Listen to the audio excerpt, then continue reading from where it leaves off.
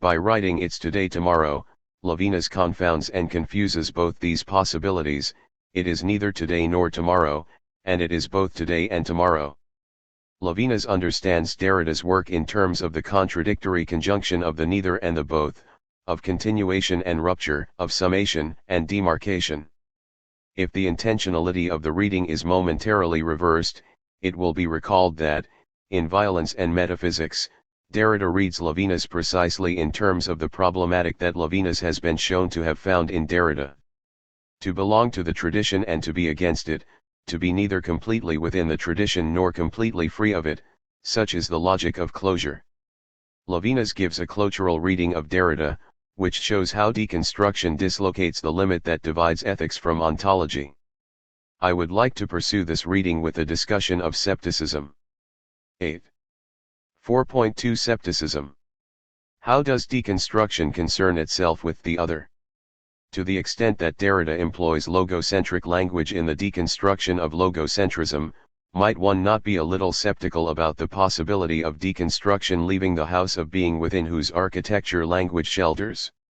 Levinas writes, what remains constructed after the deconstruction is certainly the stern architecture of the deconstructing discourse which employs the present tense of the verb to be in predicative propositions.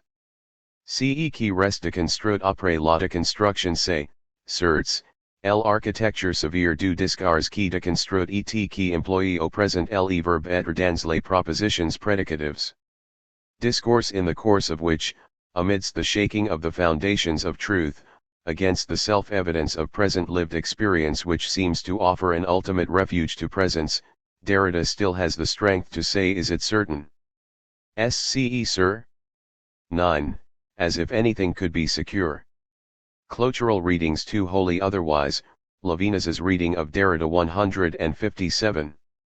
At that moment and as if security and insecurity should still matter.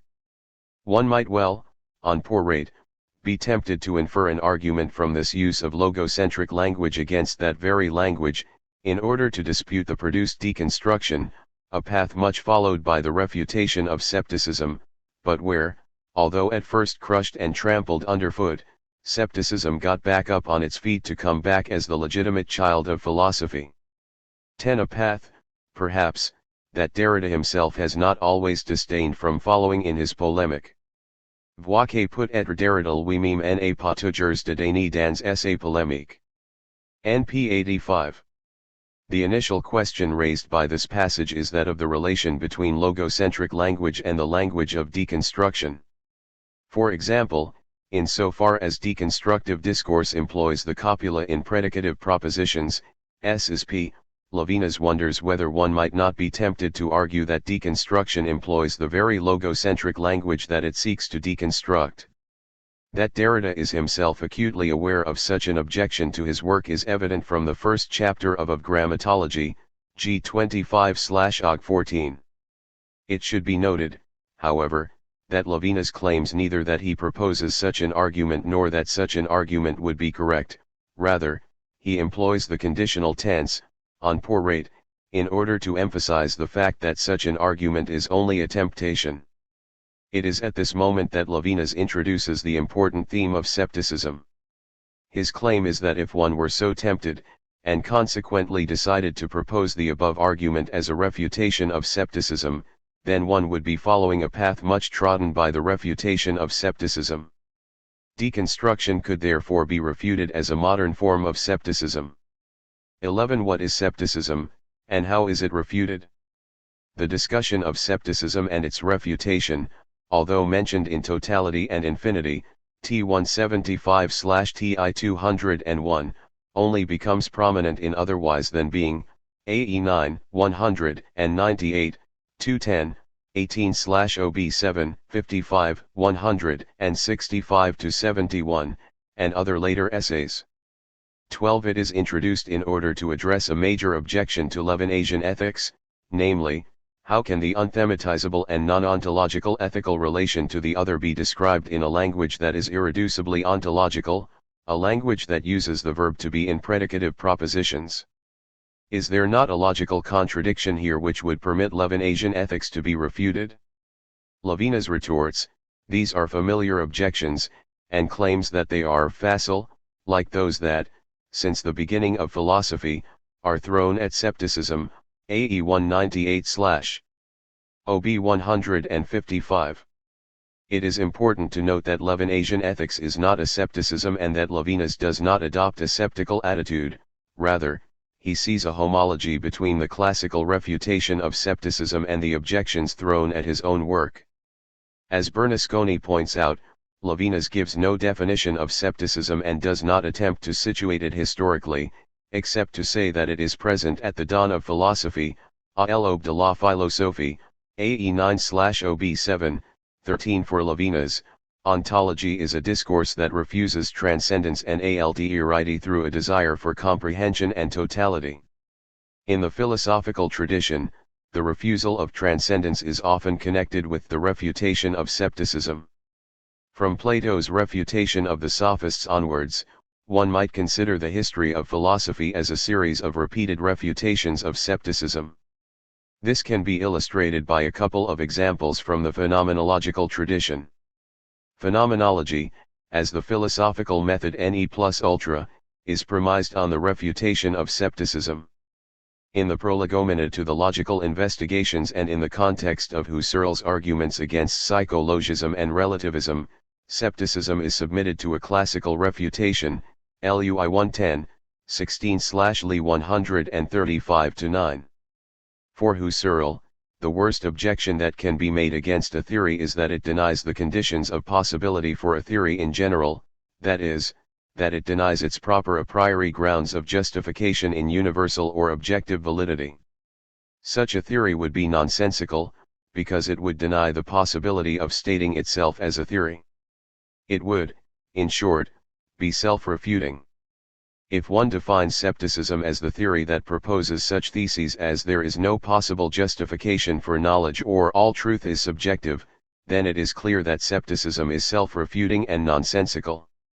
The thesis all truth is subjective presupposes the very objectivity of truth that the thesis denies, that is, the claim of this thesis to convince others. 14. Similarly, scepticism is refuted, or, more precisely, shown not even to stand in need of refutation, in Heidegger's Being and Time.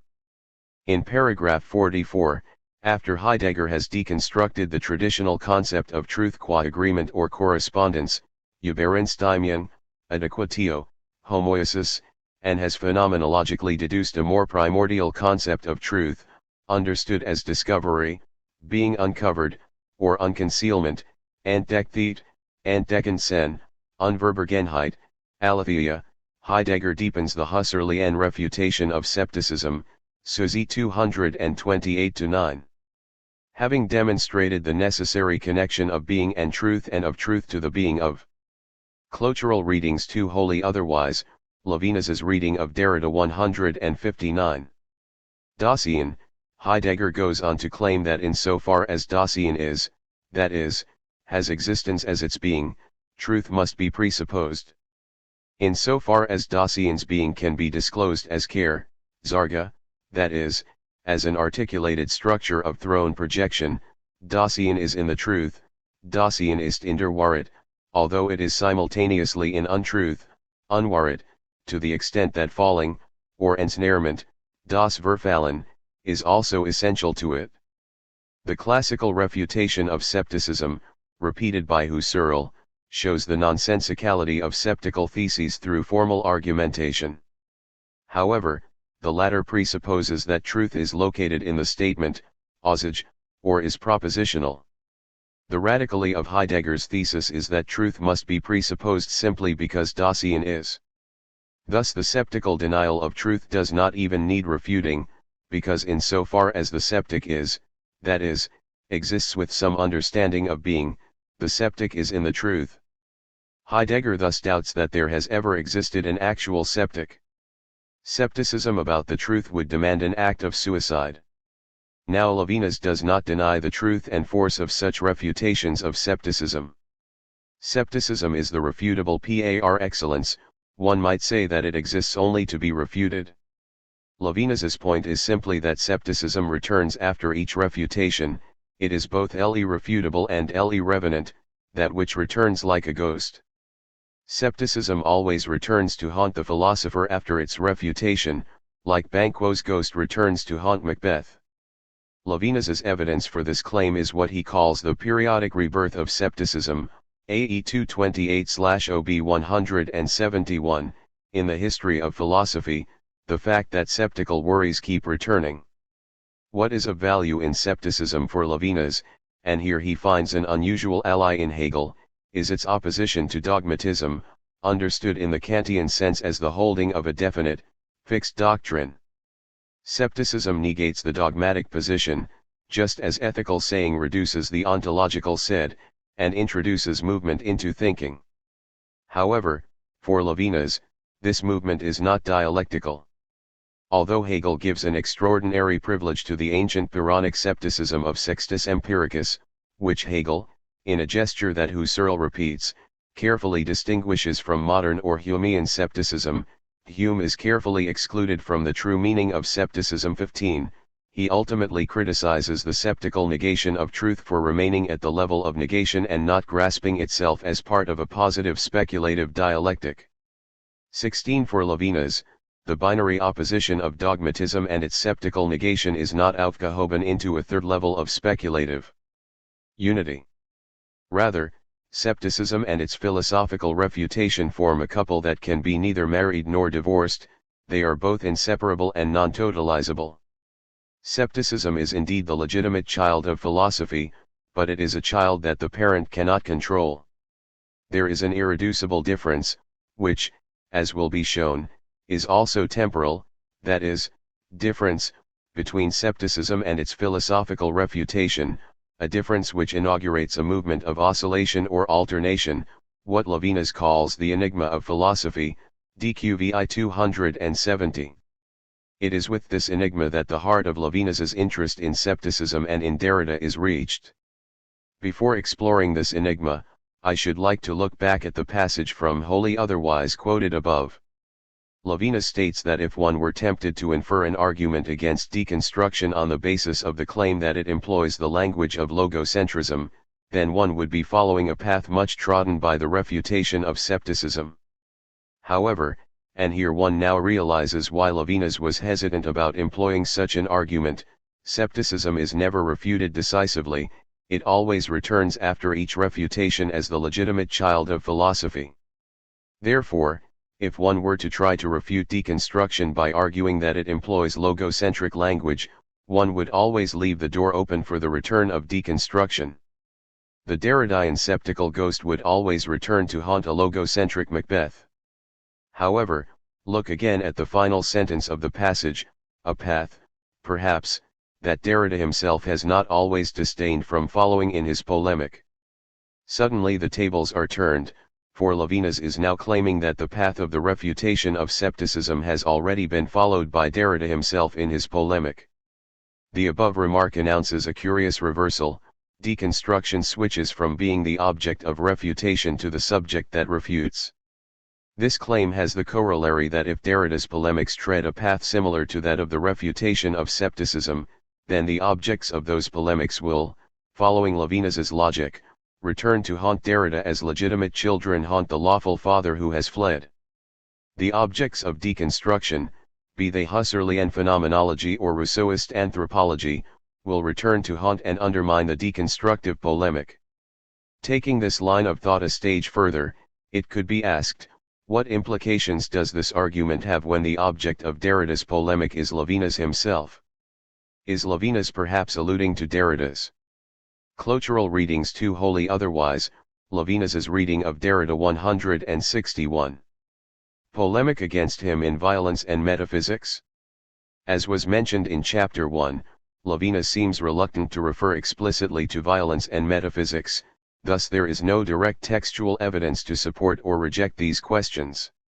However, the irony of the situation should be noted, an irony highlighted by Blanquat in his discussion of Levinas's understanding of skepticism in L'écriture du désastre.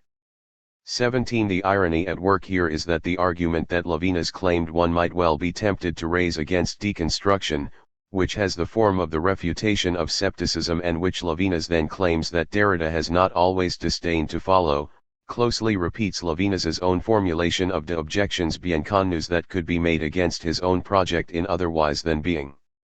In a passage that would have merited discussion in Derrida's NCE moment meme, Levinas writes: "The very discourse that we are holding at this very moment, NCE moment, about signification, diachrony, and the transcendence of the approach beyond being, a discourse that means to be philosophy, is thematization, synchronization of terms, recourse to systematic language, constant use of the verb to be, être, bringing back into the bosom of being all signification allegedly conceived beyond being. But are we duped by this surreptition? The objections are facile, like those that since the birth of philosophy, are thrown at scepticism." AE 198/OB 155. Reading ironically, it is clear that the objections to Levinas which have the form of the classical refutation of scepticism represent Levinas's complicated assimilation of what he sees as the central argument of violence and metaphysics, namely, that the ethical saying can be said only by way of an ontological thematization which consequently denies it. That Levinas views this as the dominant motif of violence and metaphysics can be seen with reference to remarks given in interviews and discussions. For example, in an interview given in 1986, Levinas says, "Derrida has reproached me for my critique of Hegelianism by saying that in order to criticize Hegel, one begins to speak Hegel's language. That is the basis for his critique." 18. On the basis of such remarks, one might well be tempted to conclude that Levinas reads violence and metaphysics as a polemic, or critique. Following this line of thought, one might argue that Levinas's philosophical irony is possessed of a rare subtlety, because reducing violence and metaphysics to an argument with the form of the classical refutation of scepticism would automatically entail that Derrida's deconstructive polemic be subverted by that which it seeks to subvert. Refuted by ontology and exiled from reason, the ethical saying would ceaselessly return to haunt deconstruction. Derrida's polemic against Levinas would instantly backfire, and, in the guise of a discussion of scepticism, Levinas would succeed in replying to his critics. 19. But, is this all that can be said on the matter? Why is my discourse in the conditional tense? I have insisted that deconstruction is not a form of critique, but is characterized by double, or clotural, reading. Thus, for me, the phrase deconstructive polemic is an oxymoron. It is of paramount importance to distinguish between a polemic, or critique, which, like the refutation of scepticism, declares war, polemos, on its opponent, and a clotural critique of critique, which shows how scepticism returns after its refutation. At the end of chapter 2, I argued that violence and metaphysics is a clotural reading. Was I wrong in this? No, but that is not to say that Levinas's description of violence and metaphysics is without any validity. Derrida's text is a violent reading, which both raises many critical objections to Levinas and, I would claim, ignores some of the paradoxes of thematization already present in his earlier works. There is a dominant critical strand in violence and metaphysics, and some of Derrida's other work, which should not be reduced. I have shown in the previous chapter how Derrida's reading of Levinas in NCE moment meme becomes more nuanced in response to the problem of how the ethical saying is said in the language of ontology. Thus, I would agree with Levinas in claiming that the path of the refutation of scepticism is one that Derrida has not always disdained from following. However, I would add that such a path must be read as a single strand in a double reading. To anticipate the ultimate claim that Levinas will make for Derrida's work, it is not that deconstruction is assimilable to either scepticism or its refutation, but rather that deconstruction is diachronic, that is, it is sensitive to the distinction between the saying and the said. The enigma of deconstruction is the manner in which it signifies ethically. Returning to wholly otherwise, it must be asked, where is this second strand, or path, of reading? Levinas writes. Clotural readings to wholly otherwise, Levinas's reading of Derrida 163. But, in following this path, one would risk missing one side of the signification which this very inconsequence bears. One would risk missing the incompressible non-simultaneity of the said and the saying, the dislocation my emphasis of their correlation, a dislocation which, although minimal, would be wide enough to swallow up sceptical discourse, but without stifling itself in the contradiction between what is signified by its said and what is signified by the very fact of articulating a said, as if simultaneity were lacking from the two significations, so that the contradiction broke the knot that tied them together, as if the correlation of the saying and the said was a diachrony of that which cannot be brought together, as if the situation of the saying was already a memory retention for the said, but without the lapse of the instants of the saying letting themselves be recuperated in this memory. Mais en suivant cette voie on risquerait de passer à côté de la signification que comporte cette inconséquence même. On passerait à côté de la non-simultanité incompressible du dit et du dire, à côté du déboîtement de leur corrélation, déboîtement minime, mais assez large pour que sy engouffre les discours sceptiques sans étrangler par la contradiction entre ce que signifie son dit et ce que signifie le fait même d'annoncer un dit. Comme si la simultanéité manquait auxiliary du significations pour que la contradiction brise les noid ouls se nouant. Comme si la corrélation du dire et du dit était un diachrony de l'inassemblable, comme si la situation du dire était déjà pour les dit un souvenir de retention, mais sans que les laps de instance du dire se les sent récupérer dans ce souvenir. NP 85-6.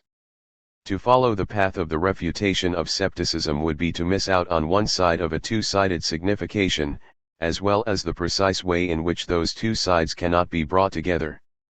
The two sides of signification are those of the saying and the said. As was pointed out in Chapter 1, the great innovation of otherwise than being is the model of the saying and the said as a way of explaining how the ethical signifies within ontological language. To recall this distinction, the saying is my exposure, corporeal, sensible, to the other, my inability to refuse the other's approach. It is the performative stating, proposing, or expressive position of myself facing the other. It is my body as an ethical performance, whose essence cannot be caught in propositions. On the other hand, the said is a statement, an assertion, or a constative proposition, of the form S is P, about which the truth or falsity can be ascertained. In a psychoanalytic register, I claimed that the distinction between the saying and the said may correspond to Lacan's demarcation of the orders of enunciation, the subject's act of speaking, and enonce, the formulation of this act of speech into a statement. 20. Given that philosophy speaks the language of the said, that is, it consists of propositions and statements, the methodological problem that haunts every page of Otherwise Than Being is the following: how is the saying, my exposure to the other, to be said or given a philosophical exposition without utterly betraying the saying? How does one write the Otherwise Than Being, autrement que être, in the language of being without this simply becoming a being otherwise, être autrement? AE 9/OB7. Or, in Kantian terms, how is the incomprehensibility of the moral law to be comprehended in its incomprehensibility? Levinas's solution to this problem is found in the method of reduction. He claims that the philosopher's effort consists in the reduction of the said to the saying, to show how my ethical exposure to the other underlies any ontological exposition. But how is this reduction to be shown? Levinas insists that everything that shows itself takes place at the level of the said, AE 57/OB44. Recall that, for the early Heidegger, phenomenology is preliminarily defined as the letting be seen, lassen sehen, of that which shows itself, was sich zeigt, Suzy 34. But, if this is the case, how does the saying show itself? For Levinas, the saying can be conveyed, traduit, only to the extent that it is betrayed, trahit, within the said. This entails that the saying has to show itself within a more complex discursive structure. The saying is not the permanent Husserlian epoche of the said, rather, the reduction is the exposure of the saying by way of a continual contestation of the said. The saying shows itself within the said by interrupting it. This logic of interruption is similar to the logic of scepticism, whereby the sceptic can expose the sceptical thesis only by presenting it in a language that refutes that thesis. But this is not an end to scepticism, for the sceptic will return to interrupt the language of philosophy through conveying and betraying his thesis. Levinas writes, in a formulation favored by Blanchot, language is already scepticism, AE 216/OB 170, that is, the said is always subverted by a saying that speaks at the price of betrayal. The saying is a performative disruption of the said that is instantly refuted by the language in which it appears. However, in following this method, has one left philosophy behind? After all, Levinas is a philosopher, and his saying must be. Clothural readings too wholly otherwise, Levinas's reading of Derrida 165. Said by way of a rigorous philosophical method that cannot be evaded through poetic, oracular, edifying, or fragmentary discourse. His analyses remain, from first to last, faithful to the spirit, if not the letter of Husserlian phenomenology, AE 230/OB 183. As I mentioned in Chapter 1, the philosopher's effort is to enact within language a spiraling movement between the saying and the said, an ethical writing that Levinas performs in otherwise than being. The reduction uses the unavoidable language of the said, and attempts to avoid, or unsay, that said by finding the saying within it. Yet, and this is crucial, this reduced said retains a residue of the unsaid said within the saying. The reduction is never pure or complete. This leaves philosophy in a spiraling movement between two orders of discourse, that of the saying and that of the said, whereby the ethical signifies through the oscillation, or alternation, of these orders. It is precisely this alternation that constitutes, for Levinas, the enigma of philosophy, DQVI 270. Yet what is the time for philosophy? To get to the heart of Levinas's interest in scepticism, it is necessary to understand that the two orders of discourse that have been outlined, those of the saying and the said, do not occur in the same time. They are, as Levinas says, non-simultaneous and incompressible. In the reduction of the said to the saying, one moves from one order of temporality to another, from synchrony to diachrony. 21. As its etymology suggests, synchrony is the bringing together, or understanding of phenomena within a unified temporal order, for example, within the conception of time as a linear, infinite series of punctual moments spread along the axes of past, present, and future, what one might call the spatial representation of time as a line, the abstract time of physics. The time rendered immobile by Zeno's paradoxes. In short, synchrony reduces time to space. It is a conception of time that lets the past be recalled and the future predicted. Diachrony, on the other hand, refers etymologically to the coming apart of time, the inability to recall the succession of instants within memory or to predict the instants to come. Diachrony is an immemorial, dispersed temporality which escapes and passes by. It is le passé temps that Levinas speaks of in Wholly Otherwise, NP 83, or the time of the profonditates discussed above. It is time as the punctual present falling out of phase with itself, le déphasage de l'instatif, ibid, the time of the lapse, lapsus, that will not let itself be synchronized. In a Bergsonian sense, diachrony is the real time of subjectivity, unique, unrepeatable, and mobile. It is the time of la durée as opposed to the simultaneous time of residential extensa. Levinas's Bergsonian claim is that diachrony is the real time of saying, whereas synchrony is the abstract time of the said. Furthermore, he privileges diachrony over synchrony, arguing that the former is, in a strongly Heideggerian formulation, the temporalizing of time, la temporalisation du temps, die Zeitigung der Zeitlichkeit. Diachrony is the primordial, or authentic, time from which the vulgar, inauthentic conception of time as synchrony is derived. Levinas's basic and extraordinary claim is that the concrete case in which time temporalizes itself as diachrony is in the everyday event of my responsibility for the other, AE 12/OB 10. The other's alterity is that which I cannot lay hold of, that which always exceeds my grasp or my free decision. This line of argument refers back to Levinas's earlier analyses of temporality in time and the other and totality and infinity. In his polemic against Heidegger, Levinas places the essence of time in postponement, essentially the postponement of death that occurs in and as the mortal will. Time is not grasped in being towards death and the fateful assumption of Dasein's finitude, rather, time is realized in being against death. To be a self is to have the time to be against death.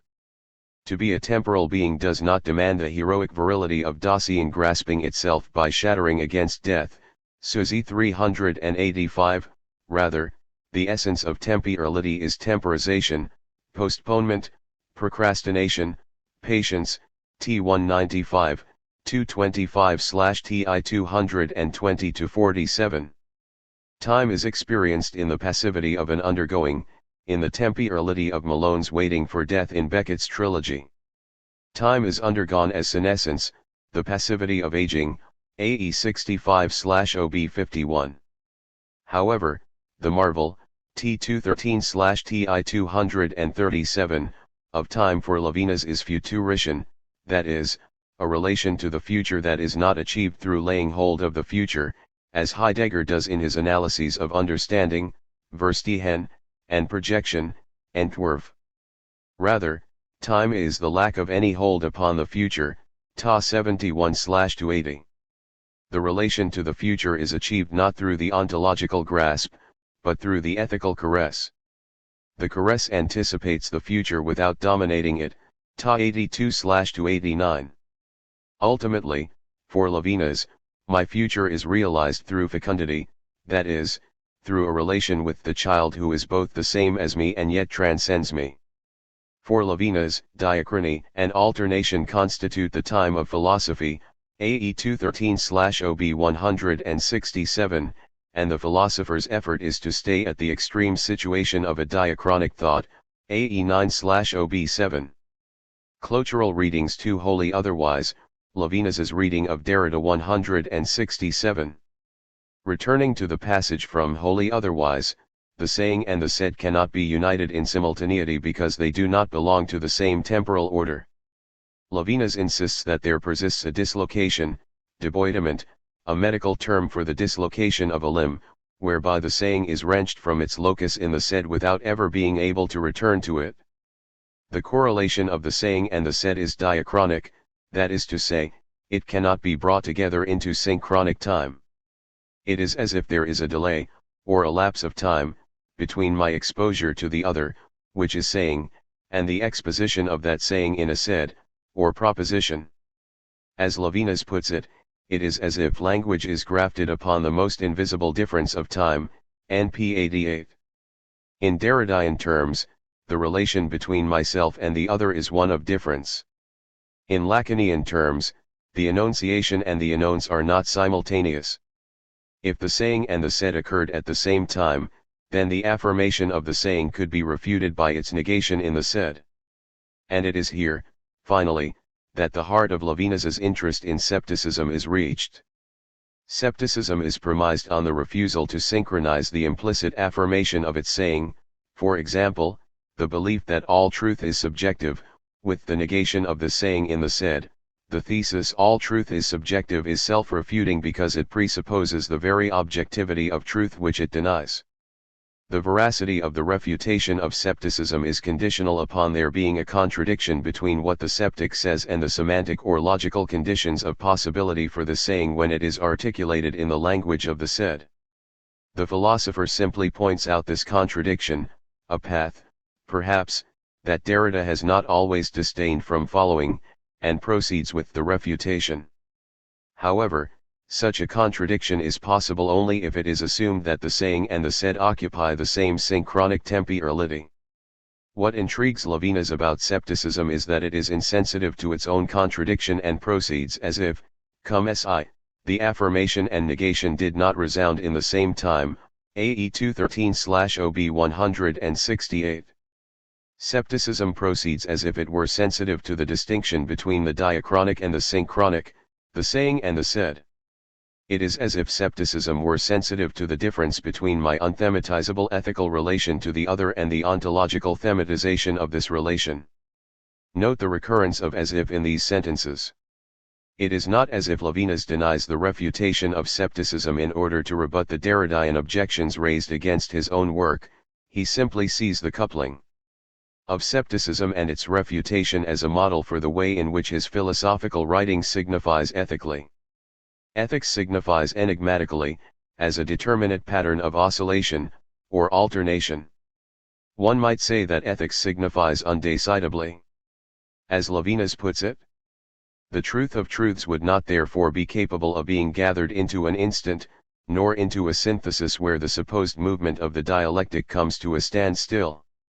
The truth of truths lies in the said, in the unsaid and in the otherwise said, return, resumption, reduction, the history of philosophy or its preliminary.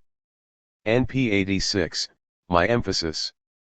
Having established the second path of reading that opens up in diachronic saying, does Derrida follow it?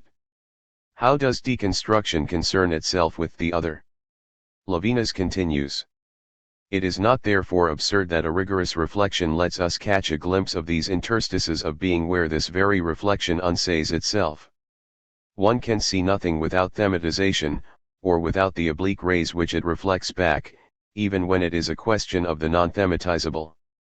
NP 86. Two paths are being delineated in this passage, first, that of thematization which proceeds through rigorous reflection, and second, that of the non-thematizable interstices of being. On the one hand, as can be seen from the first paragraph of the introduction to Being and Time, ontological discourse is always thematic, thematisch, that is, it is a comprehensive discourse in which the saying is petrified in the said and in which rigorous investigation wants to produce, albeit often without success, the seamless totality of the book, AE 217/OB 171. On the other hand stands the other, that which resists ontological comprehension and always slips away behind the theme which tries to define it. The non-thematizable saying to the other would occur in the interstices of being, the minute openings in the fabric of thematization which would allow one to stand between, intersistera, the ontological domain and that which it excludes. 22. The two paths do not constitute an opposition, dividing the domains of ethics and ontology, nor is one required to judge critically between them, as with the paths the goddess displays to Parmenides. Rather, they are seen to intersect and cross one another in a relation of interdependence. What is of interest here is that Levinas claims that it is precisely the rigorous clotural readings too wholly otherwise, Levinas's reading of Derrida 169. Reflection of the ontological said that unsays itself and reduces itself to its saying. Furthermore, ontological thematization is the necessary condition for any consideration of the non-thematizable. One can see nothing without thematization, and all talk of an ethics without ontology is blind. Once again, the relation of the saying to the said is not one of absolute independence, but rather the interdependence of irreconcilable orders of discourse. The rigorous reflection alluded to by Levinas refers to Derrida's work, and in particular Voice and Phenomenon. The claim would appear to be that although Derridian deconstruction is a work of ontological reflection and thematization, it enacts the reduction of the said to the saying. There is thus a dislocation at work in Derrida's work, whereby the saying of the deconstructive text unsays its said and uproots itself from its ontological locus. Two incompressible, yet inseparable, paths are breached by deconstruction: first, the path of ontological thematization, the order of the said and synchrony, and second, the path of ethical non-thematization, whereby the said is reduced to its diachronic saying. The structure of the deconstructive text is one of absolute dislocation, where two incommensurable orders are placed in a relation in which they remain absolute. Such is the clotural pattern of Derrida's text. I have now arrived at a formal designation of the way in which Derridian deconstruction signifies ethically. I shall proceed by giving a concrete example in order to demonstrate this claim, that of the treatment of the Husserlian indicative sign, which Derrida discusses in Voice and Phenomenon and which Levinas takes up in La pensée de l'être et la question de l'autre. 4.3 Indication. In the second part of La pensée de l'être et la question de l'autre, after a brief assessment and eulogy of Derrida's work, Levinas makes the following apparently critical remarks about deconstruction. A critique that is, Derrida's which, however, remains in some way faithful to the gnoseologic signification of meaning, to the specific extent that the deconstruction of intuition and the perpetual postponement of presence that it shows, are exclusively thought from the perspective of presence treated as a norm, and where Husserl an indication, the Ansiege, which does not comprise or call for comport any intrinsic signifier, but which joins together two terms without any prefiguration, albeit in the hollow space of the indicated in the indicator futzie and crude ellendique dans ellendique quant, does not let itself be expelled from any signification and make a scandal of it, even if this scandal should not frighten us, nes les expulsor de occuon. Signification ety fate scandale, meme sice scandale ne devait pas faire peur. PEQA 182. This is an extremely condensed and exasperating passage. To begin to unpack it, a point of philosophical translation is required. Levinas claims that Derrida is faithful in some way to the gnoseological signification of meaning. In French, gnoseology has the same range of philosophical application as Erkenntnis theory in German, or theory of knowledge in English. It designates the a priori analysis of the faculty of knowing, such as that performed by Kant in the first Critique. Gnoseology should therefore be distinguished from epistemology, which means the study or philosophy of science, a term employed to describe, for example, the work of Gaston Bachelard. 23 If, as can be shown by comparison with other passages, 24 Levinas is using the term in its habitual sense, then his claim is that Derrida remains in some way faithful to the determination of meaning given in the theory of knowledge. But which theory of knowledge? Judging from the context, it would appear to be Husserl's account of meaning in the Logical Investigations, subtitled Untersuchungen zur Phänomenologie und Theorie der Erkenntnis. This general claim can be divided into two more specific claims. First, the deconstruction of the privilege of presence is considered exclusively from the perspective of presence treated as a norm. Levinas makes a similar point in Wholly Otherwise, where he asks, but is not the attempt at a positive utterance of the failure of presence to itself still a way of returning to the presence with which this positivity merges? NP 87. Levinas appears to be objecting here to Derrida's general characterization of philosophy as a metaphysics of presence, where the deconstruction of that metaphysics prohibits any attempt at a statement of non-metaphysical positivity except as an inevitable return to presence, and where each attempt to think the other of philosophy is merely one more blow for philosophical knowledge, un coup de plus au savoir philosophique, MI/MP 11. In brief, clotural readings to Wholly Otherwise, Levinas's reading of Derrida 171. Levinas claims, as so many others have done, that Derrida travels a philosophical via negativa that overstates the domination of presence and thus remains poised on the margins of an ontology that can be deconstructed but never definitively exceeded. Or, and this is crucial, is this just how Levinas reads Derrida's philosophical intentions? My intention has been to show how Levinas reads Derrida's text by locating within it a non-ontological saying.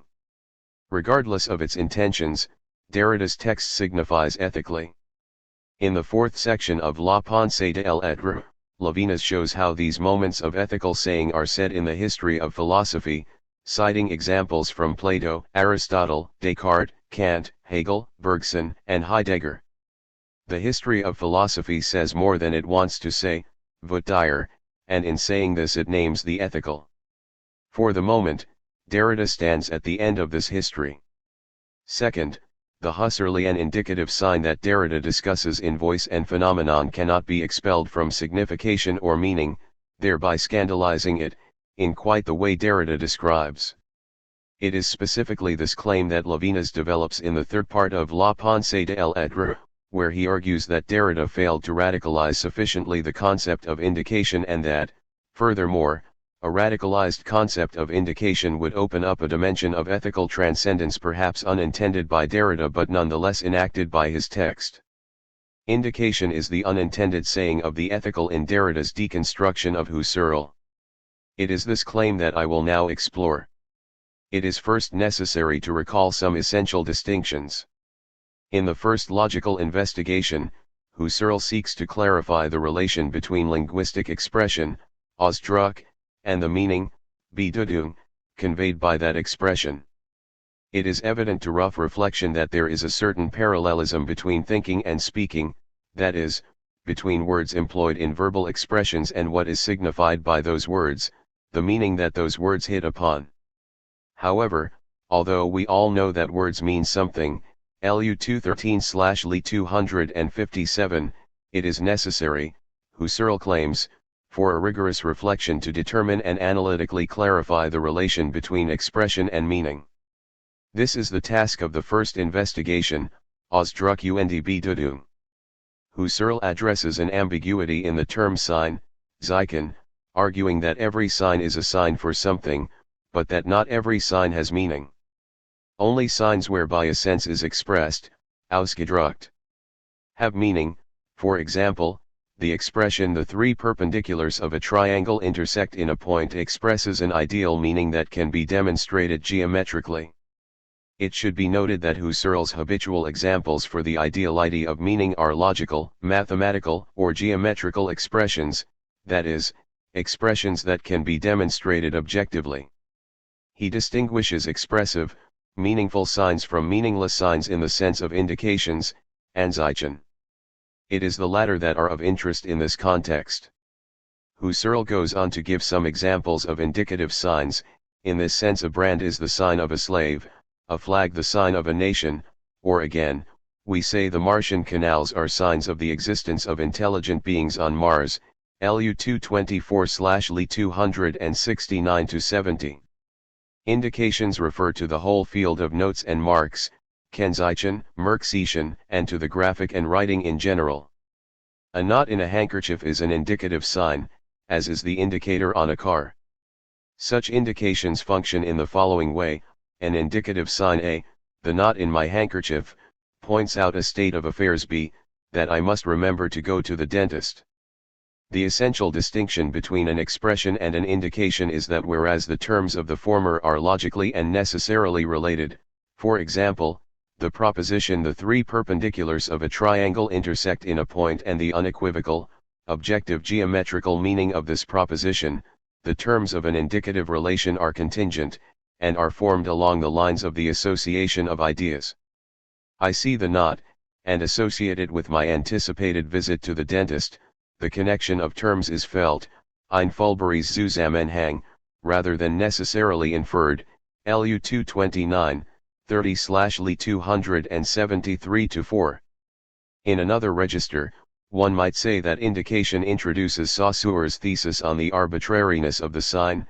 Indeed, this is how Husserl is read in Signature, Event, Context, M378, 81/MP 318-21. Husserl draws a distinction between the associative demonstration of an indicative relation, Hinweis, and the necessary, demonstrative proof, Beweis, of an expressive relation, LU 225, 8/Li 271-3.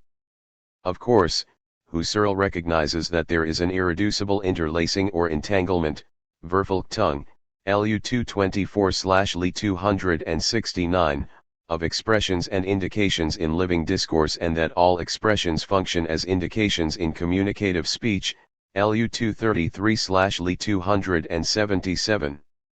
However, despite this de facto interlacing, Husserl insists on the de jure distinction between indication and expression in order precisely to preserve the independence of meaning, which he submits to further refinement in the Clotural readings to wholly otherwise, Levinas's reading of Derrida 173.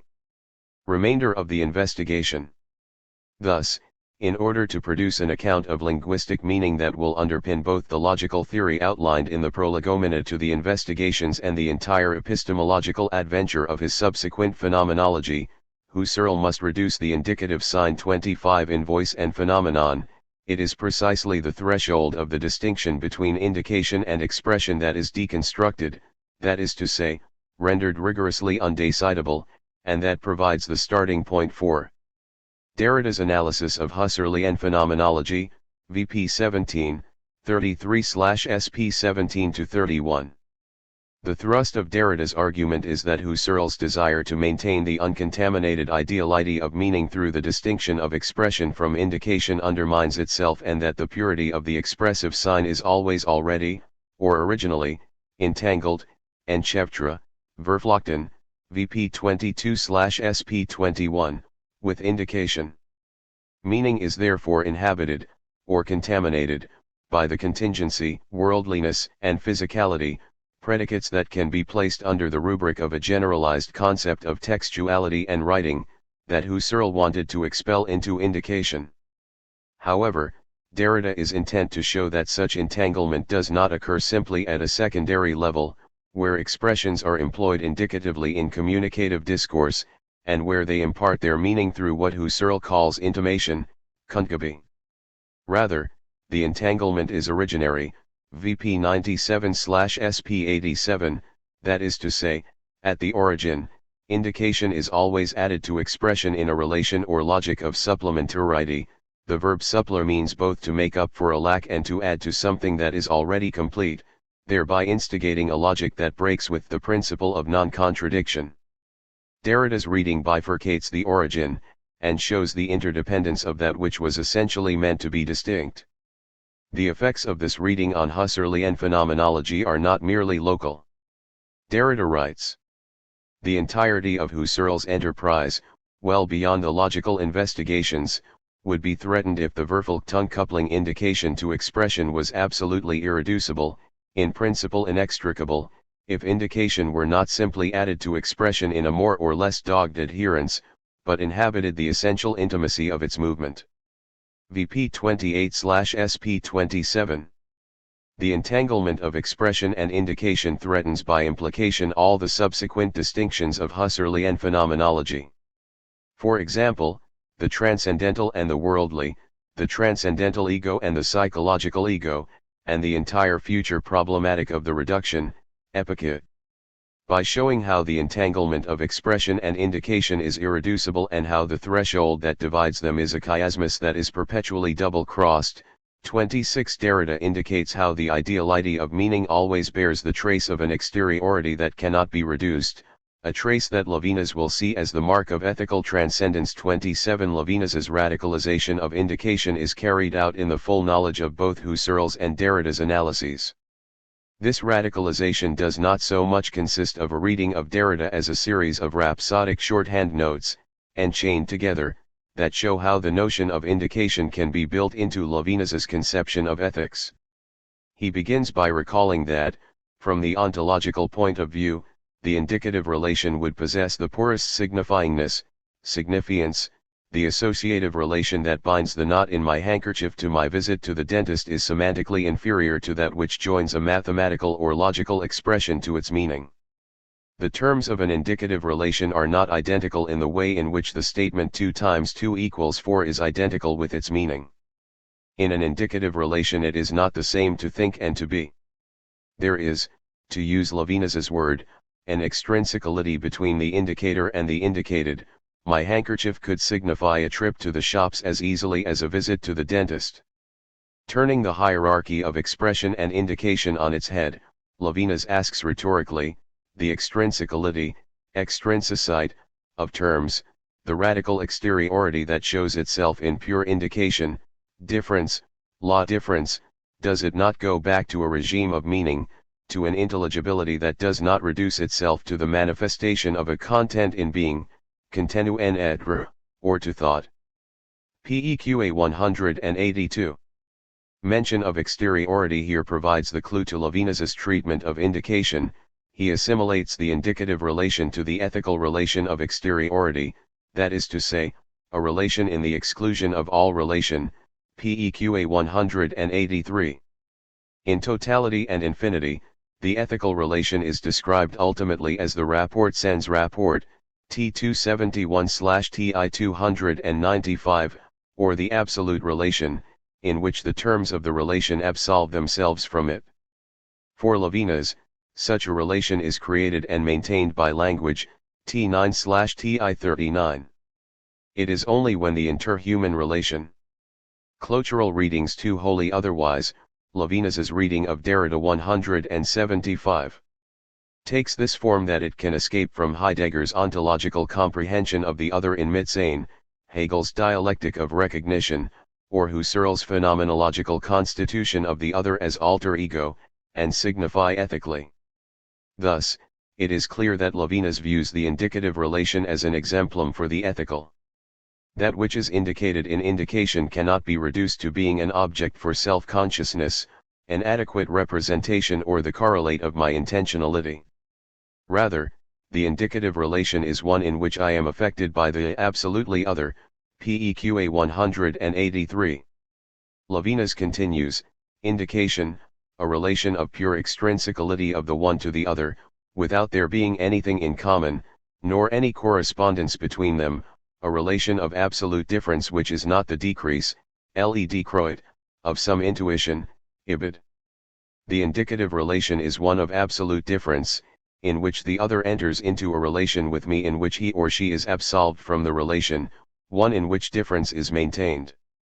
My being affected by the other establishes a relation to that which transcends me and which cannot be represented or thematized by self-consciousness.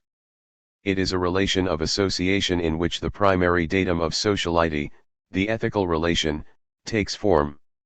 What Levinas finds in the indicative relation is a relation of non-identity, in which the other is not a perceived, real or ideal object assimilable to self-consciousness but in which what is indicated refuses to give itself up to the self, maintaining its absolute difference, or what Derrida calls spacing, espacement, and thereby placing the psyche in a relation of utter passivity, or patience. Relating this back to the analysis of scepticism, the indicative relation is diachronic. In the adjournment or the incessant differa nce Levinas emphasizes the indifference of this pure indication, we suspect time itself, but as an incessant diachrony, ibid. The temporality of indication is differential, temporality as temporization. Indication institutes a relation in which there is an irreducible difference, both spatial and temporal, between the same and the other, in which interhuman relations are not governed by the parousia of presence. Time temper, izes itself in the postponement, or patience, of an ethical durée, which, incidentally, for Levinas, is the time of the relation to God, Dieu. A meditation on the indicative sign leads back to a regime of meaning more ancient than the disclosure of being in phenomenology and ontology, what Levinas calls the meaning of life. Purely lived without reason to be, sens de la vie purement vécue sans raison d'être, PEQA 184. Indication indicates how an ethics of difference is possible. With this extraordinary discussion of indication in mind, one can begin to understand how Levinas's clotural reading of Derrida works. Derrida's deconstruction of the threshold that distinguishes indication from expression permits Levinas to view indication as indicating the ethical moment within deconstruction. Such an insight is premised on both the success and the failure of voice and phenomenon.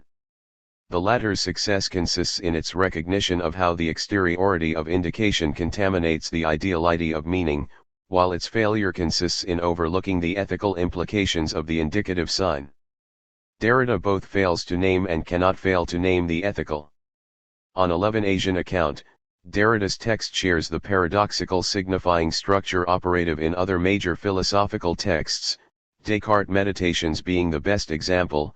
28 It represents both a transgression of ontology, whereby the ethical moment is manifested in the privileging of the indicative sign, and a repetition of ontology, a rigorous critical reflection, which fails to radicalize the ethical moment. Derrida's text obeys a clotural rhythm of dislocation in which two incommensurable orders of discourse intersect, the saying and the said. Just as Husserl, on Derrida's reading, failed to draw the consequences of his own text, VP 109/SP 97, by remaining faithful to the intuitionistic imperative of presence and consequently deriving difference from the parousia of the idea in the Kantian sense and not from difference, so too Derrida, on Levinas's reading, fails to draw the consequences of his own text by failing to emphasize the irreducible exteriority of indication in Husserl's account of meaning and the ethical consequences of his deconstruction of phenomenology. Levinas's clotural reading of Derrida echoes Derrida's clotural reading of Husserl. What consequences can be drawn from what has been said? 29. I would like to pursue the thought of indication by taking a further step back into the logical investigations. In the fifth paragraph of Investigation 1, a passage scrupulously commented on in Chapter 3 of Voice and Phenomenon, Husserl sets aside a sense of expression not necessary for his purpose, LU 230, 1/Li 275.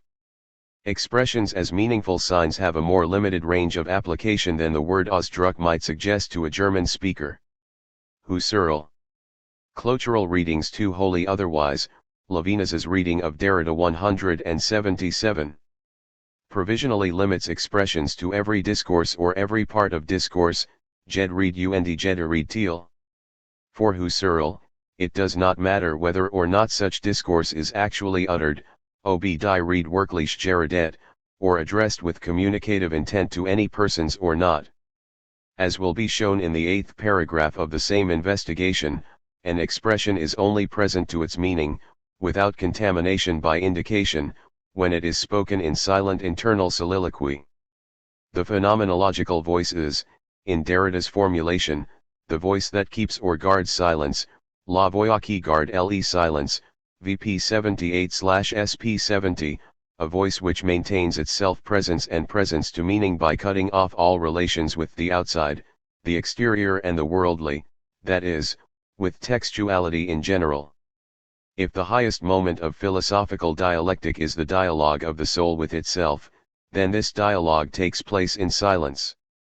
Such a definition of expression excludes a broader sense of the term, namely, that found in facial expressions and the various gestures, das Mienenspiel und die Geste, which involuntarily accompany discourse without communicative intent. Such expressions are not spoken, and do not therefore possess Bedeutung in the manner of verbal expressions. Husserl concludes, they only mean in the sense of indicating, im Sinn von Anzeichen, Lu 231/Li 275. Consequently, the line of demarcation that divides expression from indication, and the meaningful from the meaningless, follows the distinction of the verbal from the nonverbal or the non-facial from the facial. It is this dimension of unspoken, nonverbal indication which I would briefly like to explore, because these nonverbal facial expressions and gestures that Husserl excludes from Bedeutung are precisely, for Levinas, a vital locus of ethical signification. 30. The influence of Husserl on Levinas would seem to be at its most evident when, in totality and infinity, he characterizes the ethical relation in terms of expression. Furthermore, if expression is the way in which the other is manifested to the same, then expression takes place in discourse. Discourse translates the German word read, and it is discourse which produces signification, T35, 42/TI 64-70. Indeed, pursuing this homology, it would be interesting to compare Levinas's account of ethical discourse with Husserl's analysis of essentially occasional expressions, Wesentlich occasionell Ausdruck, in the 3rd chapter of Investigation 1, LU 277, 96/Li 312-26, an analysis that Husserl still considered a tour de force, ein Waldstreik, in his 1913. Forward to the 2nd edition of the Logical Investigations, LUI 14/Li 48. It is here that Husserl analyzes expressions whose meaning fluctuates or is ambiguous, that is to say, situations in which expressions are employed indicatively, such that meaning can be understood only with reference to the entire personal context of a speaker's utterances. For instance, the index-ical phrase "I wish you luck" can be used in countless different contexts with differing meanings, hence an understanding of the sense of the proposition would have to take account of the concrete particularity of who was being referred to in the personal pronouns. One might want to claim that insofar as Levinasian ethical discourse is verbal, it can be assimilated to Husserl's essentially occasional expressions. However, such a rapprochement, although of interest, is limited, because Levinas claims that the expression of ethical discourse represents a veritable inversion of what is characterized as Husserlian objectifying cognition, T39/TI67. Levinas's account of the signification of expressive ethical discourse cannot be reduced to the Husserlian model for the production of meaning through verbal expressions. For Levinas, the line of demarcation between signification and non-signification does not correspond to the distinction between the verbal and the nonverbal. Levinas gives the name face, visage, to that which is revealed in expression, and it is the face that is the condition of possibility for ethical signification. If the face does not reside at the bottom of discourse, then that discourse is ethically meaningless.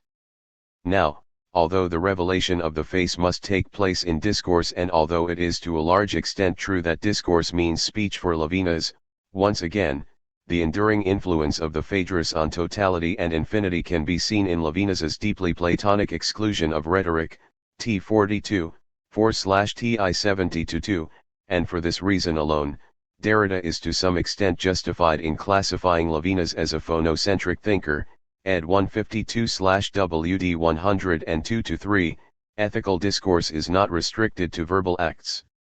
It is the thought of ethics as nonverbal communication that I would now like to pursue. Despite Levinas's belief that speech, la parole, is an incomparable manifestation, T157/TI 182, he reserves a privileged place for nonverbal communication. In Totality and Infinity, Levinas writes of the language of the eyes which it is impossible to dissemble and which speaks, parle, T38/TI 66. The ethical relation to the other need not be expressed only through the droiture of speech, it can also. Clotural readings too wholly otherwise, Levinas's reading of Derrida 179. Be expressed in the sense that implements, clothing, and gestures express, T157/TI 182. Nonverbal indicative signs can signify ethically. However, the privilege of nonverbal signification is most forcefully and eloquently expressed in Language and Proximity, an essay which first appeared in the 1967 edition of En découvrant l'existence avec Husserl et Heidegger, Ada 217, 36/CPP 109-26. After once again setting his discussion in a Husserlian context, Levinas proceeds to define ethics as a relation between terms that cannot be united by a synthesis of the understanding or in terms of the subject/object opposition, Ada 225/CPP 116. From the standpoint of the self, the ethical relation is a relation with an absolutely singular other whom I can neither include nor exclude from my psyche. The other defies ontological comprehension within intentional consciousness, and yet insinuates him or herself within the psyche in a way that cannot be ignored.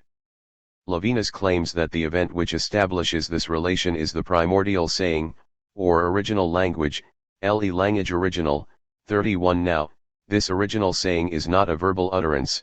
Language does not begin with a message or proposition spoken by the other. A desmoi. It is, rather, the nonverbal manifestation of skin and human face, poet visage humane. The ethical essence of language, from which the experience of obligation derives, originates in the sensibility of the skin of the other's face. The meaningful relation to the other is maintained by a nonverbal language of skin. This line of thought is continued in Otherwise Than Being, where Levinas begins his exposition by describing the movement from Husserlian intentionality to sensing or sentience, intentionalite au sentir, that is, a relation in which the conscious subject is reduced to a relation of subjection to the other. The subject is subject, and the form that this subjection assumes is sensibility. Sensibility is my subjection, vulnerability or passivity towards the other, a sensibility that takes places on the surface of the skin, at the edge of the nerves, sensibilite au fleur de peau, au fleur de nerfs, AE 18/OB 15. The entire phenomenological thrust of Otherwise Than Being is to ground ethical subjectivity in sensibility and to describe sensibility as proximity to the other, a proximity whose basis is found in substitution, AE 23/OB 19. The ethical self is an embodied being of flesh and blood, a being who is capable of hunger, who eats and enjoys eating. As Levinas writes, only a being that eats can be for the other, AE 93/OB 74, that is, only such a being can know what it means to give its bread to the other from out of its own mouth. Recall that, for Levinas, Heidegger's Dasein is never hungry, T108/TI 134.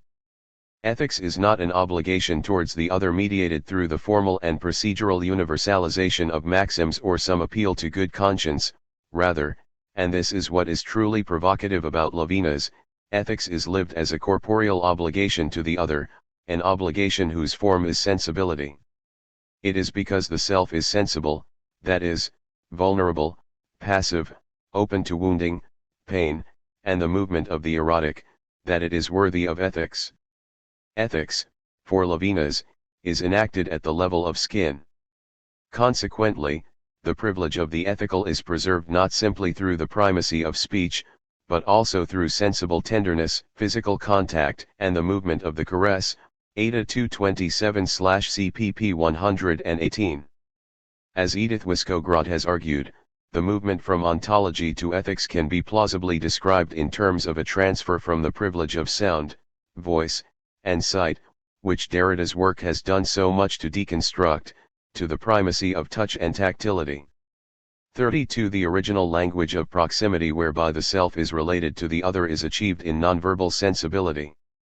The relation of proximity is the original language, language without words or propositions, pure communication, Ada 228/CPP 119. Language is originally wordless approach and tactile contact. It is the nudity and aphonia of skin, the taciturn eloquence of the stammer.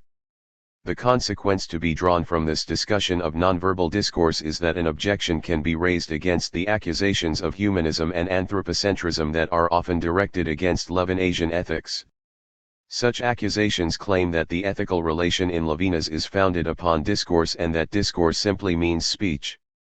Consequently, it is claimed, one only has ethical obligations towards beings that can speak, in other words, human beings. One might conclude from this argument, as indeed Derrida has recently done, that Levinasian ethics has no way of experiencing responsibility towards plants, animals, and living things in general, le vivant en general, and that despite the novelty and originality of Levinas's analyses of ethical subjectivity, he ends up buttressing and perpetuating a very traditional humanism, that of Judeo-Christian morality. 33. This issue is very sensitively discussed by John Llewellyn when he explores the question who is the other, autrui, by asking whether animals, dogs in particular, can obligate humans to the same degree as other human beings. Llewellyn argues. Clotural readings too wholly otherwise, Levinas's reading of Derrida 181. In the metaphysical ethics of Levinas I can have direct responsibilities only towards beings that can speak, and this means beings that have a rationality that is presupposed by the universalizing reason fundamental in the metaphysics of ethics of Kant. 34. Although Llewellyn and Derrida are to some extent justified in their suspicions regarding Levinas's humanism, it must be noted, however, that Levinas always speaks of a humanism of the other man, humanisme de l'autre homme. I believe that the above discussion of nonverbal communication suggests that their objections are not based on a complete picture of Levinasian ethics. If they were, then the nature of those objections would have to change, and their content become more nuanced. To offer only one example that might provide the basis for a more complex reading of Levinas's humanism, in a striking passage in Otherwise Than Being, Levinas writes thus of an ambiguity in ethical signification: the incarnate ego, the ego of flesh and blood, can lose its signification, affirming itself as an animal, esse affirmer animalment, in its conatus and its joy, AE 100/OB 81. In its egoist jouissance, the self can affirm itself as an animal, and as one animal in particular, a dog. Levinas continues, it is a dog that recognizes as its own Ulysses coming to take possession of his goods.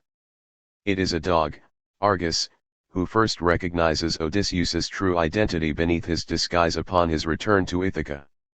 As Levinas writes in Nom d'un chien noule droit naturel, it was a dog, Bobby, the last Kantian in Nazi Germany, DL 216, who alone recognized Levinas and his fellow Jewish prisoners of war as human beings during their time in the camps in Germany. The ambiguity of ethical selfhood is that it is only as an animal, as a being that eats and is capable of giving its food to the other, that I can be for the other.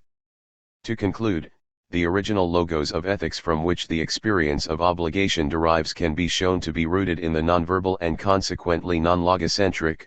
Recall that it is verbum that translates logos in the Latin Vulgate, sensible relation to the other. If the condition of possibility for ethical obligation is sensibility towards the face of the other, then the purview of the word autrui can be extended to all sentient beings.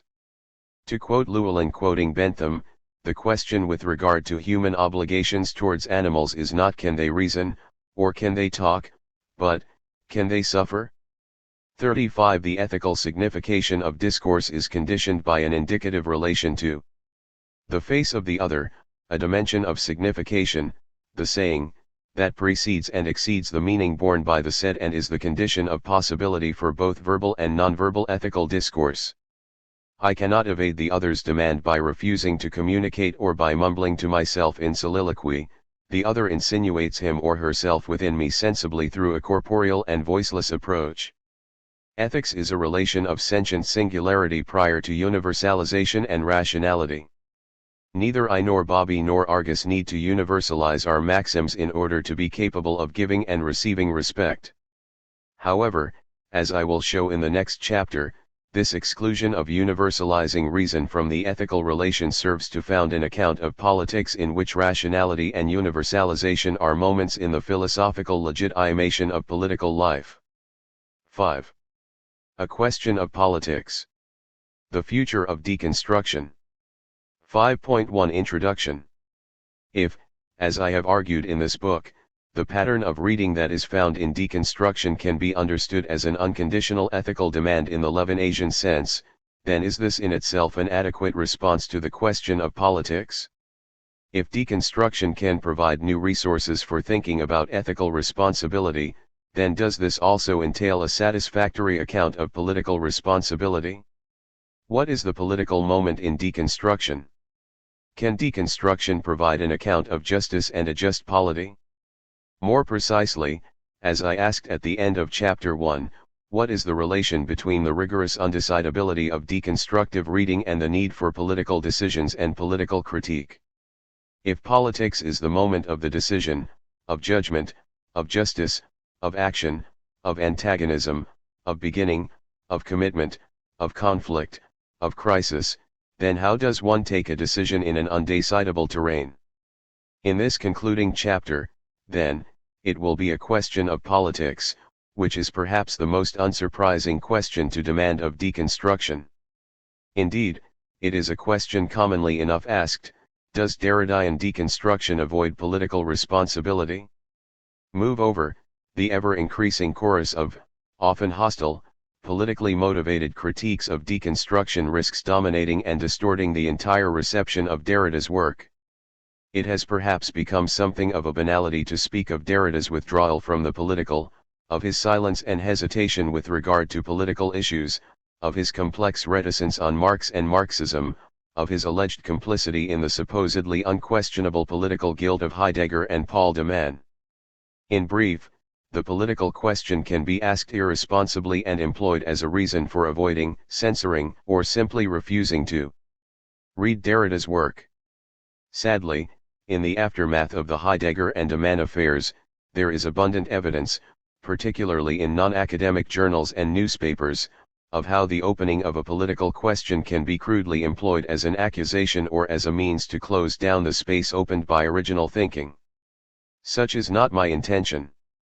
On the contrary, I want to raise a question of politics in Derrida's work in a way that will ultimately deepen and extend the deconstructive opening for thinking that I have sought to describe in this book.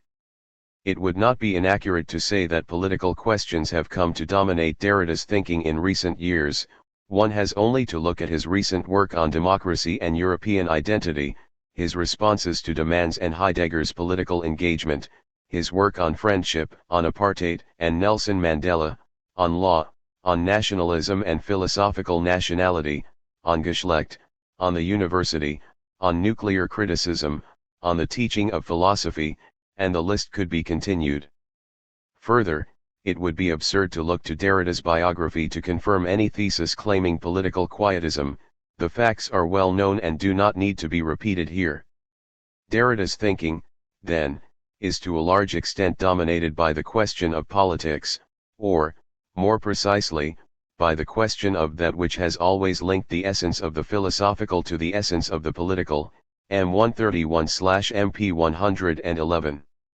Anyone who doubts this need only read the opening pages of the 1968 paper The Ends of Man. So why join this chorus of complaint? Why raise the question of politics?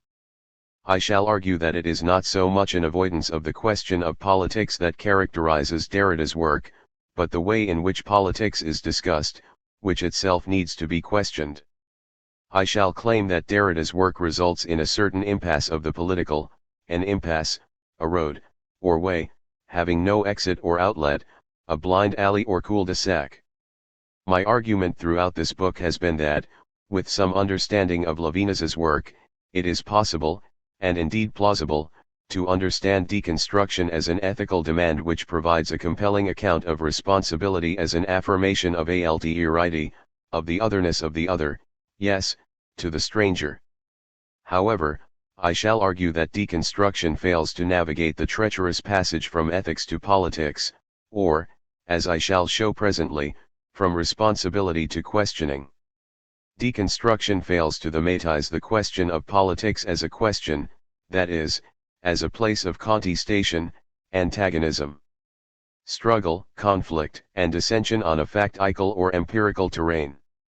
The rigorous undecidability of deconstructive reading fails to account for the activity of political judgment, political critique, and the political decision. Far from taking an anti-Derridian stance, I shall attempt to write a political supplement, in the full sense of the word, to deconstruction, a supplement that will conclude by imagining the future of deconstruction. The general direction of my investigation can be signposted by raising two questions that will return as leitmotifs in the following discussion. First, is a politics that does not reduce transcendence still possible? And second, to quote Levinas, what meaning can community take on indifference without reducing difference?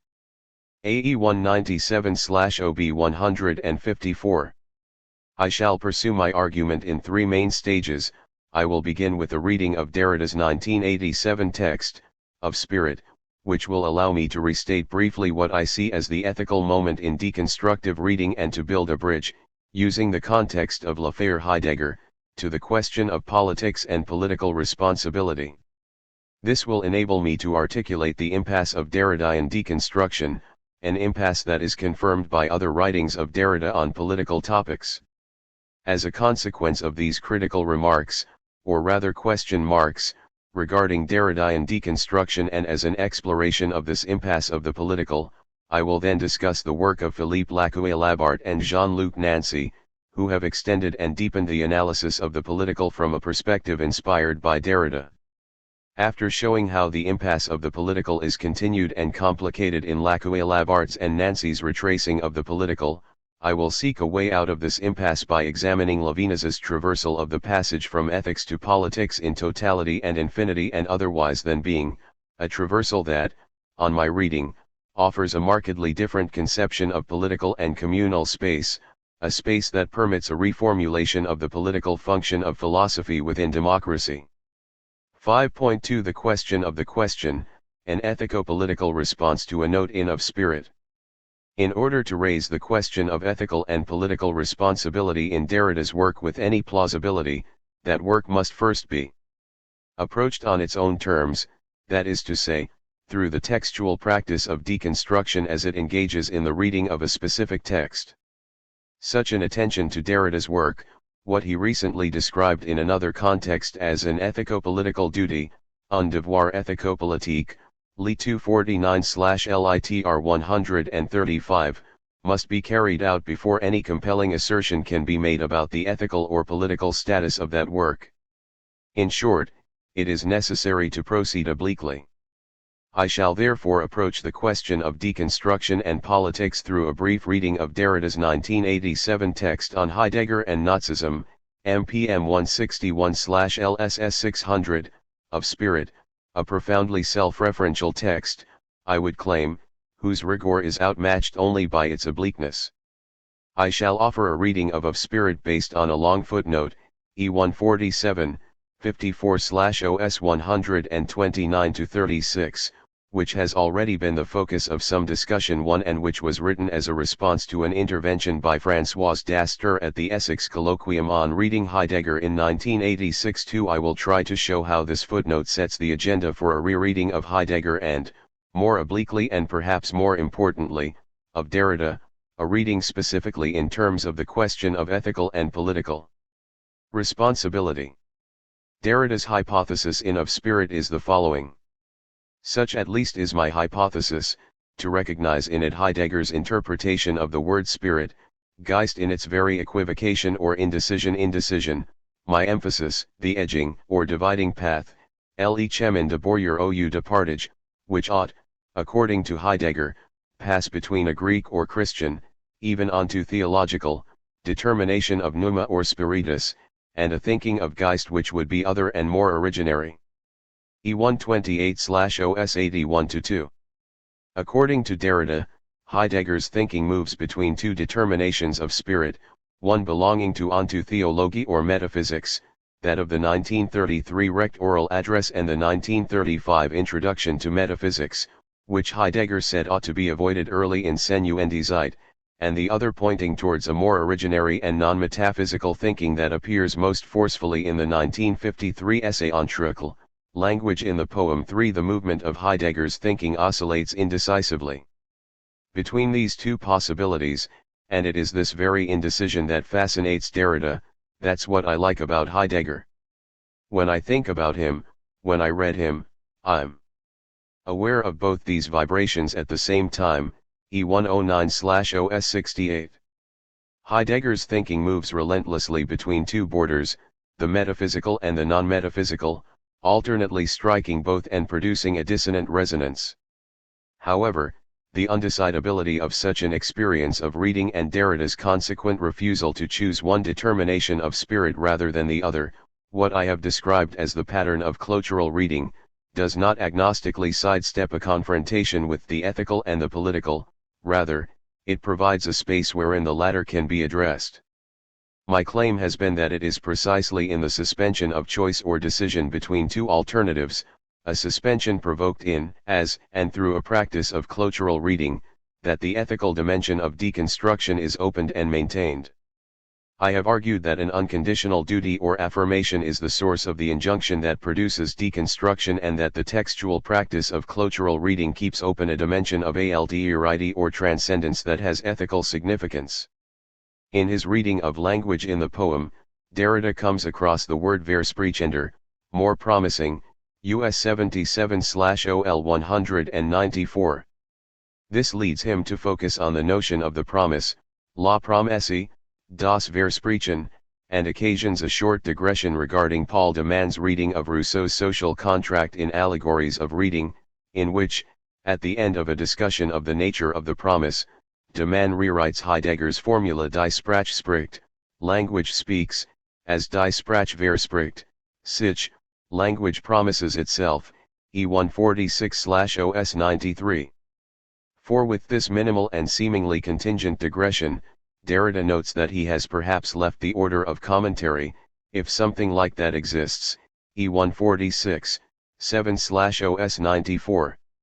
However, as he leaves the order of commentary, the indispensable moment of repetition whereby the dominant interpretation of the text is reconstructed, Li 265/LITR 143, Derrida moves on to the question of the question which forms the subtitle of Spirit, Heidegger and the Question. What is the question of the question? Derrida writes. It remains to be known if this Versprechen is not the promise which, opening every speaking, makes possible the very question and therefore precedes it without belonging to it, the dissymmetry of an affirmation, of a yes before all opposition yes and no. E147/OS94. The thought here concerns the possibility of a promise that would render questioning possible without, however, belonging to the order of interrogation. It is the question of a promise, a moment of affirmation that, as discussed in Chapter 1, Derrida has elsewhere described in the language of Kant's ethics as an unconditional categorical imperative. As if to clearly signal this departure from the repetitive order of commentary, Derrida opens an 8-page footnote which deals at length with the question of the question and which, I would claim, opens both the ultimately ethical orientation of spirit and provides the key to Derrida's reading of Heidegger. Derrida's most general concern in this footnote, then, is to elucidate a form of language that would precede and render possible all questioning of the form, what is X? That is to say, all ontological questioning, in so far as every question asks after the essence or being of an entity. The centrality of the question, die Frage, to Heidegger's thinking is apparent from as early as the introduction to Senuendizeit, Susi 5-8, where it is the question of the meaning of being, die Frage nach dem Sinn von Sein, which has today been forgotten and which must be formulated, gestalt, and submitted to repetition or recapitulation, Wiederholung, and where the project of fundamental ontology is organized according to the tripartite schema of that which is asked about in any investigation, das Gefragte, namely, being, that which is to be interrogated, das Befragte, namely, Dasein, and that which is to found out by the asking, das Erfragt, namely, the meaning of being. The very possibility of fundamental ontology is conditional upon Dasein's distinctive relationship, Bezug, with the question of being. If Dasein can raise the question of being, or if being is an issue for Dasein, albeit initially only in a vague and average manner, then this shows that Dasein has an understanding of being, Seinsverstandnis, and that Senuendizeit can, literally and logically, begin. Senuendizeit begins by showing the necessity, section 1, the structure, section 2, and the ontic and ontological priority, sections 3 and 4, of the Seinsfrage and the way, or method, sections 5-7, that will be followed in the elaboration or working out, Ausarbeitung, of this question. Heidegger's thought begins from the necessity of making the question of being a question once again for us, as it was for the stranger in Plato's Sophist. It is questioning that will take hold of the forgottenness of being as forgotten. Some 25 years after the publication of Senuendizeit, in the 1953 lecture The Question Concerning Technology, Heidegger appears to maintain this priority of questioning, the latter being characterized as the piety of thinking, denn das Fragen ist die Frömmigkeit des Denkens. 5. However, despite this undoubted priority, Derrida, at the prompting of François Dastreur, locates a moment in Heidegger where the question itself undergoes an inversion, Umkehrung, US 176/OL72, or reversal. Bouleversement, E150/OS 131. In the course of the 3 lectures that comprise the nature of language, Das Wesen der Sprache, US 158, 238/OL 57-108, which originally date from 1957-8, Heidegger rereads his statement that questioning is the piety of thought and adds. The lecture ending with that sentence was already in the ambience of the realization that the true stance of thinking cannot be to put questions, but must be listening to the grant or pledge, das die Eigentlichkeit des Denkens nicht das Fragen sein kann, sondern das Hören der Zusage dessen sein muss. US 176/OL 72. It is with this notion of the Zusage, in French, gage, pledge or grant, as in mortgage, literally a death pledge, that Derrida locates the Umkehrung in Heidegger's thinking. Prior to the putting of questions to language, i.e. what is the essence of language, it is clear that language has already been granted, schon zugesprochen sein, US 175/OL 71. All questioning requires the prior pledge, or Zusage, of that which is put in question. Thus, for the later Heidegger, the primary datum of language is das Hören der Zusage, listening to the grant or pledge. As is clear from Derrida's 1987 text on Michel de Certeau, The zusage is a moment of affirmation in Heidegger's text, in short, a yes, Sci 646. Derrida then proceeds to draw out the implications of this inversion, tracing it back across some dominant moments in Heidegger's work. What is significant about the zusage is that all forms of questioning are always already pledged, gage, to respond to a prior grant of language. The question and the questioning stance of philosophy are always a response to and a responsibility for that which is prior and over which the question has no priority. The question responds in advance, whatever it does, to this pledge and of this pledge, a ce gage et de ce gage. It is engaged by it in a responsibility it has not chosen, chu lna pakoise, and which assigns it even its liberty. E148, 9/OS 130, my emphasis. What is primary in language is that to which one is responsible, which has not been chosen. The liberty and choice of the questioning attitude are subordinated to a prior responsibility. The origin of language is responsibility, E151/OS 132. My language begins as a response to the other. In short, it is ethical. In this footnote, then, Derrida is proposing nothing less than an agenda for the rereading of Heidegger, which readers of the latter are now better prepared to recognize a need for and which arises as a response to the questions of politics and ethics, a response made all the more urgent by l'affaire Heidegger. Derrida continues. This is useful not only for reading Heidegger emphasized in the French, Lire Heidegger, and is an allusion to the Essex colloquium of the same name and serving some hermeneutical or philological piety. Beyond an always indispensable exegesis, this rereading sketches out another topology for new tasks, for what remains to be situated of the relationships between Heidegger's thought and other places of thought, or of the engage, de l'engage, places which one pictures as regions but which are not, ethics or politics.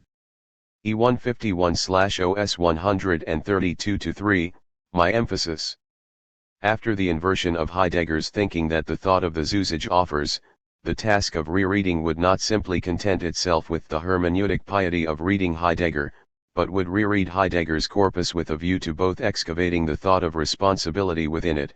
Derrida himself lays down several markers for the itinerary of such a rereading, E151, 2/OS 133, and rethinking the relation between regional ontologies, like ethics and politics, and the truth of being. Of Spirit is an almost classical example of a deconstructive reading, the strictest and most rigorous determination of figures of oscillation or undecidability in a text, which shows how the thought of responsibility emerges in such a reading. Derrida's text is a response, both to the highly critical readings of Heidegger's political involvement, 6 and also, more importantly and self-referentially, to the accusation that his own work, so often caricatured as El Heideggerianisme Français 7, simply avoids discussions of ethical and political responsibility and that deconstruction leads to either an amoral anarchism or a depoliticized quietism. On a more sinister level, another version of the same polemic might argue that Derrida's work is indeed political, but that, because of its Heideggerianism, and Heidegger's thinking was, as everyone, das Man, now knows with complete assurance, fascist right down to its most intimate components. 8. Deconstruction necessarily entails a fascist politics. This sort of argument, or rather assertion, is proposed, surprisingly, by Manfred Frank and quoted approvingly by Habermas in his preface to the German edition of Farius's Heidegger and Nazism. After lauding Habermas as the philosophical discourse of modernity, Frank writes, "The new French theories are taken up by many of our students like a gospel. I think the phenomenon is frightening, because it seems to me that young Germans are sucking back in, under the pretense of an opening to what is French and international, their own irrationalist tradition, which had been broken off after the Third Reich." 9. One might infer from this kind of statement that Derrida's avoidance of politics is merely a dissimulation of the textual fascism implicit in deconstructive reading. I noted above that Of Spirit begins with the question of avoidance in Heidegger.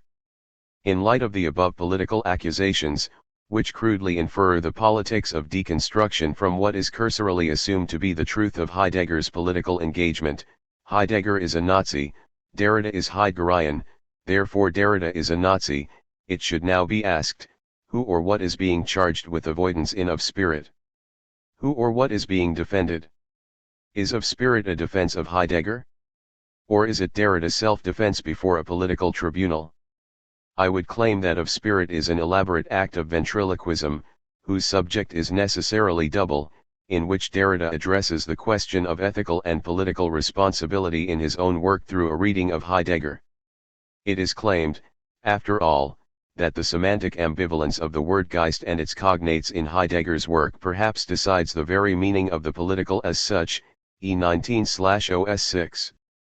However, the obliqueness of this remark, and indeed of spirit as a whole, is necessary to Derrida's response.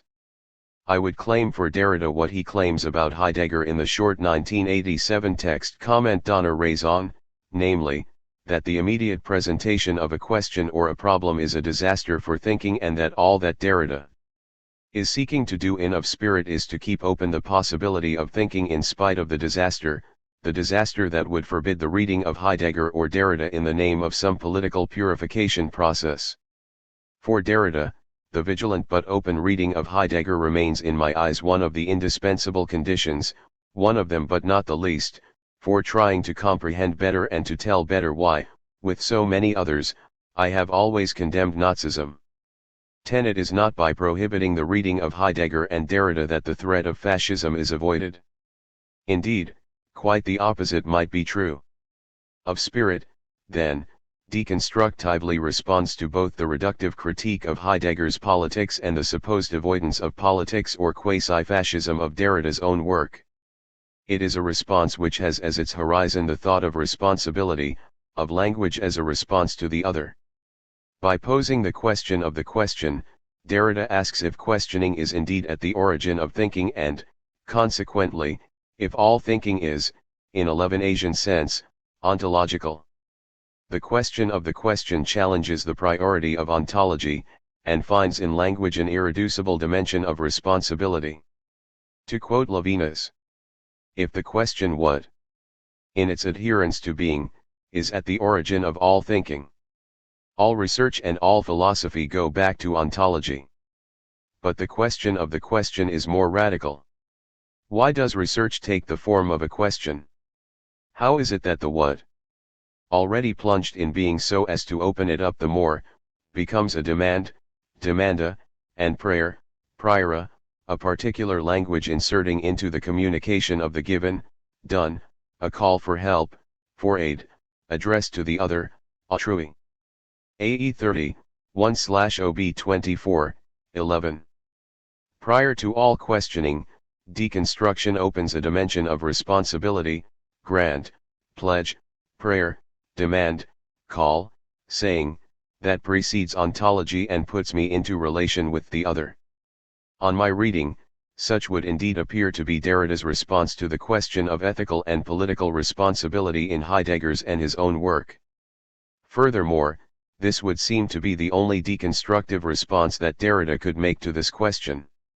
He responds to insinuation and polemic by producing a quite exemplary deconstructive reading of Heidegger, that is, an open, convincing, vigilant, thoughtful reading.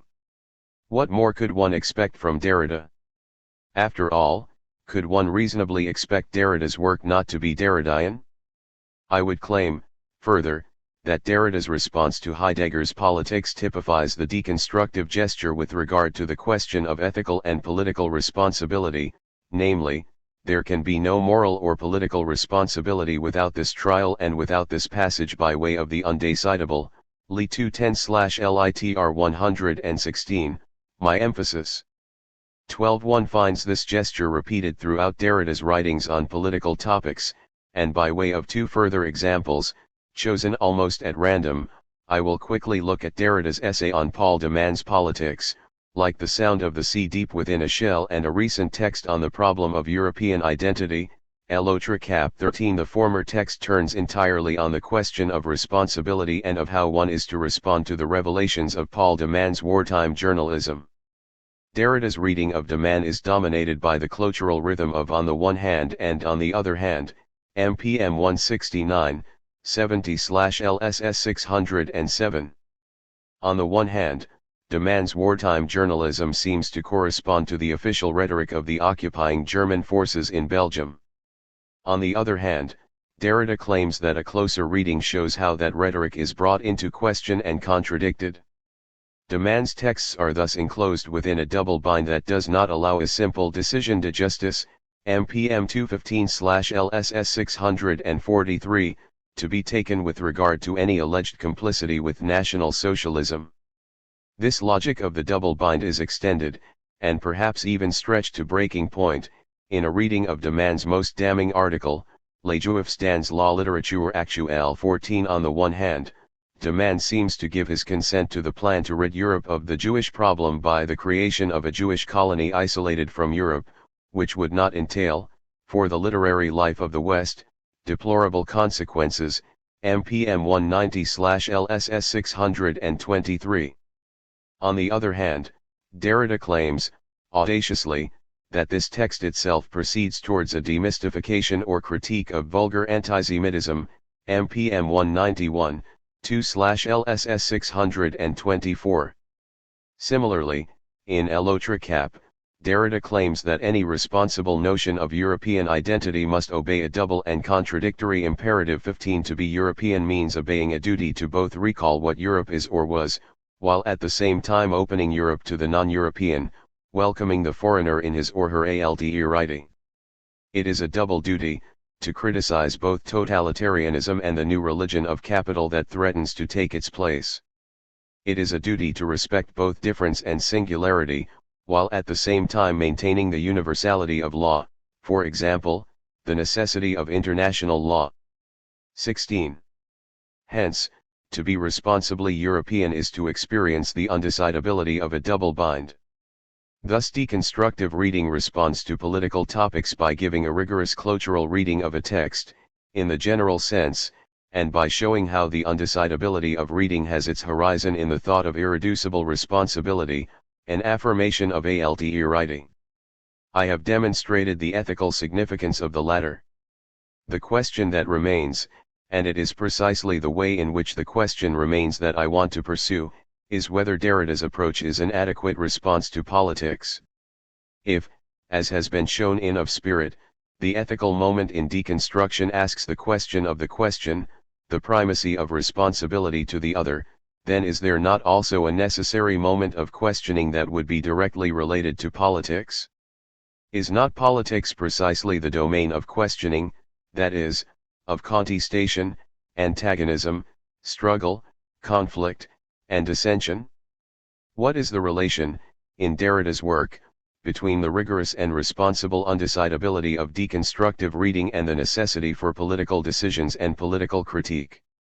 To adapt a remark of Blancot's, and I am thinking in particular of the essay on de Man, is there not a point at which the practice of an art becomes an insult to the victims? 17 Deconstruction can certainly be employed as a powerful means of political analysis. For example, showing how a certain dominant political regime, apartheid, say, is based on a set of undecidable presuppositions is an important step in the subversion of that regime's claim to legitimacy. 18 Showing, as Ecobedo Laca has done, how the terrain of the social does not attain closure, but is an ever incomplete, undecidable structure, is a crucial step in the subversion of dominant conceptions of society and the development of new political strategies. 19 But how is one to account for the move from undecidability to the political decision to combat that domination? If deconstruction is the strictest possible determination of undecidability in the limitless context of, for want of a better word, experience, then this entails a suspension of the moment of decision. Yet, decisions have to be taken. But how? And in virtue of what? How does one make a decision in an undecidable terrain? I would claim, with Laca, that an adequate account of the decision is essential to the possibility of politics, and that it is precisely this that deconstruction does not provide. 20 As an epigraph to his celebrated essay on Foucault, Derrida cites Kierkegaard, the instant of the decision is madness, ed 51/WD31. This is a good statement of the deconstructive dilemma. One has to make decisions, yet the moment of the decision is madness. I take a risk one way or another, I am for X or against X, but ultimately I do not know why I made this decision. I can no longer ground my political decisions on some ontological basis, or eidos, or on a set of a priori principles or procedures. Now, this may well be true. Perhaps the ground for one's political decisions is ultimately contingent. But is the madness of the decision itself an adequate account of political life? Is it even a valid description of how one arrives at one's political preferences and engages in political action? Might not Richard Rorty finally have a point in finding in Derrida's work a quest for iron ichel, private perfection which is politically useless and perhaps even pernicious? 21.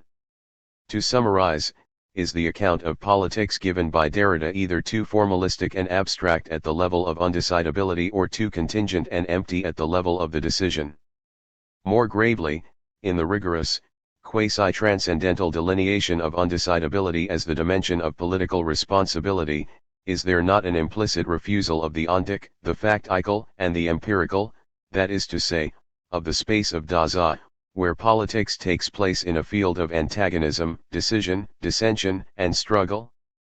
In this sense, might one not ultimately speak of a refusal of politics in Derrida's work?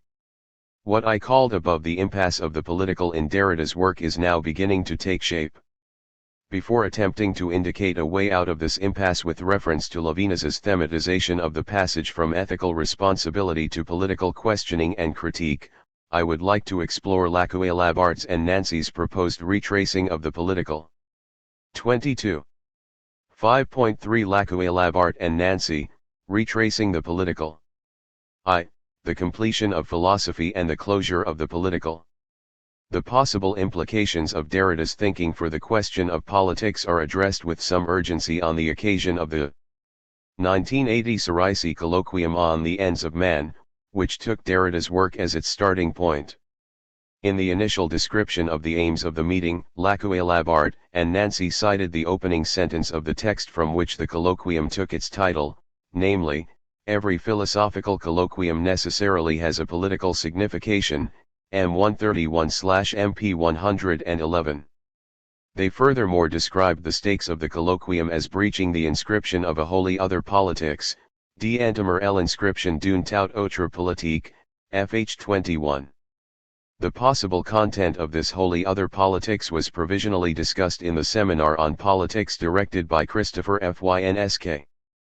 Fynsk began his intervention by suggesting that there is a certain withdrawal, retreat, FH 488, I shall return to this word, with respect to politics in Derrida's work, a certain deliberate silence or hesitation with respect to the political.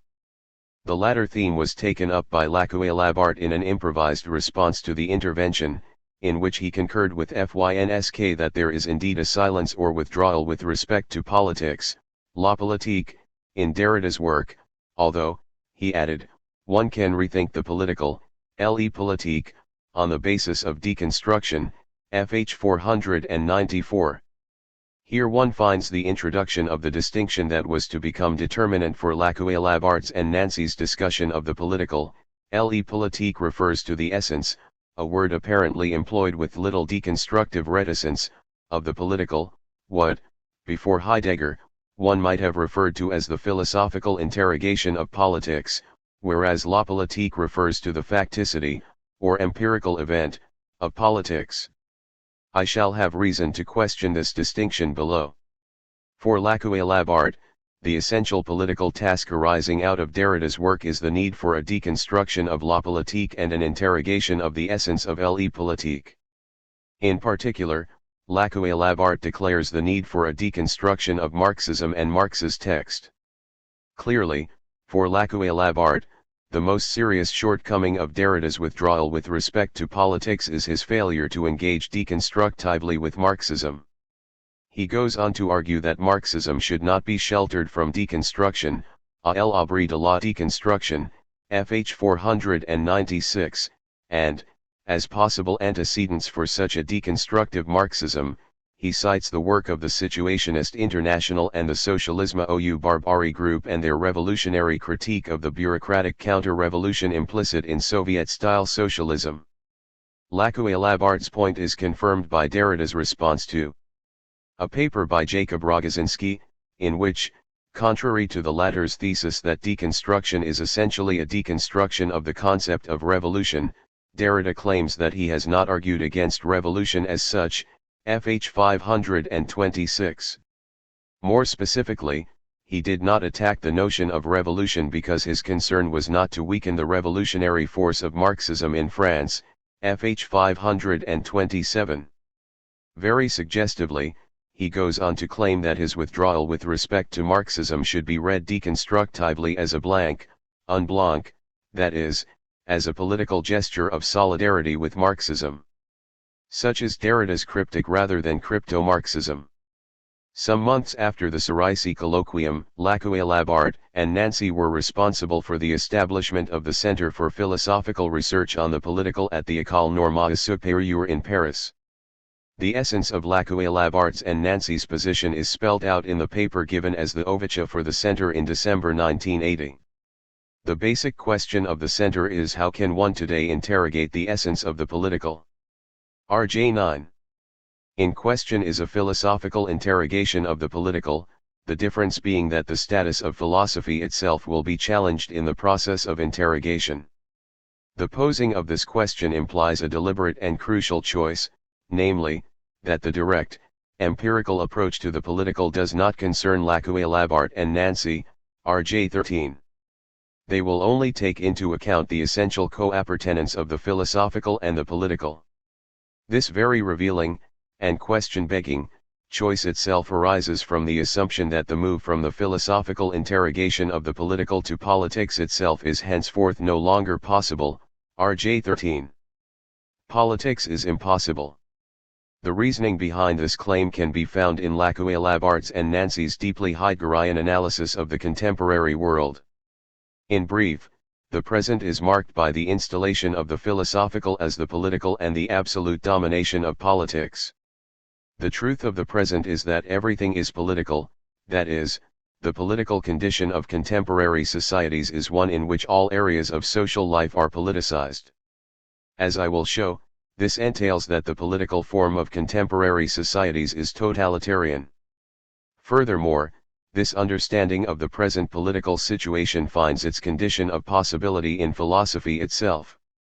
To put this as simply as possible, within the metaphysical tradition, the political is not exterior to the philosophical, but rather, and this is how they understand the quotation from the Ends of Man cited above, there is an essential co-appertenance of the philosophical and the political, RJ 14, the political is founded philosophically.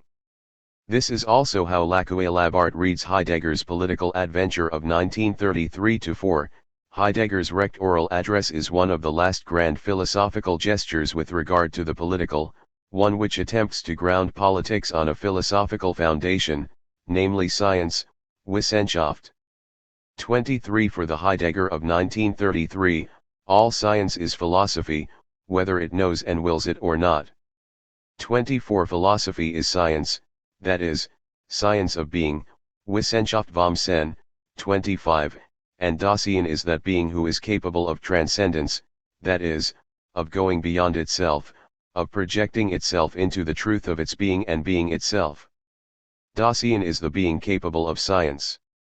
This gesture of foundation, or instauratio, of the political by the philosophical is not novel, it is the classical metaphysical gesture with respect to politics that one finds in Plato's Republic, where the polis must be founded on philosophy, that is, on the pursuit of episteme, and consequently the rulers must be philosophers. It is the metaphysico-political gesture par excellence, and it is one of the principal elements holding Heidegger's early thinking within the closure of metaphysics. However, if Heidegger's political commitment of 1933 is metaphysical and is a repetition, in Heidegger's sense of a Wiederholung, a recapitulation, of the metaphysico-political gesture of Plato's Republic, 26. Then the first consequence of the much discussed failure of this engagement is the collapse of his transcendental project of fundamental ontology and the extension of that ontology to politics. For Lacoué Labart and Nancy, the present is marked by both a completion of philosophy, la philosophie est finie, both finished and finite, fp 18/hap 4, and a closure of the political, la clôture du politique, rj 15. These notions can be clarified by means of a telling allusion in the Ovicha paper to Heidegger's collection of notes from the years 1936 to 46 published as Overcoming Metaphysics, Überwindung der Metaphysik, rj 15. 27. I would claim that Lacoué Labart's and Nancy's account of the closure of the political is consonant with Heidegger's analysis of the completion, Vollendung, of metaphysics as technology. This is to some extent confirmed by Lacoué Labart's hypothesis in La Fiction du Politique that Heidegger's Politics is not to be found in 1933, but rather in the discourse following the war, the Meditation on Technology, in which one finds an oblique, complex settling of accounts with National Socialism, fp 82/hap 53. In a manner which is not simply homologous, as they point out in the later paper Le Retrait du Politique, their position is not simply Heideggerian, RT 187, the thesis of the absolute domination of politics is assimilable to Heidegger's analysis of the contemporary world in terms of the total domination of technology, while the distinction between le politique and la politique is assimilable to Heidegger's distinction between the essence of technology, which is nothing technological, and technology itself. 28. If politics is henceforth impossible, then there still remains the possibility of meditation upon the essence of le politique. In Heidegger's terms, in those terrifying and profound paragraphs that conclude Overcoming Metaphysics, politics in the age of technology means the total domination of rational calculability and planning, the triumph of instrumental reason. The completion of metaphysics unleashes what Heidegger calls the will to will, der Wille zum Willen, which manifests itself as an infinite desire to master nature and dominate the earth, where the human being becomes simply raw material in a never-ending circle of consumption. It is worth noting that much of Heidegger's analysis presages the ecological critique of capitalism. 29.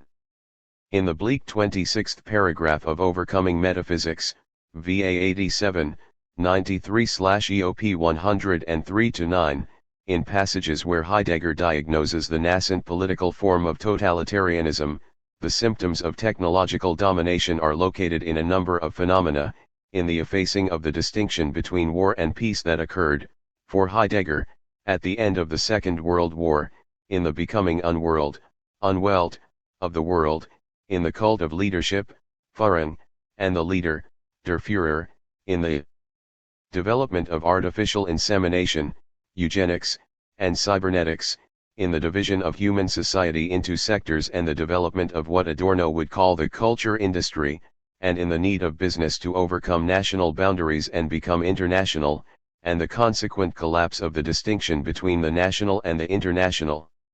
In short, the domination of the political by technology and the utter oblivion of being implicit in this process entail a homogenization of all areas of human life into complete uniformity, Gleichförmigkeit. In this process, the human being, metaphysically understood as an animal rationale, is transformed into the figure of the worker. Heidegger refers to Ernst Jünger's Der Arbeiter, VA 68/EOP 85, in what Hannah Arendt would call the victory of the animal laborans.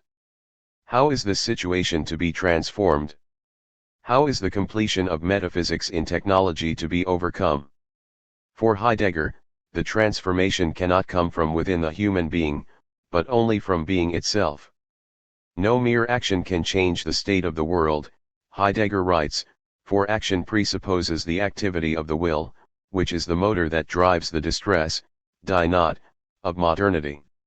Heidegger's only offer of hope is a certain prospect of dwelling within the limits of the possible, das Mögliche, which the activity of the technological will is always attempting to exceed and push towards the impossible, das Unmögliche, VA 94/EOP 109, and a receipt of the blessing of the earth, der Segen der Erde, Ibid.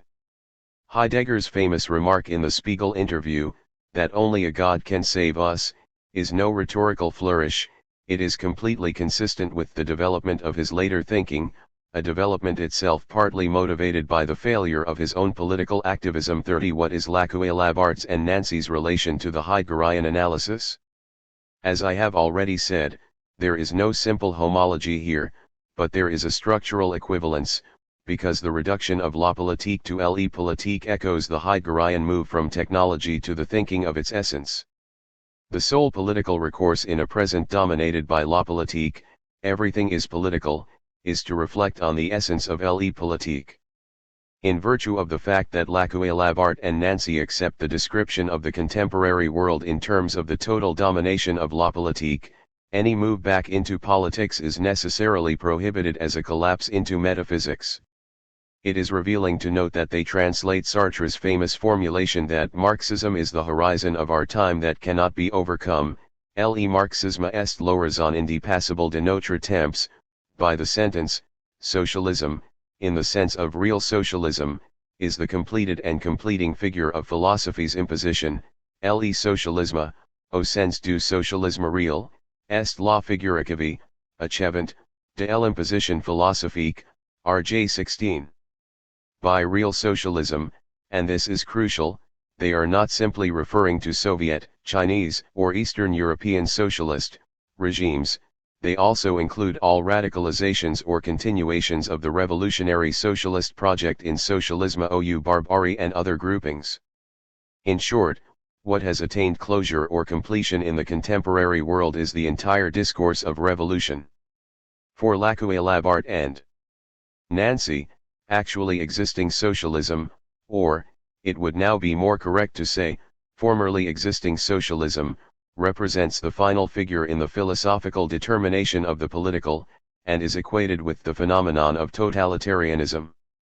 The Heideggerian analysis leads them to accept the inevitability and necessity of totalitarianism as the figure for the closure of le politique and the absolute domination of la politique. The closure of the political and the completion of philosophy entail the political form of totalitarianism. Totalitarianism, and here they seem to be following Claude Lefferts's analysis, RJ 20, is that political form of society governed by a logic of identification whereby all areas of social life represent incarnate power, the proletariat is identified with the people, the party with the proletariat, the Politburo with the party, the leader with the Politburo, and so on.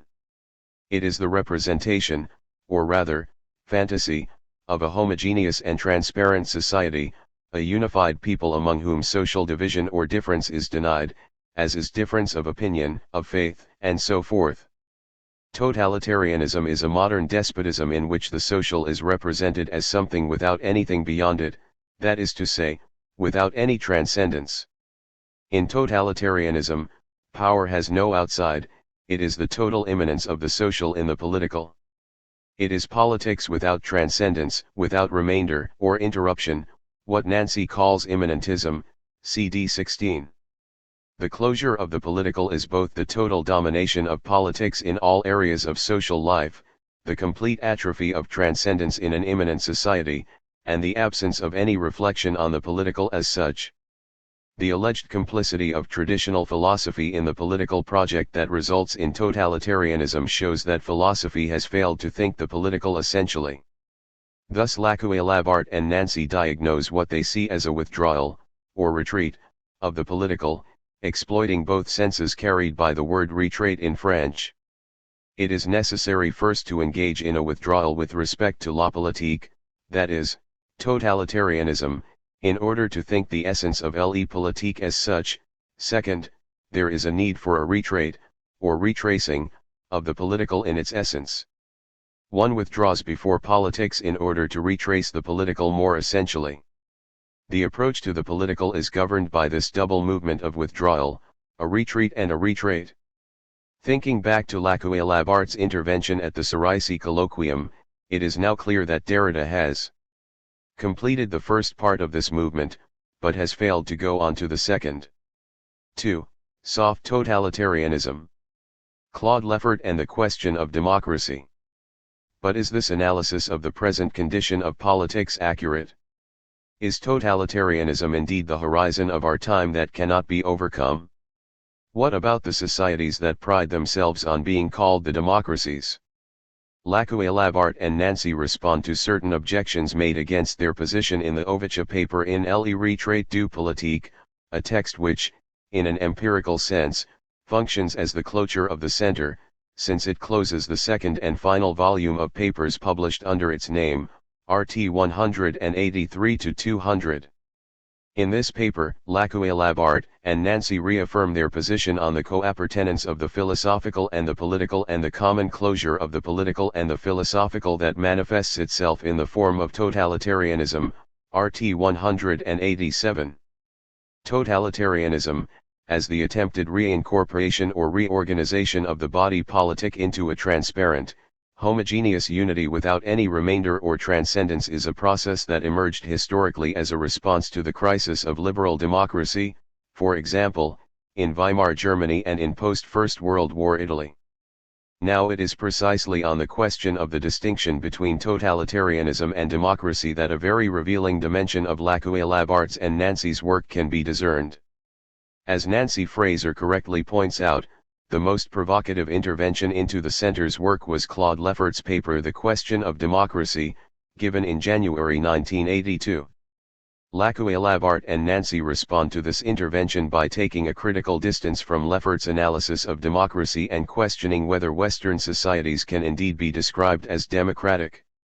Lefferts's paper adopts an extremely provocative tone, and is addressed to an audience that has, he believes, refused the task of political philosophy and failed to see the link that ties philosophical reflection to democratic experience.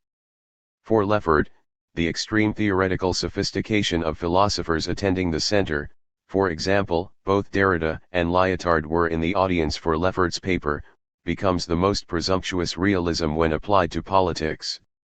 Leffert remarks, "Is it possible to handle with subtlety the ontological difference, and to rival the wonders of the combined development of Heidegger, Lacan, Jacobson and Levi-Strauss, and yet to return to the most presumptuous realism when it is a question of politics?"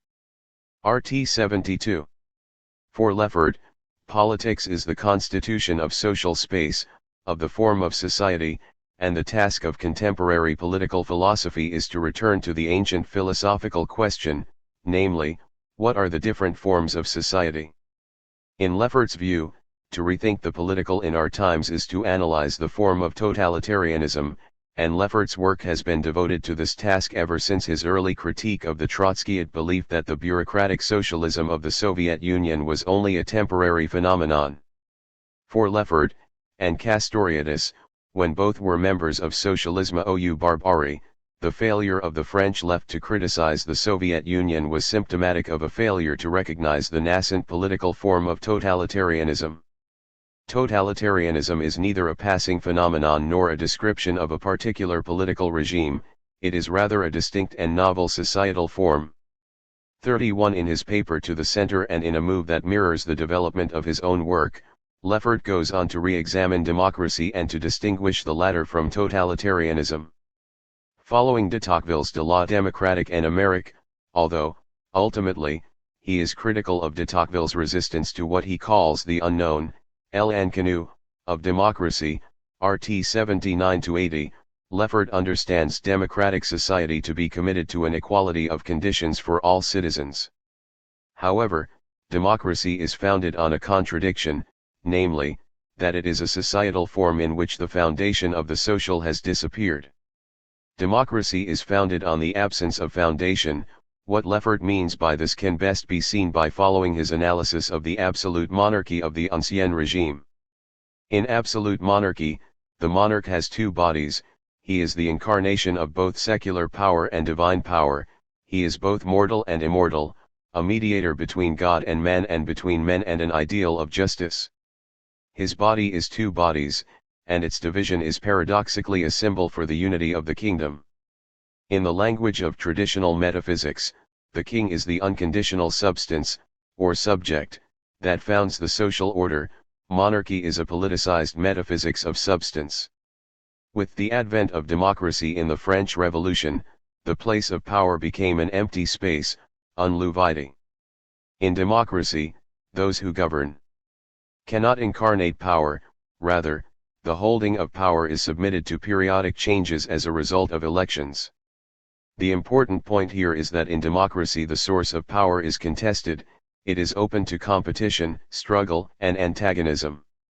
In democracy, power is not occupied by a king, a party leader, an egocrat, or a Führer, rather, it is ultimately empty, no one holds the place of power. Democracy entails a disincorporation of the body politic, which begins with a literal or metaphorical act of decapitation. In Baudelai's terms, democracy is the headless community of acephalous. At a more practical level, this disincorporation of the body politic entails a division of what Leffert calls the spheres of law, power, and knowledge, RT 83, which echoes Montesquieu's separation of legislative, executive, and juridical power. Democracy enacts a dialectic of exteriorization, ibid, in all spheres of social life, a dialectic that is not, as Marx thought, reducible to alienation. In democracy, power is an empty place that is sustained by attention or contradiction. On the one hand, democracy is people power, it is power sustained by the principle of universal suffrage, yet, on the other hand, at the very moment when popular sovereignty manifests itself in an election, the electorate is reduced to an abstract number. The individual in a democracy is no longer dependent on or in bondage to a leader or monarch, he or she is free to choose and judge, yet that same individual is alienated in a society in which the exercise of that freedom is perhaps felt to be worthless. Democracy is an indeterminate political form founded on the contradictions of individual freedom versus anonymous alienation, affirmation of difference versus complete uniformity, recognition of human rights versus the formalization and abstraction of those rights in practice. The formation of totalitarianism out of democracy is explicable, in Leffert's view, on the basis of the latter's very fragility, its open, uncertain, non-foundational character. Democracy installs a metaphysical agnosticism, or perhaps even a metaphysics of absence, at the heart of political life. If this is taken into account, it is not difficult to understand why a philosopher like the early Heidegger, and he is far from being alone in this, should be suspicious of democracy in the name of a National Socialist total Staat, a suspicion which, as the Spiegel interview makes clear, persisted until the end of his life. 32 In the transcript of the discussion that followed Leffert's paper, the response is univocal, immediate, and perhaps unsurprising. Derrida and others ask, does not present-day democracy conceal a totalitarian threat? Is not democracy another, perhaps more subtle, form of totalitarianism? RT 86-7. This point is echoed and reinforced in Le Retrait du Politique. After stating that they accept Leffert's analysis and definition of totalitarianism in the societies of Eastern Europe and the Soviet Union, Lacuay-Labart and Nancy go on to ask, is not a more insidious, softer, plus Dowse, RT 190, form of totalitarianism experienced by Western societies in the guise of a techno-scientific ideology? Interestingly, they then claim that this soft totalitarianism is what is described by Lyotard under the title, the postmodern condition. In terms derived from Leffert's own analysis of ideology, it could be asked, is there not an invisible ideology at work in Western societies, which aims at the same social homogenization as totalitarianism, but does so more surreptitiously, through mass consumption and the mass media, whereby one is encouraged to become at home in society, to enter its entraîneuse? 33 To this powerful, although far from original, objection, Lacuay-Labart and Nancy add a further question. I quote in full. A certain ready-made and widespread opposition between totalitarianism and democracy, even if it is true and the differences are glaring, is not in reality so simple. We do not have camps, and our police, whatever their technological advances, are not an omnipresent political police. But that does not mean that the democracy that we have is that described by Tocqueville. And if Tocqueville's democracy contained the germ of classical totalitarianism, nothing proves that our democracy is not in the process of secreting something else, an unheard of form of totalitarianism. This is at the very least a question that poses itself, and as a consequence it does not seem aberrant for us to generalize, once again, at a certain depth, the concept of totalitarianism. RT 191. Thus, Lacoué Labart and Nancy generalize Lefferts' description of totalitarianism, and extend it to an analysis that includes Western liberal democratic societies. In this way they blur the distinction between totalitarianism and democracy.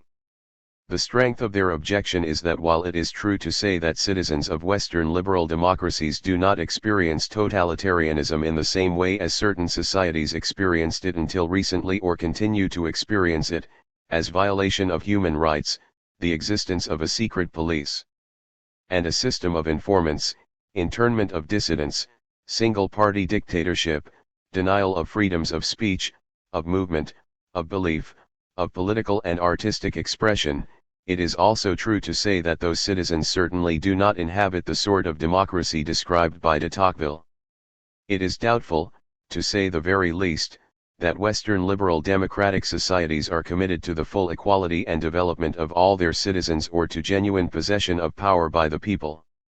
Thus, one might conclude that the distinction between totalitarianism and democracy is too simple and too rigid to describe the complexities of contemporary political reality. Moreover, the weakness of Lefferts' analysis of democracy can be expressed in other terms. Thus I would claim that Leffert runs the continual risk of conflating democracy with liberal democracy. 34. It is perhaps too easy and too tempting to read Lefferts' analysis as a descriptive apologetics for Western liberal democracy.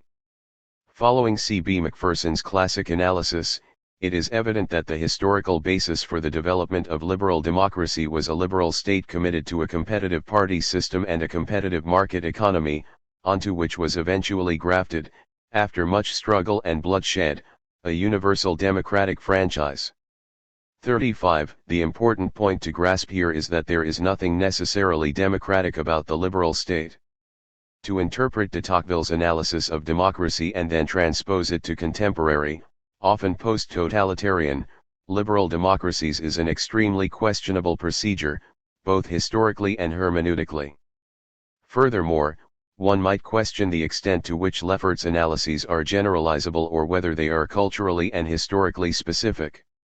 For example, his view of the transition from absolute monarchy to revolutionary democracy makes sense in the context of French political history, but what of the evolution of other forms of liberal democracy, such as constitutional monarchy on the British model, not to mention the historical experience of many other European and non-European peoples? But even if one accepts these criticisms of Lefferts' account of democracy, is one then forced to conclude that the political form of Western societies is an unheard of or soft totalitarianism? Lefferts' response to this charge, and the democratic revolutions of 1989 provide an empirical confirmation of this hypothesis, would be that, far from undergoing homogenization and increasing totalization, present-day democracy is experiencing increasing division and fragmentation. Contrary to the Heideggerian and Heidegger-inspired analysis that would see the present as undergoing depoliticization and a move towards uniformity, one might employ Lacau's notion, already present in de Tocqueville, of democratic revolution 36 and claim that the present is marked by an increasing fragmentation of society, a proliferation of new antagonisms, and a consequent increase in political possibilities. I shall return to these themes in conclusion, but let me note provisionally that as a response to the claim that actually existing liberal democracy conceals a totalitarian threat, a claim that has much to recommend it in many respects, one must not restrict oneself to conceiving of democracy as the description of an existent political form, and certainly not as a descriptive apologetics for Western liberal democracy, but must begin to think of democracy as a task or project to be attempted.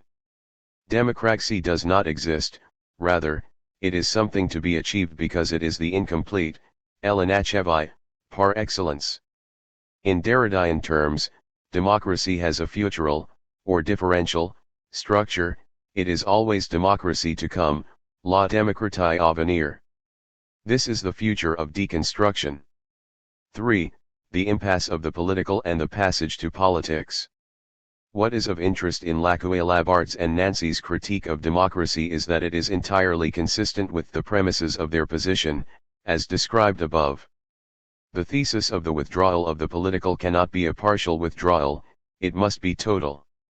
The analysis of the dual closure of the philosophical and the political must see totalitarianism as the final figure in the development of political forms, complete withdrawal of le politique in the face of the absolute domination of la politique.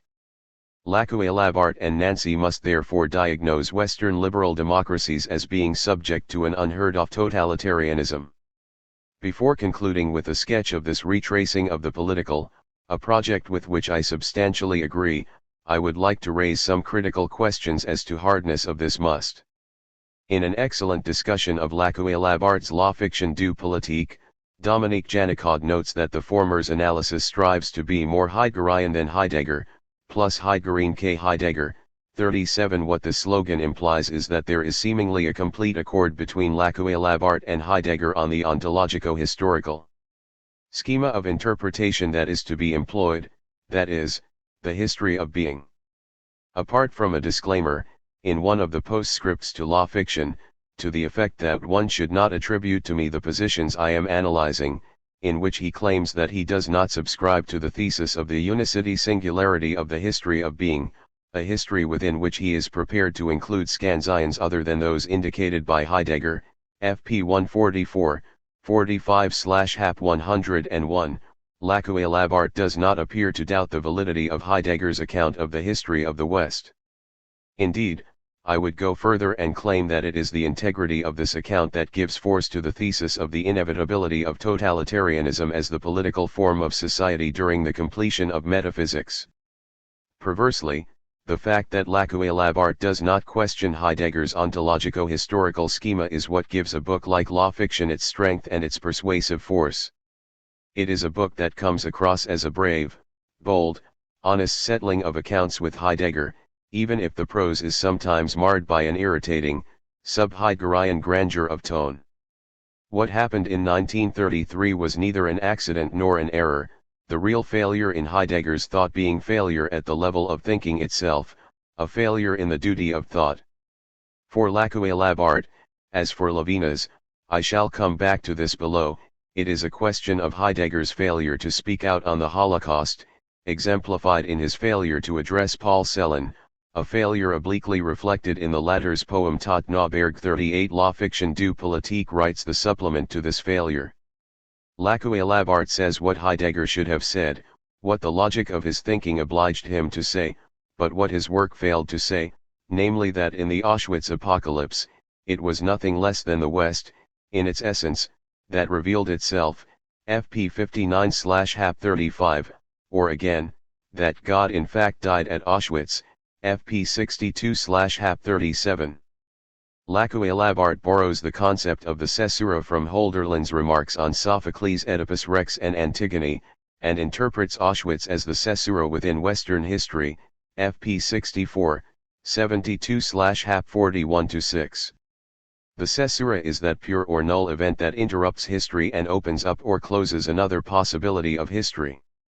A first, seemingly tangential, critical question can be raised here as to whether it is adequate to transfer a concept gleaned from Hölderlin's remarks on Greek tragedy to the event of the Holocaust. What is involved in such a transfer?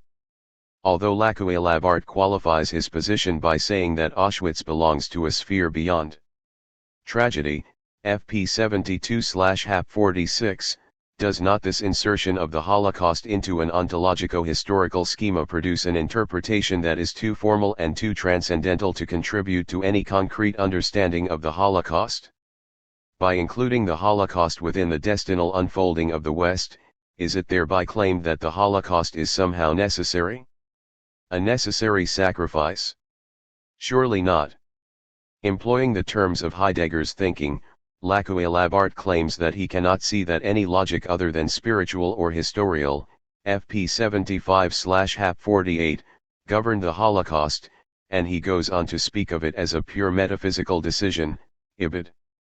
But, To turn Lacuelabart's words back upon his own analysis, is not this position on the Holocaust scandalously inadequate, FP 58/Hap 34?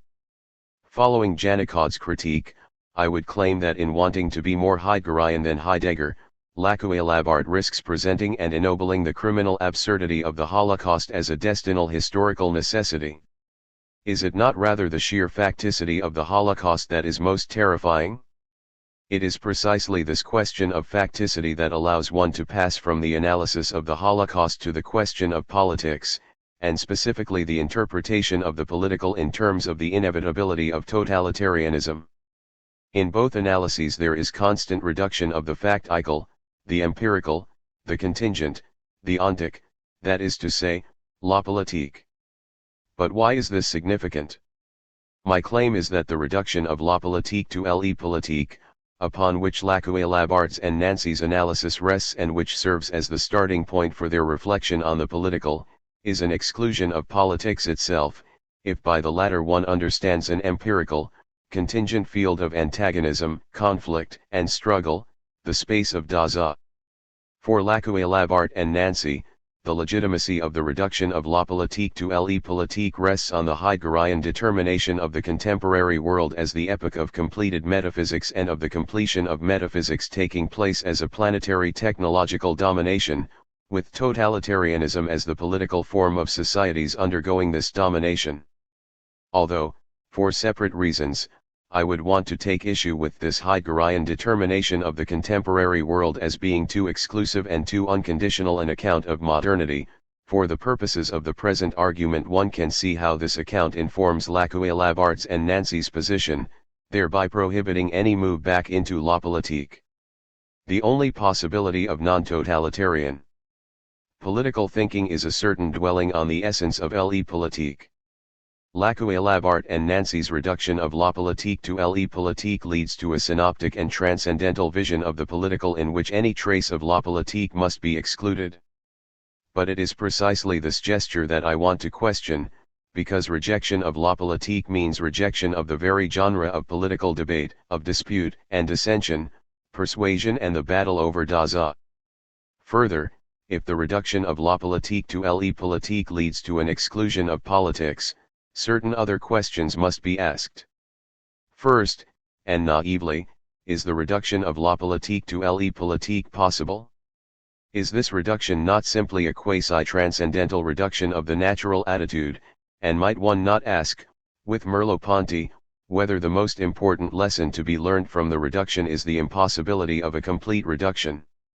39. Moreover, following Derrida's reading of Husserl's attempted reduction of meaning to expression and the exclusion of indication outlined above, should it not be asked whether there remains a trace, or grapheme, of empiricity and facticity in the reduction of la politique to le politique that disrupts or deconstructs the possibility of such a reduction? Is there not an inextricable contamination of le politique by la politique, and vice versa? Second, and here I take up a hint from Nancy Fraser, 40. Is not this reduction of la politique itself a refusal of the dirty hands that must accompany any intervention in political struggle? I would argue that there is no politics without dirty hands, in that politics is concerned with struggle, dissension, contestation, and negotiation. Is not the desire for an interrogation of le politique a desire for clean hands? And is this not a classical philosophical desire in the Platonic sense, namely, to determine the essence of the polis without having to act, or, at best, act reluctantly, within that polis? Only a philosopher could declare the impossibility of politics. Third, is the return to la politique necessarily prohibited as being a collapse back into metaphysics? Janicod calls the politics of the later Heidegger a politics of awaiting, une politique de l'attente, 41, that is, a politics based upon the realization that human action cannot transform the world and that we must wait for the transformation to come from within being itself. We are too late for the gods and too early for the God who is to come, der kommende God. Lacuelabart and Nancy repeat the logic, if not the pathos, of this Heideggerian position, but this begs the vast question of the adequacy of the Heideggerian analysis.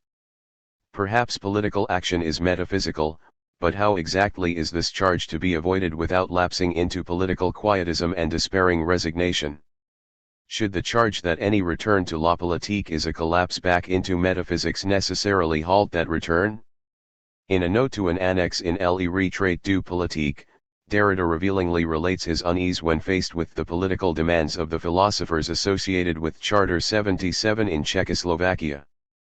How can one reconcile their demand for human rights, individual freedom, and autonomy, with the claim that these philosophemes must be deconstructed because they are implicated within a metaphysical or logocentric tradition? RT 203-4. Is the fear of metaphysics also a fear of dirty hands? Coming at the same problem from the opposite perspective, this also relates to the question of whether there is a co-appertenance of the metaphysical and the political in the manner described by Lacoue-Labart and Nancy. It is true to say that, in Plato's Republic and Heidegger's Recht oral address, for example, the metaphysical serves to found the political. The possible metaphysical presuppositions of the political forms of totalitarianism and monarchy have also been mentioned. But is this necessarily true in the same way for other political forms? Might not democracy, as it is described by Leffert, possess a different metaphysical structure? Might one not speak of democracy as a metaphysical agnosticism or, more provocatively, as the political form that is founded on the absence of any metaphysical foundation? The substantive question here concerns the unilateralism of the Heideggerian account of metaphysics as a basis for the interpretation of political forms. Is there not a need for a more subtle and variegated account of the relation between metaphysics and politics and perhaps, more speculatively, the possibility of a democratic politics that would be non-metaphysical? To sum up, I have claimed that Lacoue-Labart's and Nancy's diagnosis of the withdrawal of the political and the reduction of la politique to le politique leads to an exclusion of politics, understood as a field of antagonism, struggle, dissension, contestation, critique, and questioning. Politics takes place on a social terrain that is irreducibly factical, empirical, and contingent. Thus Lacoue-Labart's and Nancy's account of the inevitability of totalitarianism and their critique of democracy effectively prohibit any return to la politique, a prohibition which I shall challenge below, by tracing Levinas's passage from ethics to politics.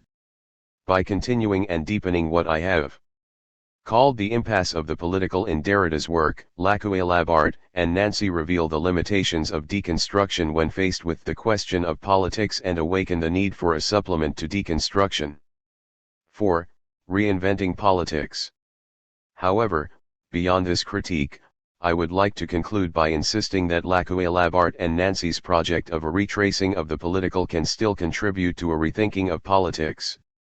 This retracing emerges most clearly at the end of Le Retrait du Politique and again in Nancy's La Communauté Souveraine 42. The problem negotiated in these texts can be summarized in the following way: given the analysis of totalitarianism outlined above, an unheard of totalitarianism that applies to both actually existing socialism and Western liberal democracy, and given that totalitarianism is defined as a form of society that aims at the complete immanence and transparency of all areas of social life, what Nancy calls immanentism, in which all alterity or transcendence is reduced, the problem of politics becomes, to recall my leitmotif, the problem of whether a politics that does not reduce transcendence is still possible. The retrait of the political is the complete withdrawal of the transcendence or alterity of the political in an immanentist society, and the retracing of the political is therefore an attempt at a reinscription of the transcendence of the political. However, this reinscription does not aim at restoring transcendence by founding the political on the transcendental signified of God, man, history, or destiny. Rather, it is necessary to rethink the political without nostalgia for a lost plenitude of presence. Thus, the task of retracing the transcendence of the political is not a matter of bringing the political out of its withdrawal or of founding the political in a new act of instauratio. It is rather a matter of focusing the question of the political precisely around this withdrawal, where the transcendence of the political is, it could be said, the alterity of an absence. Lacoue-Labart and Nancy indicate that this retracing of the political is broadly consonant with both Leffert's analysis of democracy, in which the place of power is unluvide, RT 194, and Bertolli's analysis of sovereignty, in which la souveraineté en est. Rien, sovereignty is nothing, CD 49, since it is the excessive or ecstatic character of human finitude irreducible to immanence. Nancy explores this reading of Bertolli in more depth in La Communauté Sauvrie, where he attempts to think a notion of community irreducible to immanentism, that is to say, irreducible to community as a fusion of beings, a unifying organic whole, the dream of transparent social organization based on the specular recognition of the self in the other. An immanentist community is one that seeks to produce its own essence as a work, un œuvre, as is the case in what Lacoue-Labart calls Heidegger's national aestheticism, FP 91/HAP 58. National aestheticism is the desire to produce or create the community as a living artwork, a project that is sketched in the closing pages of Heidegger's Origin of the Work of Art 43. It is the desire that a people, in this case the German people, create itself anew as a Gesamtkunstwerk, that the community produce itself as a vast collective entity represented by a leader or head, who incarnates the entire community. It is this dream of a community as an architectural edifice that Bertolli's work never ceased to undermine through the act of writing itself, writing against architecture. 44. Immanentism is another name for that aesthetic ideology that begins with Schiller and that one finds in Schelling, the early Nietzsche, and Heidegger. 45. In opposition to this aestheticization of politics and its dream of the polis as a living artwork, Nancy seeks to think a community rooted in the refusal of immanence, a community based on a certain transcendence, alterity, or incompletion, that is to say, a community of désœuvrement, of worklessness, an idling, unoccupied, out-of-work community that refuses to create itself as a work. A community désœuvré is a community found wanting, a community of lack, and this is what transcendence or, to use Bertolli's word, the sacred, le sacre, consists in, CD 86, 88. The community in which transcendence is not reduced is, for Nancy, a community of partage, that is, of both sharing and division. Community as partage is expressed in the polysemic formula toi, e, s, t, tout autre que, moi, CD 74, which expresses the sharing and commonality of the community, in the relation between you and me, toi et moi, where you are me, toi est moi, but where this sharing is itself sustained by the recognition of division, where you are wholly other than me, toi est tout autre que moi. Nancy is seeking to rethink the social bond as a relation that is at the same time unbound and founded on what Levinas would call the relation. Without relation, T295/TI 271, a recognition of division, or difference. For Nancy, the political can be retraced only on the basis of such a conception of community. The second leitmotif to this chapter is the question, what meaning can community take on in difference without reducing difference? That is, the question of politics, as I see it, becomes a question of how the community can remain a place for commonality while at the same time being an open, interrupted community that is respectful of difference and resists the closure implicit within totalitarianism and immanentism. What conception of politics would be necessary in order to maintain this thought of community? This is the question. In Nancy's critique of immanentism and his rethinking of community in terms of transcendence and alterity, one finds, I would argue, the beginnings of a response to the impasse of the political in deconstruction. In the next section, I will offer a different response to this impasse, one which takes its inspiration from Levinas rather than Bertolli. In a nutshell, the way in which transcendence is to be reintroduced into politics is through Levinas's complex thematization of ethical transcendence. Transcendence enters into politics in the relation to the singular other, the being who interrupts any synoptic vision of the totality of social life and places me radically in question. The community remains an open community insofar as it is based on the recognition of difference, of the difference of the other to the same, community as difference affirmed through yes saying to the stranger. I shall argue that access to a just conception of politics can only be mediated ethically. 46. 5.411 Asian politics of ethical difference. All I have is a voice. To undo the folded lie. The romantic lie in the brain. Of the sensual man in the street. And the lie of authority. Whose buildings grope the sky. There is no such thing as the state. And no one exists alone. Hunger allows no choice. 220. To the citizen or the police. We must love one another or die. Defenseless under the night. Our world in stupor lies. Yet, dotted everywhere. Ironic points of light. Flash out wherever the just. Exchange their messages. May I, composed like them. Of eros and of dust. Beleaguered by the same. Negation and despair. Show an affirming flame. 47. Ethics for the sake of politics. I have claimed that there is an impasse of the political in Derrida's work, which, in a complex manner, is continued and deepened in Labart's and Nancy's deconstruction of the political. I now want to indicate a way, nota bene, a way and not necessarily the way, out of this impasse by returning to Levinas, and in particular to the passage from ethics to politics that is traversed all too briefly in totality and infinity, T 187, 90/TI 212-14, and taken up again in greater detail in the 5th chapter of Otherwise Than Being, AE 199, 207/OB 156-62. In these passages, Levinas attempts to build a bridge from ethics, understood as a responsible, non-totalizing relation with the other, to politics, conceived of as a relation to the third party, LETers, to all the others, to the plurality of beings that make up the community. The passage from ethics to politics, and here I return to the theme of the discussion of spirit, is approached by Levinas in terms of the latent birth of the question in responsibility, la naissance latente de la question dans la responsabilité, AE 200/OB 157.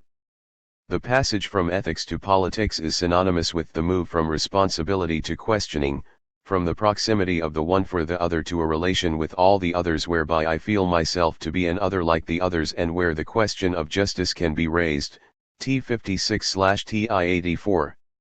At stake therefore is the question of politics, or politics conceived of as a space of questioning. However, it should be noted that this return to the order of the question from the ethical dimension of responsibility, the question of the question, does not indicate a return to the primacy of questioning as seen in the early Heidegger. Rather, questioning is rooted in the priority of ethical responsibility. The Levinasian account of the passage from ethics to politics leads to a different vision of political space from that seen in Derrida, Labart, and Nancy, what I shall call a politics of ethical difference, where politics must be mediated ethically. It is significant, and much could perhaps be made of this, that Derrida barely mentions this move to the third party, politics, and justice, in his essays on Levinas, cf. ed. 156n/WD 314, n.37. For Levinas, I would claim, ethics is the disruption of totalizing politics, antisemitism, anti-humanism, National Socialism. As the French and Hebrew epigraphs to Otherwise Than Being make clear, National Socialist antisemitism is not restricted to a hatred of the Jewish people, but is expanded by Levinas to mean a hatred of the other person as such. Antisemitism is an anti-humanism, if by humanism one understands a humanism of the other human being. National Socialism is an exemplar of all forms of totalizing politics or forms of immanentism that are premised on a refusal, or reduction, of transcendence. The crematoria at Auschwitz are testimony to the attempted destruction of transcendence and otherness. The philosophy of Levinas, like that of Adorno, is commanded by the new categorical imperative imposed by Hitler, namely, that Auschwitz not repeat itself, Das Auschwitz nicht sich wiederhole, 48 in both his major works, Totality and Infinity and Otherwise Than Being. The exposition begins with the statement of the domination of totalizing politics, which for Levinas is always associated with the fact of war. This means both the empirical fact of war, which, Levinas claims, suspends morality, T9/Ti21, and the Hobbesian claim that the peaceful order of society is founded on the war of all against all. Levinas writes, it is then not without importance to know if the egalitarian and just state in which man is fulfilled proceeds from a war of all against all, or from the irreducible responsibility of the one for all, and if it can do without friendship and faces, AE 203/OB 159-60. Levinasian ethics is a reduction of war, which, as will be shown, is not a complete reduction. For Levinas, and here his analysis rejoins the description of totalitarianism given above, the domination of totality is also the total domination of politics, where everything is political. Left to itself, politics engages in the reduction of all areas of social life, and more particularly that of ethics to politics. The primacy of politics is the primacy of the synoptic, panoramic vision of society, wherein a disinterested political agent views society as a whole. For Levinas, such a panoramic vision, not only that of the philosopher but also that of the political theorist, is the greatest danger, because it loses sight of ethical difference, that is, of my particular relation to and obligations towards the other. As Levinas notes, politics left to itself bears a tyranny within itself, T276/Ti300, and it is necessary to oppose the particular ethical relation with the other to the panoramic vision of political life that views society only as a whole. Of course, to the totalizing political philosopher, this ethical relation will appear ridiculously naive. Levinas remarks, politics is opposed to morality as philosophy to naivete, T9/Ti21. Thus Levinas's thinking is, in a genuine sense, a critique of politics, insofar as he is opposing the domination of politics enacted in totalizing or immanentist conceptions of society. However, if one were tempted to claim that his critique of politics is directed only against narrowly defined totalitarian regimes, then it should be noted that he also criticizes liberal politics, insofar as it has been dominated by the concepts of spontaneity, freedom, and autonomy. In the 1990 preface to a republished essay, he wryly notes, we must ask ourselves if liberalism is all we need to achieve an authentic dignity for the human subject. 49 The Levinasian critique of politics is a critique of the belief that only political rationality can answer political questions. To take a concrete and far from neutral example, Sadat's visit to Jerusalem in 1977 and the peace agreement reached between Israel and Egypt were, for Levinas, phenomena irreducible to the operation of political rationality. Levinas claims that what took place on both sides was a recognition of the other in their otherness, ethical peace overriding and guiding political reason. 50 Levinas's disruption of totalizing politics permits the deduction of an ethical structure irreducible to totality, the face-to-face, proximity, substitution, and responsibility prior to questioning. However, Levinas's critique of politics and his insistence on the primacy of ethical difference does not result in an apoliticism, in a quietism or a spirituality of angels, that is the source of his critique of Buber's I-thou relation, T187-8, 40, 1/Ti213, 68-9, 51 rather, ethics leads back to politics, responsibility to questioning, to the interrogative demand for a just polity. I would go further and claim that, for Levinas, ethics is ethical for the sake of politics, that is, for the sake of a new conception of the organization of political space. The leitmotif for the latter is a verse from Isaiah 57, cited in Otherwise Than Being. Peace, peace, to the neighbor, leproc hein, and to the one far off, le lointain, AE 200/OB 157. Peace, or responsibility, to the near one, the neighbor, is peace to the one far off, the third party, or human plurality. All humanity looks at me in the eyes of the other. My claim is that politics provides the continual horizon of Levinasian ethics, and that the problem of politics is that of delineating a form of political life that will repeatedly interrupt all attempts at totalization. Of course, in these discussions, we have not really left the orbit of l'affaire Heidegger, which provided my access to the question of deconstruction and politics.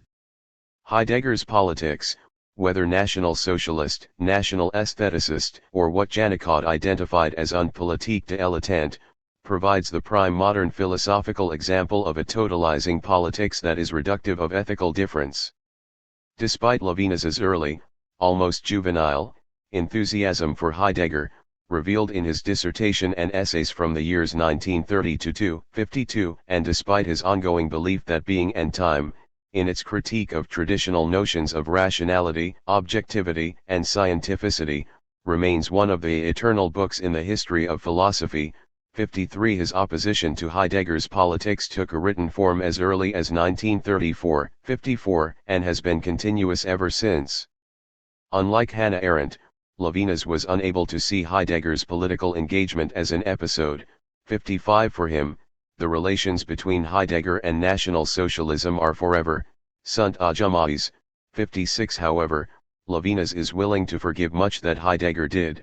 For example, he appears to be willing to overlook the mistakes and excesses of the Rectorate and his subsequent, more tacit support for Nazism as the immoralites inevitables, both inevitable and unavoidable immoralities, of politics. 57.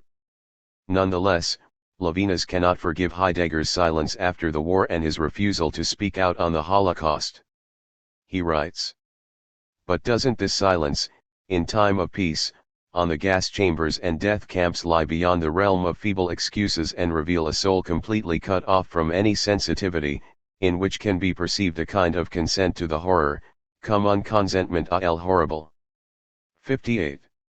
However, there is a crime worse than silence, and Heidegger committed it in his by now infamous remark, cited by Lacoue-Labart, "Agriculture is now a mechanized food industry. As for its essence, it is the same thing as the manufacture of corpses in the gas chambers and the death camps, the same thing as the blockades and the reduction of countries to famine, the same thing as the manufacture of hydrogen bombs." FP 58/HAP 34. In response to this passage, Levinas comments, "This stylistic turn of phrase, this analogy, this progression are beyond commentary, se passant de commentaries." 59 For Levinas, by speaking on the Holocaust in this way, Heidegger shows complete insensitivity to the specificity and extremity of its evil. Towards the end of More or Pour, a paper given at the same conference as Derrida's Of Spirit in 1987, Levinas comments on paragraph 47 of Being and Time, from the Death Analysis, where Heidegger is seeking the authentic signification of being towards death, Suzy 237-41. Here Heidegger makes a short digression into the significance of experiencing the death of others and the consequence of such experience for trying to get a complete grasp on the totality of Dasein. After discussing the idea of going to one's death for another, für einen anderen in den Tod gehen, Suzy 240, he immediately withdraws from this possibility, writing that to die for the other, always means to sacrifice oneself for the other, für den anderen sich opfern, ibid. For Heidegger, in order to get a complete grasp of the totality of Dasein, death must be in every case my own, and in facing up to the finitude of my being, I experience authentic individuation. To die for the other is always secondary within the logic of fundamental ontology, it would always be but a sacrifice. Now, for Levinas, it is precisely the ethical relation, understood as the priority that the other has over me, that is primary, the fact that I would be prepared to sacrifice myself for the other, to substitute myself and die in the other's place. One might further claim that this refusal of sacrifice by Heidegger is a refusal to conceive of my Dasein as a sacrifice for the other, that is, as ein Opfer, to Holocausten, an offering. The intriguing and complex question here is whether and to what extent Levinas is correct in his judgment, or whether the Heideggerian text can be read in terms of a thematics of sacrifice or Holocaust as an offering to the other. To choose a far from politically neutral example, what does Heidegger mean in The Origin of the Work of Art when he claims that one of the ways in which truth grounds itself is the essential sacrifice, das wesentliche Opfer? 60. For Levinas, Politics begins as ethics, that is, as the possibility of sacrifice, and this leads him to articulate a form of political life that would interrupt all attempts at totalization, totalitarianism, or immanentism. The interruption of the political order of totality occurs with the infinity of the ethical, the moment of transcendence that maintains the community as an open community, an interrupted community. On the basis of Levinas's work, I would argue, one can begin to envisage a politics that does not reduce transcendence, because of the irreducible ethical difference between myself and the other. The slogan "Politics begins as ethics" 61 means that political space is based on the irreducibility of ethical transcendence, where the community takes on meaning in difference without reducing difference. Political space is an open, plural, opaque network of ethical relations which are non-totalizable and where the contemporaneity of the multiple is tied around the diachrony of the two, AE 203/OB 159. Levinasian politics is the enactment of plurality, of multiplicity. 2. The double structure of community. I should now like to follow this movement from ethics to politics in some textual detail. Although Levinas discusses it from as early as the 1954 essay, The Ego and the Totality, CPP 25-45, I will begin by focusing on a couple of pages from Totality and Infinity entitled The Other and the Others, Autrui et les autres. Levinas begins by stipulating that what takes place between the same and the other concerns everyone, that the ethical relation with the face places itself in the full light of the public order, T 187/TI 212. The discourse between myself and the other does not result in complicity, the ethical relation is not a clandestine, private relation between lovers, in which the seriousness and frankness of ethics turns into laughter or cooing, roucoulement. The ethical relation is not, Levinas claims, like Buber's I, thou relation, self-sufficient and forgetful of the universe, rather, the third party looks at me in the eyes of the other, language is justice, le tiers me regard dans les yeux d'autrui, le langage est justice, T 188/TI 213. It is here that Levinas introduces the crucial theme of le tiers, the third party who ensures that the ethical relation always takes place within a political context, within the public realm. Levinas's claim here is that the third party looks at me in the eyes of the other, and therefore that my ethical obligations to the other open onto wider questions of justice for others and for humanity as a whole. Levinas insists that the passage from ethics to politics, or from the other to the third, is not chronological. It is not that there first would be the face and then, ensuite, the being it manifests or expresses would concern itself with justice, the epiphany of the face as face opens humanity. The ethical relation does not take place in an apolitical space outside the public realm, rather, ethics is always already political, the relation to the face is always already a relation to humanity as a whole. One quickly realizes the stakes involved in this claim, for the move to le tiers allows Levinas to introduce the concept of equality. The ethical relation is a relation of obligation to the poor one and the stranger, that is, it is a relation with a being who is not my equal, but who is destitute, le demuni, and speaks to me from a position of height. There is therefore a radical inequality or asymmetry between the terms of the ethical relation, which, as it were, provokes my obligation. However, Levinas continues, the other also presents him or herself as an equal insofar as the relation to the other is a relation with le tiers. The relation to the third is the communal bond, a relation among equals, a we. The thou is posited in front of a we. To be we is not to jostle one another or to get together around a common task. The presence of the face, the infinity of the other, l'autre, is destitution, presence of the third party, that is, of the whole of humanity that looks at us. T 213/TI 188. Thus my ethical relation to the other is an unequal, asymmetrical relation to a height that cannot be comprehended, but which, at the same time, opens onto a relation to the third and to humanity as a whole, that is, to a symmetrical community of equals. This simultaneity of ethics and politics gives a doubling quality to all discourse, whereby the relation to the other, my saying, is at the same time the setting forth of a common world, what in this context Levinas calls prophecy. 62 Levinas would appear to be thinking of prophecy here in the sense that the prophet is the person who puts the community under the word of God, who binds the community and makes it a commonality. He continues. By essence the prophetic word responds to the epiphany of the face, doubles all discourse, double tout discours, not as a discourse about moral themes, but as an irreducible movement of a discourse which is essentially aroused by the epiphany of the face inasmuch as it attests the presence of the third party, of humanity as a whole, in the eyes that look at me. Ibid. The passage from the ethical to the political is not a passage of time, but rather a doubling of discourse, whereby the response to the singularity of the other's face is, at the same time, a response to the prophetic word, to the word that makes the community a commonality. Thus, and this is a decisive insight, the community has a double structure. It is a commonality among equals which is at the same time based on the inegalitarian moment of the ethical relation. The essence of society, as Levinas puts it, does not derive from a war of all against all or from a struggle of egoisms, but from the ethical relation. The coincidence of beings in a community is, for Levinas, based on the non-coincidence of the same and the other in the ethical relation.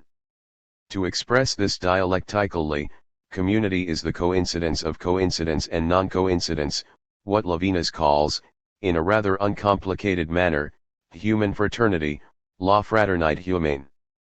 Fraternitas, a community of brothers bound around a double bind. Human fraternity has then a double aspect. It involves individualities whose logical status is not reducible to the status of ultimate differences in a genus, for their singularity consists in each referring to itself. On the other hand, it involves the commonness of a father, as though the commonness of race would not bring together enough. T214/TI 189. Levinas names this double community, both equal and unequal, symmetrical and asymmetrical, political and ethical, with the name monotheism.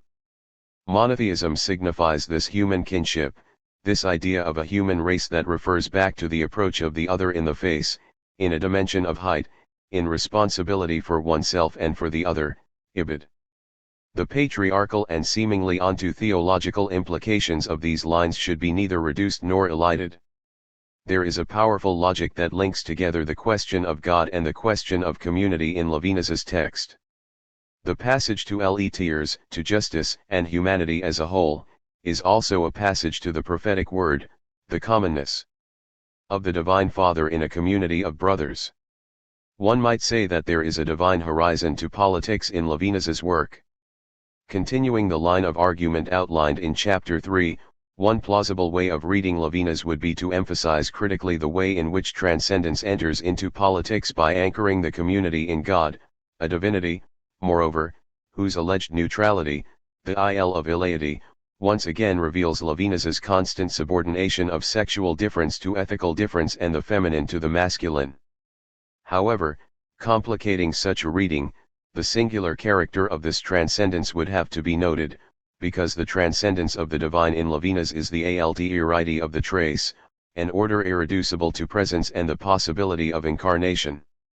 Levinas's God is not the God of onto-theology, but rather, like Lefferts Luvidi, God is an empty place, the anarchy of an absence at the heart of the community.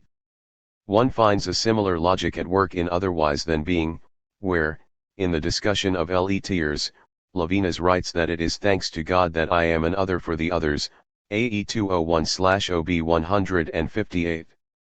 That is to say, my relation to all the others takes place only in so far as it binds me to the other person whose alterity stands in the trace of illeity. What prevents the community from becoming wholly immanent to itself is the transcendence of the relation with the other, a transcendence that comes from the order of the trace as the opening of the divine as an absence. 3. The Justified said.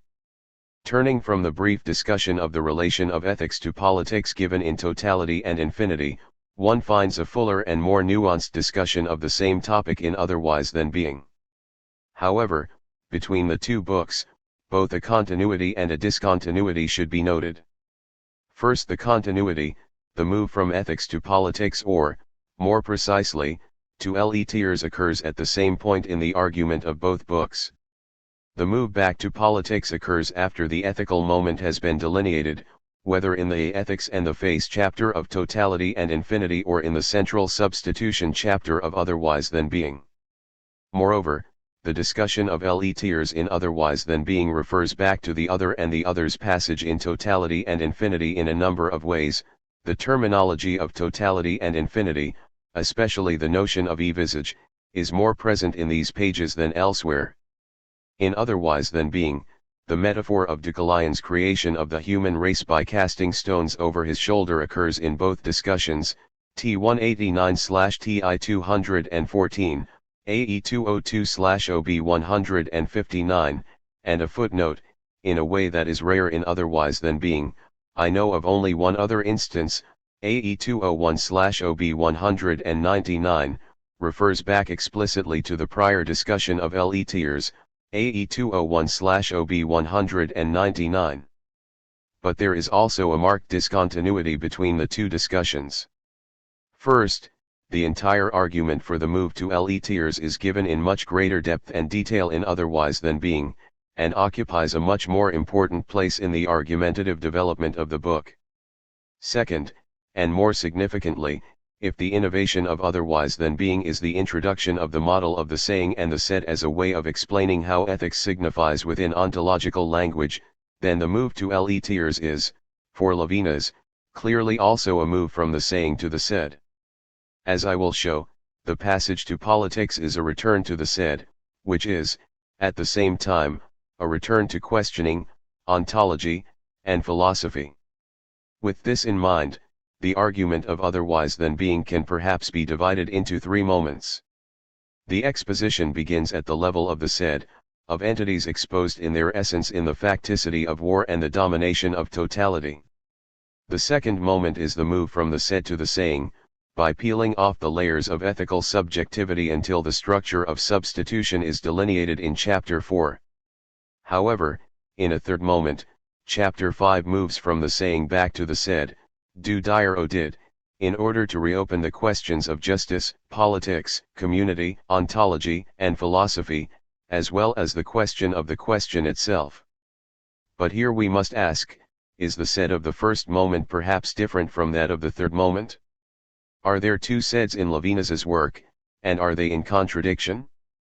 I would argue that there is only one said for Levinas, but that the difference between the said of the first and third moments is the difference between an unjustified and a justified said.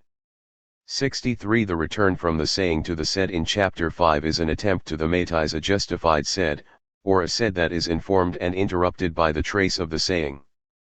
The originality of Otherwise Than Being perhaps consists in its recognition of the need for an account of the justified said, that is, of a political language of philosophical questioning that does not reduce ethical transcendence. This is not so much ethics as first philosophy, as philosophy as ethics first.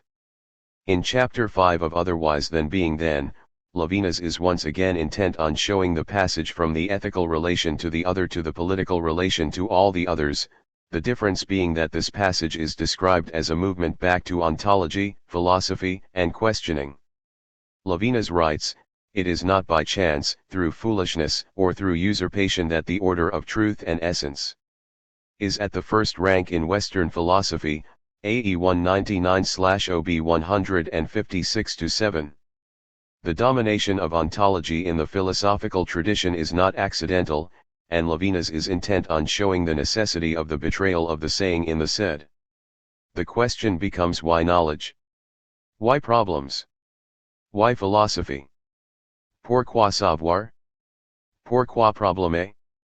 Pourquoi philosophie? AE 199/OB157.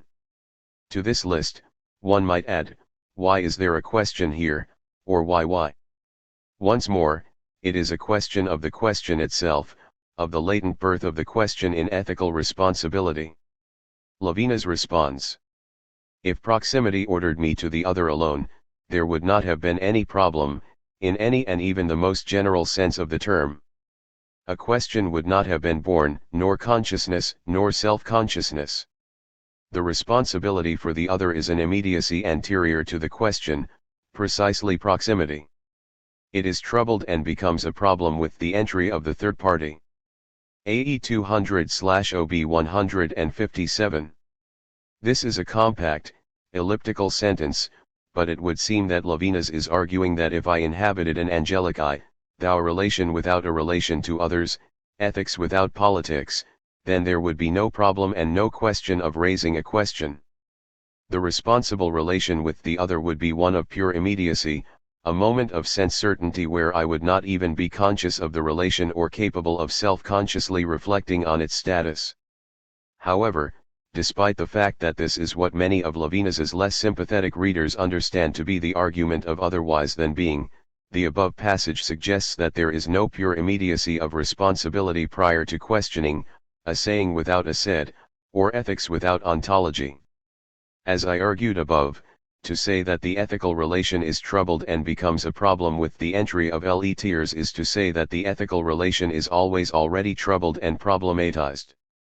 The passage from the other to the others is not chronological, rather, the others concern me from the first, les autres d'emblée me concernent, AE 202/OB 159. From the first, my ethical discourse with the other is troubled and doubled into a political discourse with all the others, a double discourse. The immediacy of the ethical is always already mediated politically. This is the reason why there is a question, or knowledge, or problems, or philosophy. However, what question is being addressed here exactly? Le tiers has always already entered into the ethical relation, troubling and doubling it into a political discourse.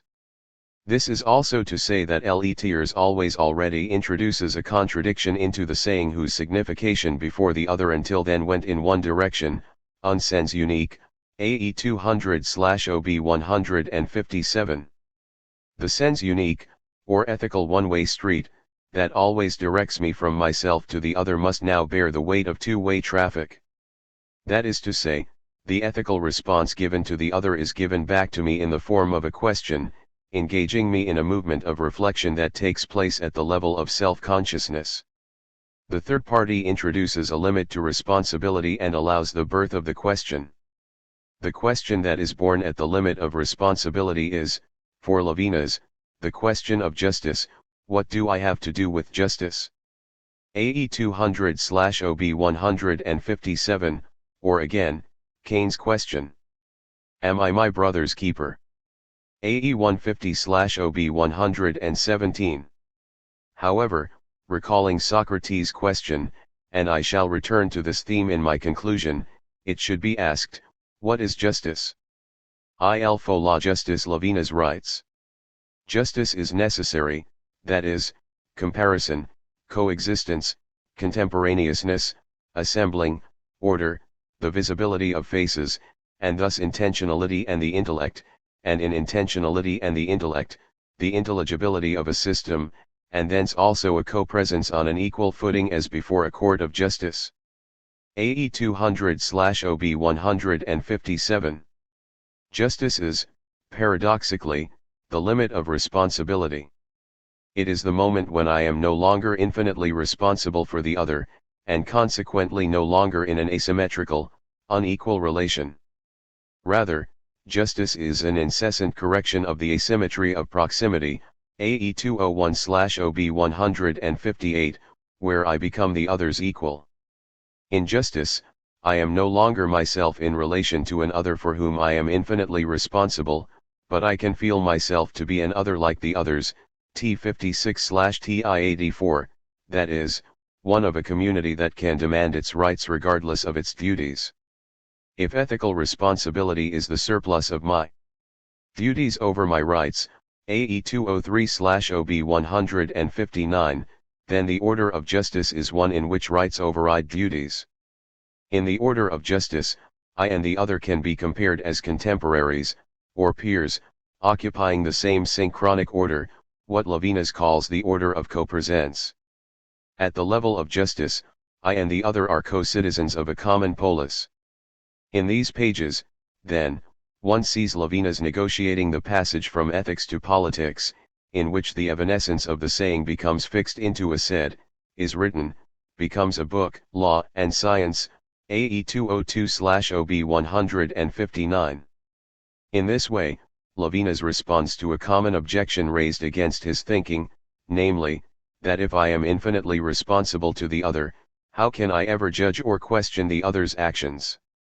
One can respond by claiming that, ethically, I have no right to judge the other, I am simply called to be responsible to him or her, and whether the other responds or reciprocates the gesture is his or her business, not mine, EEI 94-5. Ethically, I cannot demand that the other be good. However, the extremity of this position must be tempered by the thought that, at the level of politics and justice, at which I am a citizen of a community, I am entitled to judge, to call the other to account, to raise Cain's question. For Levinas, judgment is political judgment, and, as I shall show presently, the Socratic function of philosophy in the polis is persistently to raise the question of justice. However, is this return to the order of the said, ontology, and philosophy simply a betrayal of ethical saying? The response to this question turns on the meaning of what was called above the justified said. The return to the said is not a return to the pure said of ontology, but rather to a said which maintains within itself the trace of ethical saying. Levinas writes, "The one for the other is not a deforming abstraction.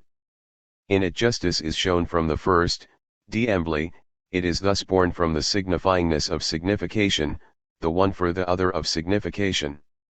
This means concretely or empirically that justice is not a legality regulating human masses, from which a technique of social equilibrium is derived, harmonizing antagonistic forces, that would be a justification of the state delivered over to its proper necessities. Justice is impossible without the one that renders it finding himself in proximity." AE 202/OB 159. For Levinas, justice cannot be conceived as some abstract or formal legality regulating society, reducing antagonism, and producing social harmony. Such would be a description of an immanentist or totalizing community, a transparent society without friendship and faces. Justice must be informed by proximity, that is to say, the equality and symmetry of the relations between citizens must be interrupted by the inequality and asymmetry of the ethical relation. There must be a certain creative antagonism between ethics and politics which ensures that justice is done in the sight of the other's face. The just, egalitarian society is one that is based on the inequality of the ethical relation, a society that permits the proliferation of antagonism and transcendence, what I called above a doubled community and what I shall go on to describe as a democratic polity. Injustice, not to mention racism, nationalism, and imperialism, begins when one loses sight of the transcendence of the other and forgets that the state, with its institutions, is informed by the proximity of my relation to the other. Levinas continues. Justice only remains justice in a society where there is no distinction between those close and those far off, entre prox et lointains, but in which there also remains the impossibility of passing by the closest, du plus proche, where the equality of all is borne by my inequality, by the surplus of my duties over my rights. AE 203/OB 159. The justified said is a political discourse of reflection and interrogation, a language of decision, judgment, and critique that is informed and interrupted by the responsibility of ethical saying. A relation to all the others is justifiable only in so far as it is based on the recognition of the impossibility of passing by the other. Thus the move to les tiers in Levinas, and the consequent turn to politics, the said, ontology, and philosophy, is not a betrayal of ethical saying, but rather represents the attempt to traverse the passage from ethics to politics without reducing the dimension of transcendence. In this way, rather than claiming to be done with ontological language, Levinas recognizes the necessity for privileging it in questions of politics and justice. As I mentioned at the end of the last section, the thrust of Levinas's argument is to show how the universality of political rationality cannot ignore the pre-rational singularity of my ethical respect for the other, what Levinas calls a rationality of peace, AE 203/OB 160. The anarchic, pre-original relation to the other needs to be supplemented by the measure of the archie, of principles, beginnings, and origins.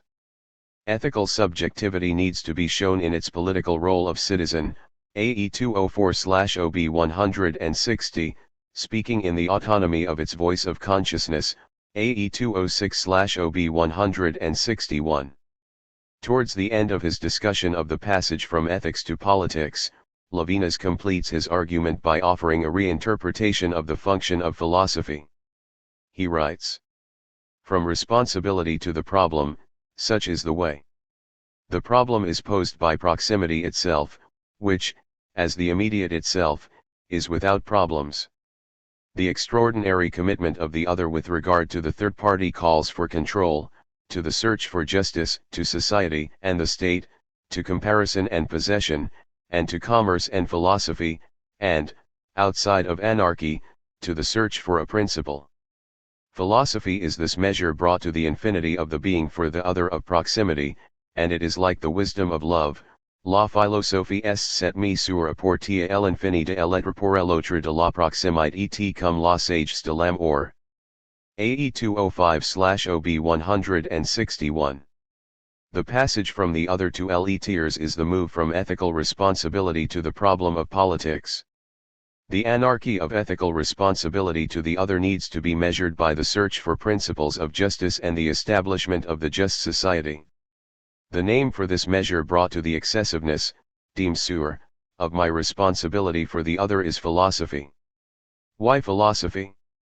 Most obviously, in virtue of the claim that the immediate ethical relation to the other is always already politically mediated, a necessary domain of questioning is opened, one that might be called philosophy. However, a singular inversion in the definition of philosophy should be noted. Levinas does not define philosophy in the usual manner as the love of wisdom, l'amour de la sagesse, but rather as the wisdom of love, la sagesse de l'amour. 64. Why this inversion? In chapters 1 and 4, I discussed how, for Levinas, philosophy is not simply reducible to ontology and how the philosopher's effort should consist in the reduction of the said to the saying, causing a disturbance within language that allows the ethical to signify within ontology. For the later Levinas, philosophy occupies a liminal position, being both the language of the said and the language whereby the reduction of the said to the saying is shown. Levinas writes, philosophy is called upon to think ambivalence, and to think it in several times, AE 206/OB 162. Even though the discourse of philosophy takes place at the level of synchrony and the said, it remains, Levinas claims, the handmaiden of the saying, la servante du dire, ibid, signifying the diachronic relation between myself and the other. Levinas repeats, philosophy, wisdom of love at the service of love, la philosophie, sage de l'amour au service de l'amour, ibid. Love is therefore ethical saying, whereas philosophy is that language of the said and justice that is called on to serve love.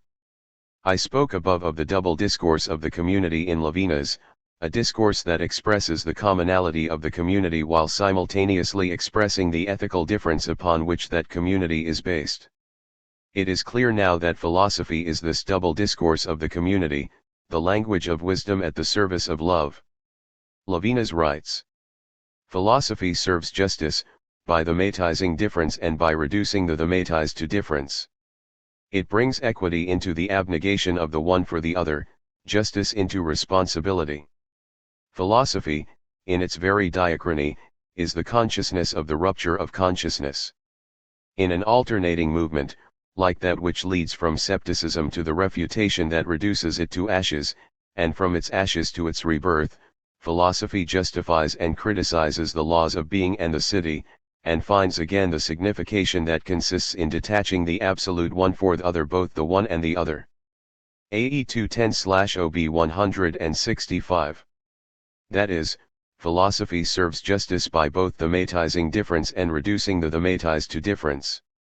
The ambivalent, oscillating movement of philosophy both brings the measure of wisdom, reason, and universality to the ethical relation and shows how the rational order of justice is itself derived from the proximity of love.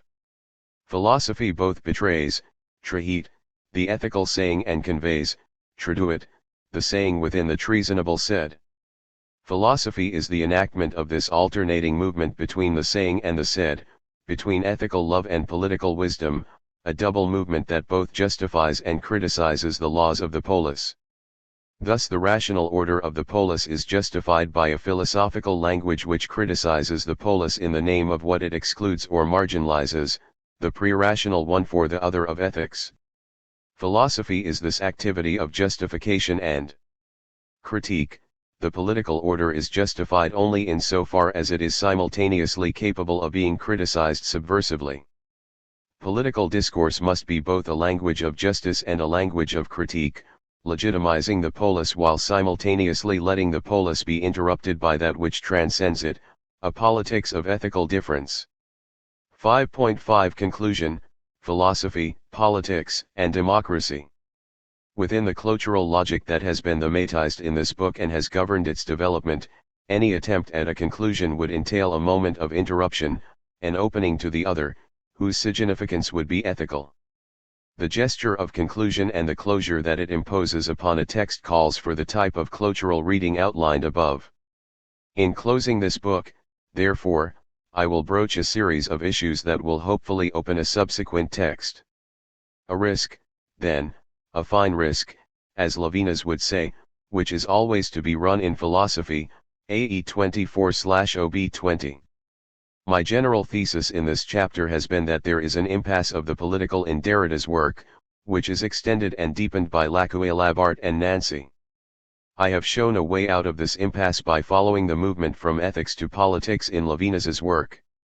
The general argument of this book is that Derridian deconstruction has a horizon of responsibility or ethical significance, provided that ethics is understood in the Levinasian sense. Deconstruction, as the most rigorous determination of undecidability in a limitless context or as a philosophy of hesitation, opens an ethical space of alterity or transcendence. However, the move that deconstruction is unable to make, what I have called its impasse, concerns the passage from undecidability to the decision, from responsibility to questioning, from deconstruction to critique, from ethics to politics. Political space is understood here as a factical, ontic, or empirical terrain, on which politics is conceived as an activity of questioning, critique, judgment, and decision, in short, as the creation of antagonism, contestation, and struggle, what one might call the battle over Dasein. In Lacuille-Labart and Nancy, for reasons that are essential to their analysis, this dimension of politics, la politique, was excluded in favor of a meditation upon le politique. I have argued that there is a need for a political supplement to deconstruction, in the full sense of that word, as something which both makes up for a lack and adds to what is already complete.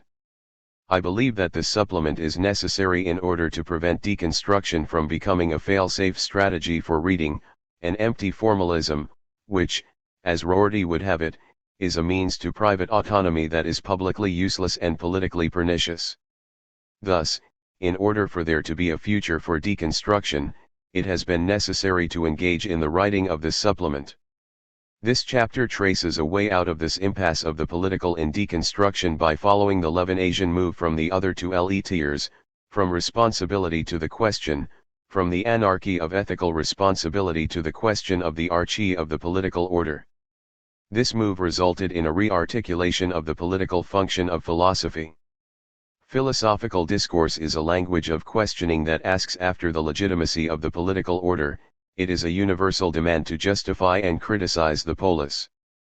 The properly philosophical moment is not that of founding the polis upon science, knowledge, or wisdom, but, rather, consists in raising the question of legitimacy by calling the political order into question. What is justice? Following Hannah Arendt's interpretation, 65, I see this as the properly Socratic moment of philosophy, which sees the latter as a way of criticizing or interrupting the polis, of calling the polis to judgment, of judging the duty of citizenship to be the wisdom of love at the service of love. Arendt distinguishes the Socratic moment of the interruption or critique of the polis from the Platonic moment of founding the polis on the absolute foundations of philosophical knowledge, what Arendt calls Plato's tyranny of truth, p. 78. It is this Platonic moment of grounding the polis on a philosophical foundation that is so disastrously repeated in Heidegger's Recht oral address. Arendt writes, "The role of the philosopher is not to rule the city but to be its gadfly, not to tell philosophical truths but to make citizens more truthful. The difference with Plato is decisive. Socrates did not want to educate the citizens so much as he wanted to improve their Dasein, which constituted the political life in which he took part." 66. The philosopher is not one who wants to subordinate Dasein to episteme, thereby establishing politics on an absolute foundation. Rather, the philosopher is one who dwells in the polis, which is the space of Dasein, and who questions, criticizes, and judges Dasein. The political function of the philosopher is to be a gadfly, not a king. Let us suppose that the Delphic oracle was sincere, that Socrates was the wisest man in Greece because he did not know, and that the philosopher's wisdom consists in a self-conscious agnosticism that is at the service of love. Philosophy should not envision the abandonment of Dasein, or, indeed, the cave, as the place where politics takes place. Rather, philosophy is a constant activity of criticizing and legitimizing Dasein. Socratic midwifery is simply the process of critical dialogue upon the Dasein of a particular community which enables citizens to come to the truth of Dasein. There is, I believe, an urgent need to re-establish the political link between philosophy, as critical reflection on Dasein, and citizenship, as a reflective stance with regard to one's political duties and rights, philosophy as citizenship and citizenship as philosophical activity. Such a conception of the political function of philosophy, which is, of course, far from novel, indeed, perhaps it is the very furthest from novelty, needs to be integrated with a different understanding of political space. The space of the polis is not an enclosed or immanent structure, but rather a multiplication of spaces, a structure of repeated interruptions, in which the social totality is breached by the force of ethical transcendence. I have shown how the community has a double structure in Levinas, as a relation both to the other and to all the others, word toi, tout autre que, moi. Any attempt to bring closure to the social is continually denied by the non-totalizable relation to the other. Social space is an infinite splintering, or fragmentation, of space into spaces in which there is consequently a multiplication of political possibilities. Philosophy, as the wisdom of love at the service of love, is the discourse which, through its activity of open, agnostic critique, ensures that the community remains an open community, at the service of ethical difference. Philosophical critique, like Antigone herself, is the eternal irony of the community, the fact that the community is legitimized only by calling the legitimacy of the community into question. 67. The just polity is one that can actively maintain its own interruption or ironization as that which sustains it. If Levinasian politics is a politics of the multiple, of the second and the third persons, then philosophy is the language that is respectful of this multiplicity, that thematis difference and reduces the thematis to difference. To quote Arendt once again, if philosophers, despite their necessary estrangement from the everyday life of human affairs, were ever to arrive at a true political philosophy, they would have to make the plurality of man, out of which arises the whole realm of human affairs, in its grandeur and misery, the object of their thaumatzien. 68. If philosophy begins in wonder, then political philosophy, the reflective activity of polis-dwelling beings, begins in wonder at the fact of human plurality. Furthermore, such a conception of political space is, I would claim, democratic. I understand democracy to be an ethically grounded form of political life which is continually being called into question by asking of its legitimacy and the legitimacy of its practices and institutions, what is justice? 69. In this sense, legitimate communities are those which have themselves in question, and, to that extent, Legitimate communities are philosophical. The political wisdom of democratic societies consists in their service to love, to the irreducibility of ethical difference. The political responsibility of the citizen of a democracy consists in the questioning of the axioms and foundations of democratic society, a questioning which has its horizon in responsibility for the other. Democracy is the form of society committed to the political equality of all its citizens and the ethical inequality of myself faced with the other. However, returning to the above discussion of Leffert, the central feature of democratic politics is that the source of power is contested through elections or through parliamentary or extra-parliamentary activism and debate. In democracy, power does not disappear, rather, it is the site of antagonism, competition, and struggle. Such is the risk of democracy, the fact that democratic life is always exposed to the danger of collapsing into tyranny and totalitarianism. The trial and death of Socrates provide a first and permanent reminder of the risk of democracy, and offer an explanation of why Plato and an entire tradition of political philosophy extending to Heidegger should be so suspicious of democracy. Democracy is a fragile, agnostic, doxic form of political life, where fragility is the price to be paid for the refusal of all forms of immanentism. Democracy is the politics of difficulty, opacity, and dirty hands, of the fact that the social is not a complete, transparent oeuvre, that political action is always taken on an open, undecidable terrain. Democracy is a permanent risk, a risk that is well worth running, a fine risk, because it is only when political space is organized democratically, that is, disorganized as an open, interrupted community, that one can envisage a politics that does not reduce transcendence, a community that thinks difference without reducing difference. Democracy is the politics of ethical difference, political wisdom at the service of ethical love. In this way, one can reopen negotiation on the best route between Jerusalem and Athens. That is to say, the hierarchy and totality of the Athenian democratic political order and the philosophical question that Socrates raises about the legitimacy, or archie, of that order need to be supplemented by the anarchic ethical particularity of Jerusalem. In the discussion that followed his paper Transcendence and Height, Levinas argued that both the hierarchy taught by Athens and the abstract and slightly anarchical ethical individualism taught by Jerusalem are simultaneously necessary in order to suppress violence, th. 103. I emphasize simultaneously necessary, for democratic political life is not to be built on a philosophical, theoretical, or even aesthetic foundation. Rather, democracy practices the ongoing interruption of politics by ethics, of totality by infinity, of the said by the saying. For this, both the question and the question of the question are needed. However, democracy does not exist.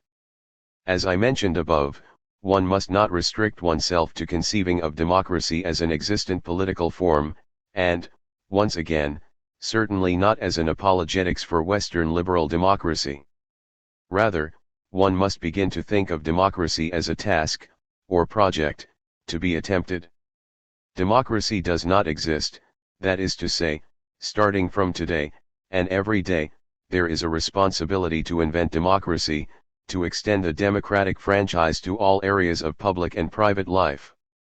Once more an effort, encore un effort, as Derrida has recently noted, this is the germ of democracy 70. To say that democracy does not exist is to say that democracy is always democracy to come, avenir. Democracy is an infinite task and an infinite responsibility directed towards the future, l'avenir, its temporality is that of advent. To think of democracy as futural is to take up the ethico-political obligation to invent democracy, more and better, today and every day. Democracy is a political form characterized by incompletion and deferral, which is to say that democracy has a differential structure. Of course, to say this is no longer to criticize Derrida, on the contrary, it is to imagine the future of deconstruction and perhaps the future of Derrida's own work. Democracy as the future of deconstruction? In this closing chapter, I have tried to open this future by raising a question of politics. An attempt at self-criticism 1. I. Any presentation of a book's main themes and arguments by its author must, it seems to me, begin from the statement of the constitutive impossibility of self-reading. This is a fortiori true of the ethics of deconstruction, for if this book has any central concern, it is the demonstration that the act of reading is not something self-contained or circulating within what Levinas would call the economy of the same. Rather, reading tends towards alterity as its law, towards a suspension of the movement of comprehension, towards a destabilization of the intentional investment of a text, towards a singular event of transcendence, towards a certain explosion of the book. One of the lessons of the work of Maurice Blanquat and, after him, Paul de Man, would seem to be that any act of self-reading that is not going to result in the narcissism of bad faith, must confront its fundamental impossibility as its condition of possibility. Thus, the impossibility of self-reading as the law of reading entails that I am necessarily and a priori blind to the guiding insight of my book. Employing the terminology of 11 Asian hermeneutics that I will explain below, I am deaf to the saying that resounds in the said of the book, which means that in this presentation I will have to listen to another saying, and perhaps imagine momentarily that the ethics of deconstruction was written by someone else, some foolish alter ego. Thus at the outset, I find myself pulled up short by the need to be obedient to the law of reading that I have sought to demonstrate. It is always for others to illuminate this blindness and begin the act of reading. An alternative reading strategy would be to adopt a lacerating ironic distance from the book, of the kind Nietzsche adopted with respect to his own work in Ecce Homo. Again, one might try to multiply the voices in which one writes, in dialogue or polylogue, and to play these voices off against each other, a strategy that Nietzsche also attempted in his 1886 prefaces. I am thinking particularly of the attempt at a self-criticism that prefaces the second edition of The Birth of Tragedy, a title where the emphasis should fall, it seems to me, on the word attempt, versuch. Self-criticism always has the provisional character of attempt. 3 Such a play of voices is equally at work in the Athenaeum fragments, Wittgenstein's Investigations, Blanquat's L'Entretien Infini, several of Derrida's later pieces, and, of course, all of Plato's dialogues. However, I shall adopt none of these more demanding rhetorical strategies and instead opt for the simpler path of banality. And yet, as a prelude to this, let me risk the strategy, itself already rehearsed at the beginning of philosophy, as the beginning of philosophy in Plato's Phaedo, if to philosophize is indeed to learn how to die, of attempting to commit suicide in public, where, once again, emphasis should fall on the word attempt. My textual hemlock will be a passage from a recent text by Derrida, which appeared after my book was finished, entitled Passions, an Oblique Offering. I quote at length, "One can attend or participate today, in many different places, in a congenial and disturbing task, to restore morality and especially to reassure those who had serious reasons for being troubled by this topic.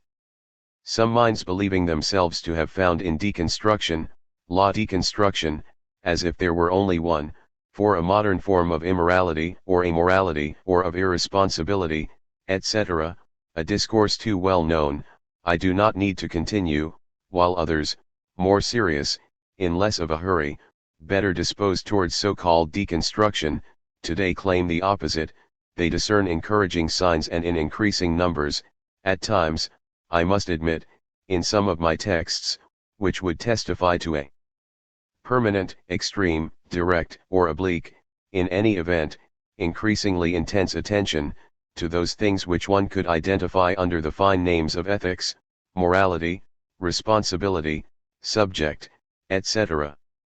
Before reverting to not responding, I would like to declare in the most direct way that if I had the sense of duty and responsibility, it would compel me to break with both these moralisms, with these two restorations of morality, including, therefore, the remoralization of deconstruction, which naturally seems to me more attractive than that to which it is rightly opposed, but which at each moment risks reassuring itself in order to reassure the other and promote the consensus of a new dogmatic slumber.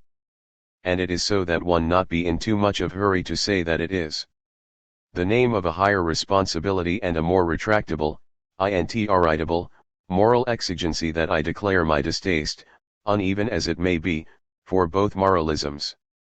Undoubtedly, it is always following the affirmation of a certain excess that I suspect the well-known immorality, indeed the degenerating hypocrisy of moralisms.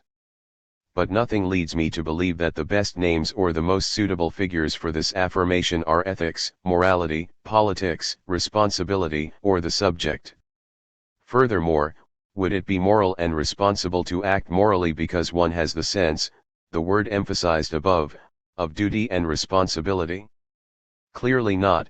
It would be too easy and, precisely, natural, programmed by nature. It is not really moral, responsible, etc., because one has the sense of morality, of the height of the law, etc. 5. All this, therefore, still remains open, suspended, undecided, questionable even beyond the question.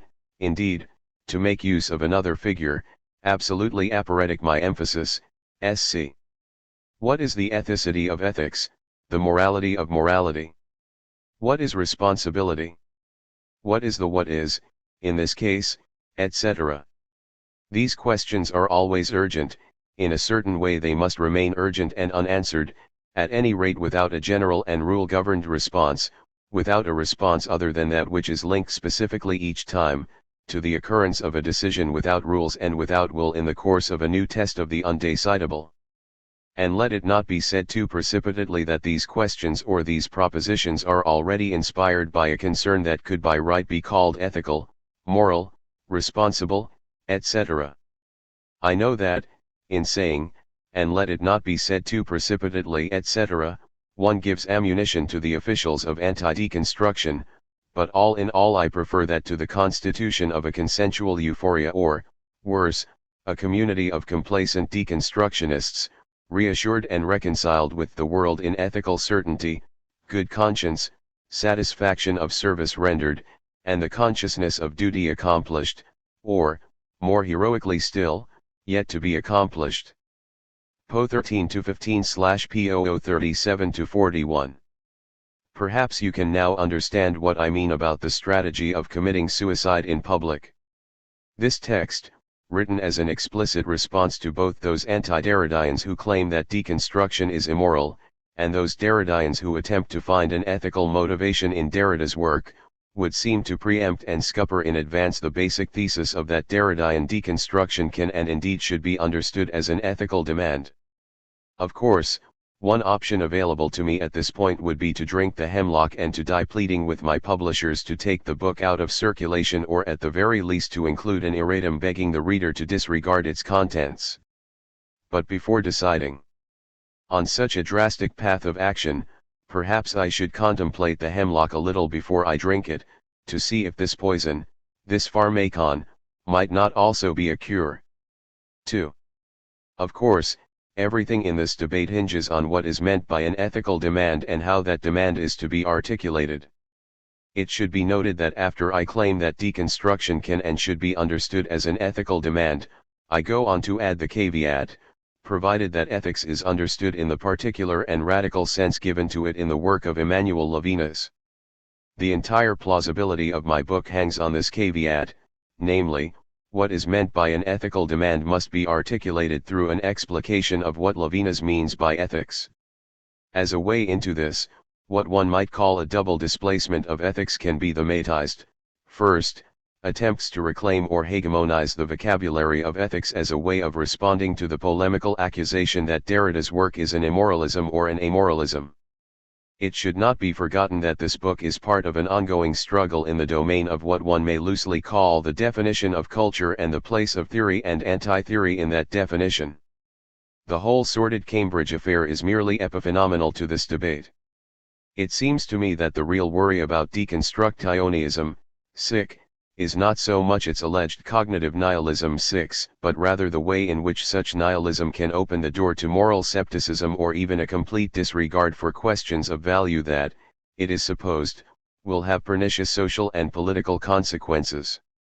So, the first displacement of the word ethics in my book is to reclaim quasi-polemically the language of morality from those proponents of the anti-deconstructionist Dasein mentioned by Derrida above. Of course, this leads me into certain problems. The book is a response to what I believe to be an impasse in Derrida's work and in discussions of that work. It is a response to the serious and sincere questions posed on page 1, why bother with deconstruction? What demand is being made by deconstruction, and attempts to show that these questions demand an ethical response. However, my keenness and impatience in arguing this thesis leads me into the precipitous use of a number of philosophemes: ethics, politics, truth, duty, unconditionality, before which Derrida's cautious rigor would doubtless hesitate. 7. It could be said, echoing Derrida's words, that I move too quickly or precipitously from the elaboration of deconstructive reading to the affirmation of the ethical demand implicit in this enterprise. My approach shows too much decidedness and too little undecidability in speaking without hesitation on. As such, my text leaves itself open to, indeed calls for, the kind of deconstructive reading elaborated in the text. This is true. I accept it without reservation. As Levinas might retort, voilà de objections bien connues. These are familiar objections. However, this in no way, I believe, minimizes the necessity of the gesture attempted in. The argument of my book might be, strictly, incoherent, but it is, I believe, also necessary. I shall come back to this. Mention of necessity takes me on to the second displacement. If I am attempting to reclaim or hegemonize the language of ethics in order to rebut the charge that deconstruction is an immoralism, then a displacement of the meaning of the word ethics is required in order not to fall prey to the fatal second daza outlined by Derrida, that of the remoralization of deconstruction.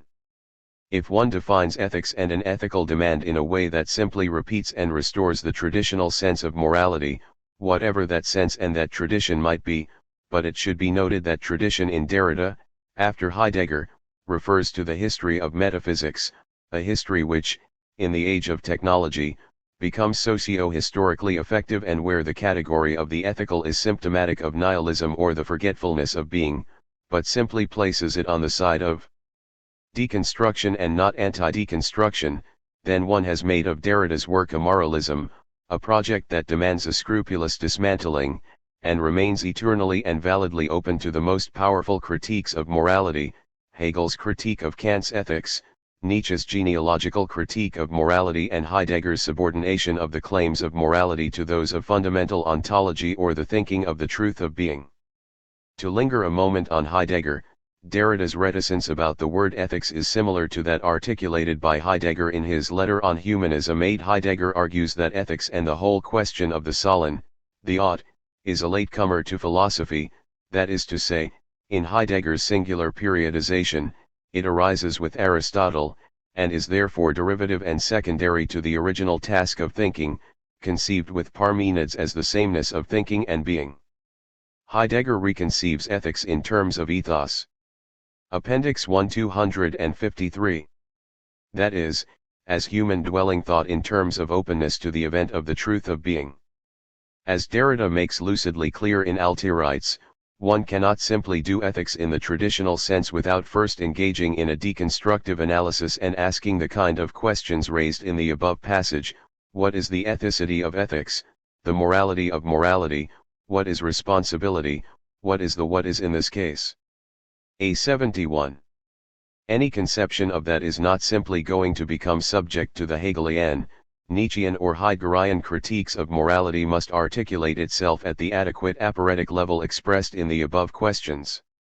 Such is the task of the double displacement of ethics attempted in this book, to reclaim the language of ethics from those who polemicize about the immorality of deconstruction whilst refusing to let this deconstructive conception of ethics be wholly, it might be partly, subject to the critique of traditional morality.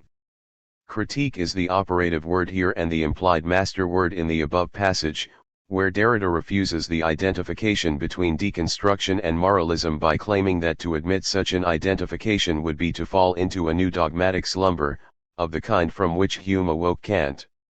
The responsibility of deconstruction is to maintain the vigilance of the critical stance. Let us note in shorthand that, when it suits him, Derrida will refuse the assimilation of deconstruction to critique, p. 21, above, that for Levinas, ethics is critique, and that Levinas in his short essay on Derrida, wholly otherwise, identifies deconstruction with Kantian critique, p. 146, above. In addition, these allusions to critique allow one to grasp the extent of Derrida's allegiance to philosophy, that is, deconstruction or deconstructions must engage in a continual confrontation with dogmatic slumber or Dasein, and, through the activity of critique, allow the various Dasein governing human life to confront the irreducibility of aporia. Aporia, perplexity, let us recall, is the moment in Socratic dialogue when the passage from Dasein or slumber to philosophy is enacted. Aporia is that Stimmung, that mood, that announces the beginning of philosophy, a lesson not lost on the early Heidegger, as the untitled first page of Senuende Zeit Intimates, where the task of philosophy is to retrieve perplexity or aporia about the question of the meaning of being. 9. For the later Levinas, and through a singular version of statements made in totality and infinity, the mood that philosophy is called upon to serve is love, and philosophy is defined as the wisdom of love in the service of love, pages 235 and 246-7, above. Thus, the additional language of ethics is a Dasein or dogmatic slumber which must be exposed as such by an aporetic critico-deconstructive questioning. Any determination of the sense of ethics that legitimized the formation of a consensus about value, or the good for the human being, must be refused by deconstruction in the name of philosophy. If an ethics of deconstruction were written as a kind of moral code intended for adoption by various persons inside and outside the academy, then this would indeed produce a kind of consensual euphoria, or what Derrida called above a community of complacent deconstructionists. 10. Deconstruction cannot therefore be reconciled with any claim to ethical certainty, good conscience, or the clear consciousness of duty, and does not provide us with a decision procedure for producing and testing the validity of maxims as a prelude to action. Deconstruction must persistently interrupt the argumentative process that results in consensus. And this is perhaps the philosophico-political imperative of deconstruction, where philosophy is understood as the dissensual moment in any political consensus, the disruption of Dasein as the truth of Dasein, the figure of the philosopher as the gadfly and not the king, or to use the recent example of Václav Havel, the philosopher as dissident and not president. All of this begs the meta-question as to what use an ethics of deconstruction might have if we bracket out the possibility of the ethics. As a decision procedure, for me, the passage from undecidability to the decision is the question of politics, which I take up in the concluding chapter of, pages 188 to 247, above. 3. Now that we have cleared the debris a little, the investigation can take on a sharper focus. If I am right in claiming that Derrida's skeptical remarks about the possibility of an ethical dimension to deconstruction do not contradict my argument, if in a sense they were known to me avant la lettre in a miraculous act of clairvoyance, then what am I really attempting to do in? More specifically, what is meant by an ethical demand in the Levinasian sense, and how might such a demand free itself from the sort of objections raised by Derrida above? Hopefully a response to the second question will help clarify the first. Appendix 1 255. What is an ethical demand in the Levinasian sense? First, an important semantic remark about the word ethics. After a certain point in his work marked by the 1951 essay Is Ontology Fundamental? 11 Levinas uses the word ethics to describe the non-totalizable relation with the other, although it should be noted that the word is strictly epiphenomenal to the argument of that essay and is only introduced on the basis of an allusion to Kant's Ethics 12. In totality and infinity, ethics is described as the placing in question of the ego or consciousness by the alterity of the other. 13 The other here is not some general, and hence empty, theoretical category, but is rather the particular and concrete other who faces me and places me under obligation, the one before me before whom I am infinitely responsible, at this moment, each of you. A question immediately arises about the necessity of this word ethics. The word provokes instant and perhaps insurmountable confusion amongst some, even anger and ressentiment amongst others. What Levinas means by ethics, whilst not being unrelated to the Kantian tradition of moral philosophy, particularly the second formulation of the categorical imperative, the formula of the end in itself, which guarantees respect for particular persons before the law, both the temporal and spatial senses of before, maintains at best an oblique and perhaps even a critical relation to the tradition as a whole. Levinasian ethics does not seek to tell us how we ought to act, nor does it even claim to offer a normative system or procedure, like the categorical imperative procedure, for formulating and testing the acceptability of certain maxims, judgments, or values. Levinas writes in the autobiographical essay Signature, moral consciousness is not an experience of values, but an access to an exterior being. 14 Levinas's name for this exterior being is face, visage. Ethics is the relation with the face of the other, although it is to say the least unclear what Levinas means by face. Is the face given to vision? Levinas says not, insisting that it is rather given in language. But how can a face appear in language? And can only beings capable of language have ethical obligations? And do we as a consequence have no obligations towards non-linguistic beings, like animals, plants, and stones, assuming that they are non-linguistic beings? Is Levinasian ethics a humanism? And is this humanism necessarily a weakness? You can begin to imagine the labyrinth of difficulties we enter into here. Here, then, is our semantic problem. Levinas uses the traditional word ethics, just as he uses the words metaphysics and subjectivity. But what he seems to intend by these words is something quite novel. For example, ethics signifies a non-totalizable relation to the other, metaphysics is the movement of positive desire tending towards infinite alterity, subjectivity is a pre-conscious, pre-reflective sentient subjection to the other. 15 As Derrida quotes in Alti writes, I believe that when Levinas speaks of ethics, ethics is wholly other, and yet it is the same word, A71. It is with this ambiguity, ethics is wholly other and yet it is the same word, that one can begin a serious deconstructive interrogation of Levinas's work. For Derrida, Levinas's work, against which Derrida says in an extraordinary passage I never have an objection, and where Derrida is extremely anxious to deny any philosophical differences between himself and Levinas, performs a semantic transformation of the meaning of the word ethics, pages 9 to 10, above. It is the same word, often apparently employed in the same way, but its meaning is wholly other. For Derrida, it would seem to be in the irreducible particularity of my obligations to the singular other, l'autre singulier, and the unique demand that he or she places on me, prior to all procedures of universalization and legislation. Here lies the difference with Kant, that the word ethics is able to exceed its traditional determination. As Derrida notes, the respect for the singularity or the call of the other is unable to belong to the domain of ethics, to the conventionally and traditionally determined domain of ethics, A71. Listening to this quote, we can see how Derrida can at one and the same time both distance himself from ethical interpretations of his work and affirm his point of absolute proximity to Levinas. Of course, one might, and perhaps rightly, object at this point that such a conception of ethics is no ethics at all and unworthy of the name. Indeed, Derrida wonders whether the ultra-ethics might not be a better description of his own and Levinas's projects, and in Violence and Metaphysics, Derrida describes Levinas's work as an ethics of ethics, WD 111. My book might more faithfully although less felicitously have been entitled The Ultra-Ethics of Deconstruction or The Ethics of Deconstruction.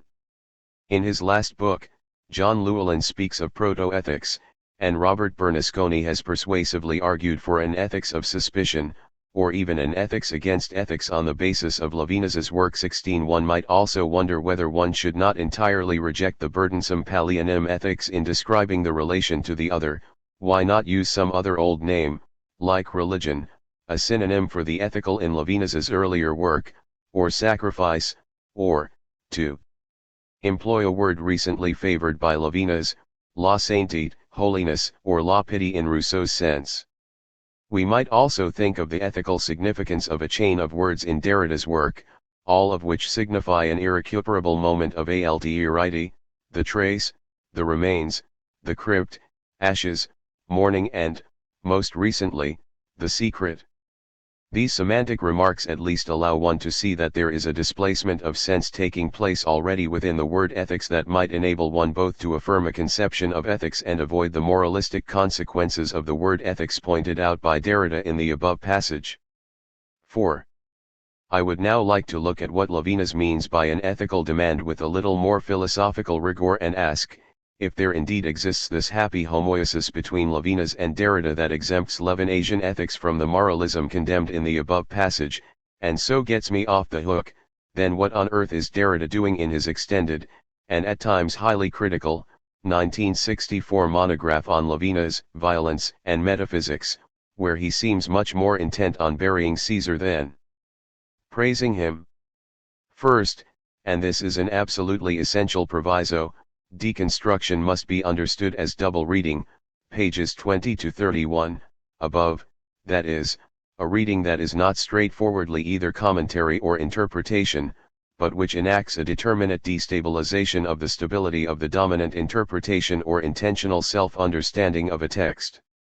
In a first moment, deconstructive reading engages in the patient, microscopic fidelity of commentary, or what we here call commentary for simplicity's sake. It is, of course, highly doubtful whether there can be any pure repetition of the text that would not already be an interpretation, however minimal, pages 23 to 5, above, whilst, in a second moment, it enacts an interpretative traversal of the text that brings the latter into contradiction with itself or with the dominant interpretation of the text. Derrida often articulates this double reading around the semantic ambivalence in the usage of a particular word, like supplement in Rousseau, pharmakon in Plato, and Geist in Heidegger.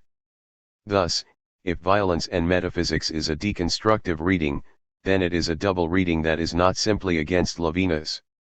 Derrida is not denouncing an incoherence in Levinas, just as he is not denouncing an incoherence in Foucault, Baudelais, or Artaud or any of the other transgressive authors he chooses to read.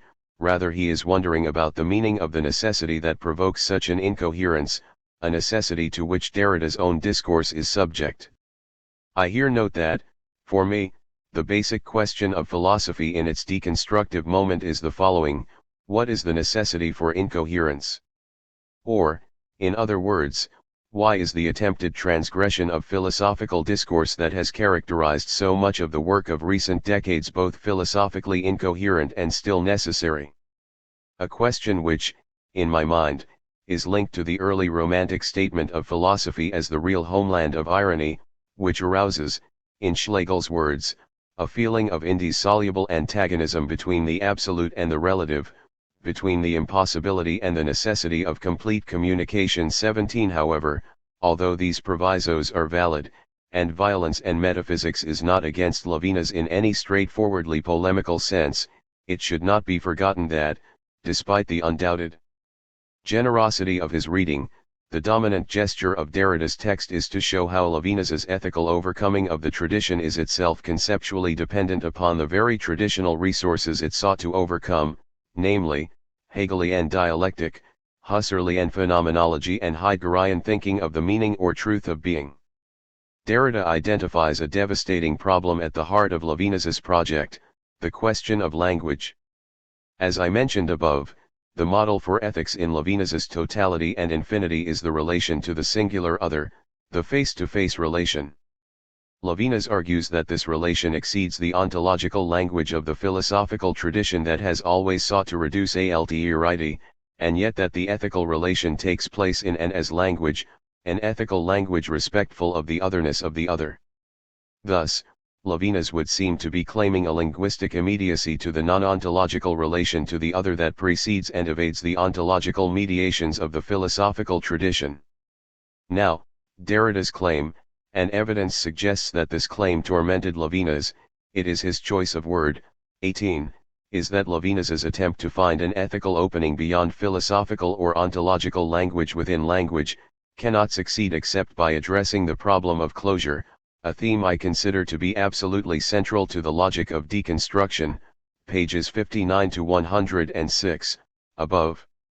Broadly stated, the problem of closure describes the duplicitous historical moments, now, when language, conceptuality, institutions, and philosophy itself show themselves both to belong to a metaphysical or logocentric tradition that is theoretically exhausted, and at the same time to be searching for the breakthrough out of that tradition. The problem of closure describes the liminal situation of late modernity out of which the deconstructive problematic arises, and which, I claim, Derrida inherits from Heidegger. Closure is the double refusal of both remaining within the limits of the tradition and of the possibility of transgressing that limit. Closure is the hinge that articulates the double movement between philosophy and its other, s. My broad claim that I cannot substantiate here is that ethics signifies in the undecidable yet determinate articulation of this hinge. Returning to violence and metaphysics, Derrida's claim is that Levinas's project cannot succeed except by posing the question of closure, and that because this problem is not posed in totality and infinity, Levinas's dream of a non-totalizing ethical relation to the other that is linguistic but which exceeds the totalizing language of the tradition, remains just that, a dream. Derrida calls it the dream of pure empiricism that evaporates when language awakens. Levinas's discourse, like all discourse that attempts to exceed the tradition, that of Foucault, Bödeli, Heidegger, or whoever, is caught, unbeknownst to itself, in an economy of betrayal, insofar as it tries to speak philosophically about that which cannot be spoken of philosophically, madness, sovereignty, das Aranis, the other. Not to philosophize is still to philosophize. The real advance of Levinas's later work, and by that I mean essentially the magnum opus, otherwise than being or beyond essence 19, is that he incorporates the lesson of the Derridian problem of closure into his attempted articulation of the ethical, and thus, in a sense, responds, with an obliqueness and discretion that leave few obvious traces in his work, to Derrida's intervention. If there is an underdetermination and a certain philosophical naivete about the possibility of an ethical language in totality and infinity, then this is completely transformed in otherwise and being, where the aporias entailed in the attempted expression of the ethical in the language of ontology become, arguably, the central preoccupation. Levinas's real innovation in otherwise than being is the model of the saying and the said as a way of explaining how the ethical signifies within ontological language. To explain briefly this distinction, the saying is my exposure, corporeal, sensible, to the other, my inability to refuse the other's approach. It is the performative stating, proposing, or expressive position of myself facing the other, whose essence cannot be caught in constitutive propositions. On the other hand, the said is a statement, an assertion, or constitutive proposition, about which the truth or falsity can be ascertained. This distinction is perhaps analogous to Lacan's demarcation of enunciation, the subject's act of speaking, and enonce, the formulation of the speech act into a statement. The question addressed in otherwise than being is the following: how is my saying, my exposure to the other, to be said or given a philosophical exposition that does not utterly betray the saying? The answer to this question is found in the method of what Levinas calls, with little explicit reference to Husserl, reduction. The philosopher's effort consists in the reduction of the said to the saying, finding in sentences and propositions the fact or the act by which these words are addressed to an other, making manifest their latent ethical dimension. But how is this reduction to be shown? If, as Levinas insists, everything that shows itself takes place at the level of the said, at the level of phenomenality, phenomenology, and light, then how does the enigmatic ethical saying show itself? My claim is that the saying only shows itself through a writing that enacts the contestation of the said within a permanent economy of betrayal. 20. This is what interests Levinas about scepticism, where although scepticism is continually and validly refuted by reason because it is self-contradictory, it returns to haunt reason eternally, like a ghost. As Levinas writes, in a formulation favored by Blanchot, language is already scepticism, that is, the reasonable said is always subverted by the force of the sceptical saying, only to be once again refuted by reason. The language of ethics works an economy of betrayal, where the saying disrupts the said, and in disrupting the said is caught within the said, betraying the saying and calling for another saying. The philosopher's effort is to enact a spiraling movement within language, a non-dialectical oscillation between the saying and the said. The reduction uses the unavoidable language of the said, and attempts to unsay the said by finding the saying within it, yet, and this is crucially important, this reduction is never pure or complete, the reduced said retains a residue of the unsaid said within it. The consequence of this is that philosophy is left in a spiraling movement between two orders of language, the saying and the said, where the ethical signifies through the undecidable oscillation or alternation of these two orders, an alternation that Levinas calls, the enigma of philosophy. Levinasian ethics, at least after it has been disrupted by the Derridian problem of closure, is a certain practice of language, perhaps ultimately a practice of the self in Foucault's sense, an enactment of writing at the limit of conceptual intelligibility, writing under the law of a necessity that risks incoherence in the name of thinking, a practice attentive to the aporias of closure, where ethics signifies enigmatically or undecidably, p. 168, above. I would like to conclude now by returning more closely to Derrida. V. Referring back to our helping of textual hemlock from passions, an oblique offering, it has hopefully already been established that the ethics of deconstruction does not seek to promote a new deconstructive complacency about the sense of the word ethics, around which a consensus would be able to form, nor does it seek to derive a program of action from a clearly defined conception of rights and duties. Rather, the ethical moment in deconstruction, the moment of responsibility, arises out of the restlessness of an experience of aporia, that is, of the suspension of choice, ambiguity, equivocity, hesitation, undecidability. As Derrida writes in the afterword to Limited Incorporated, there can be no moral or responsibility without this trial and without this passage by way of the undecidable, LITR 98. Such an experience of undecidability is at the very antipodes of complacency, it is the perpetual wakefulness of thinking taking place as the interruption of consensus. Deconstruction is a science of the undecidable, what Drusilla Cornell calls the philosophy of the limit and David Wood dubs a liminality 21, that is, the relentless and rigorous attempt to determine, through a scrupulous act of close reading, the figures of undecidability, e.g. Geist, Pharmakon, supplement, in the limitless context of what we can call, suurature, experience. I would like briefly to unpack these remarks. As a consequence of the Cambridge affair, even readers of the Daily Mail now know that Derrida said there is nothing outside the text 22. But what does this mean? Roughly this, that the field of what Derrida variously calls textuality, the general text, or context, is a limitless network of differentially ordered signs which is not preceded by any meaning, presence, or transcendental signified, but rather which constitutes each of the latter. Derrida extends the concept of the written sign, which, from Plato's Phaedrus onwards is characterized in terms of iterability and absence and thus breaking with the permanent presence of speech.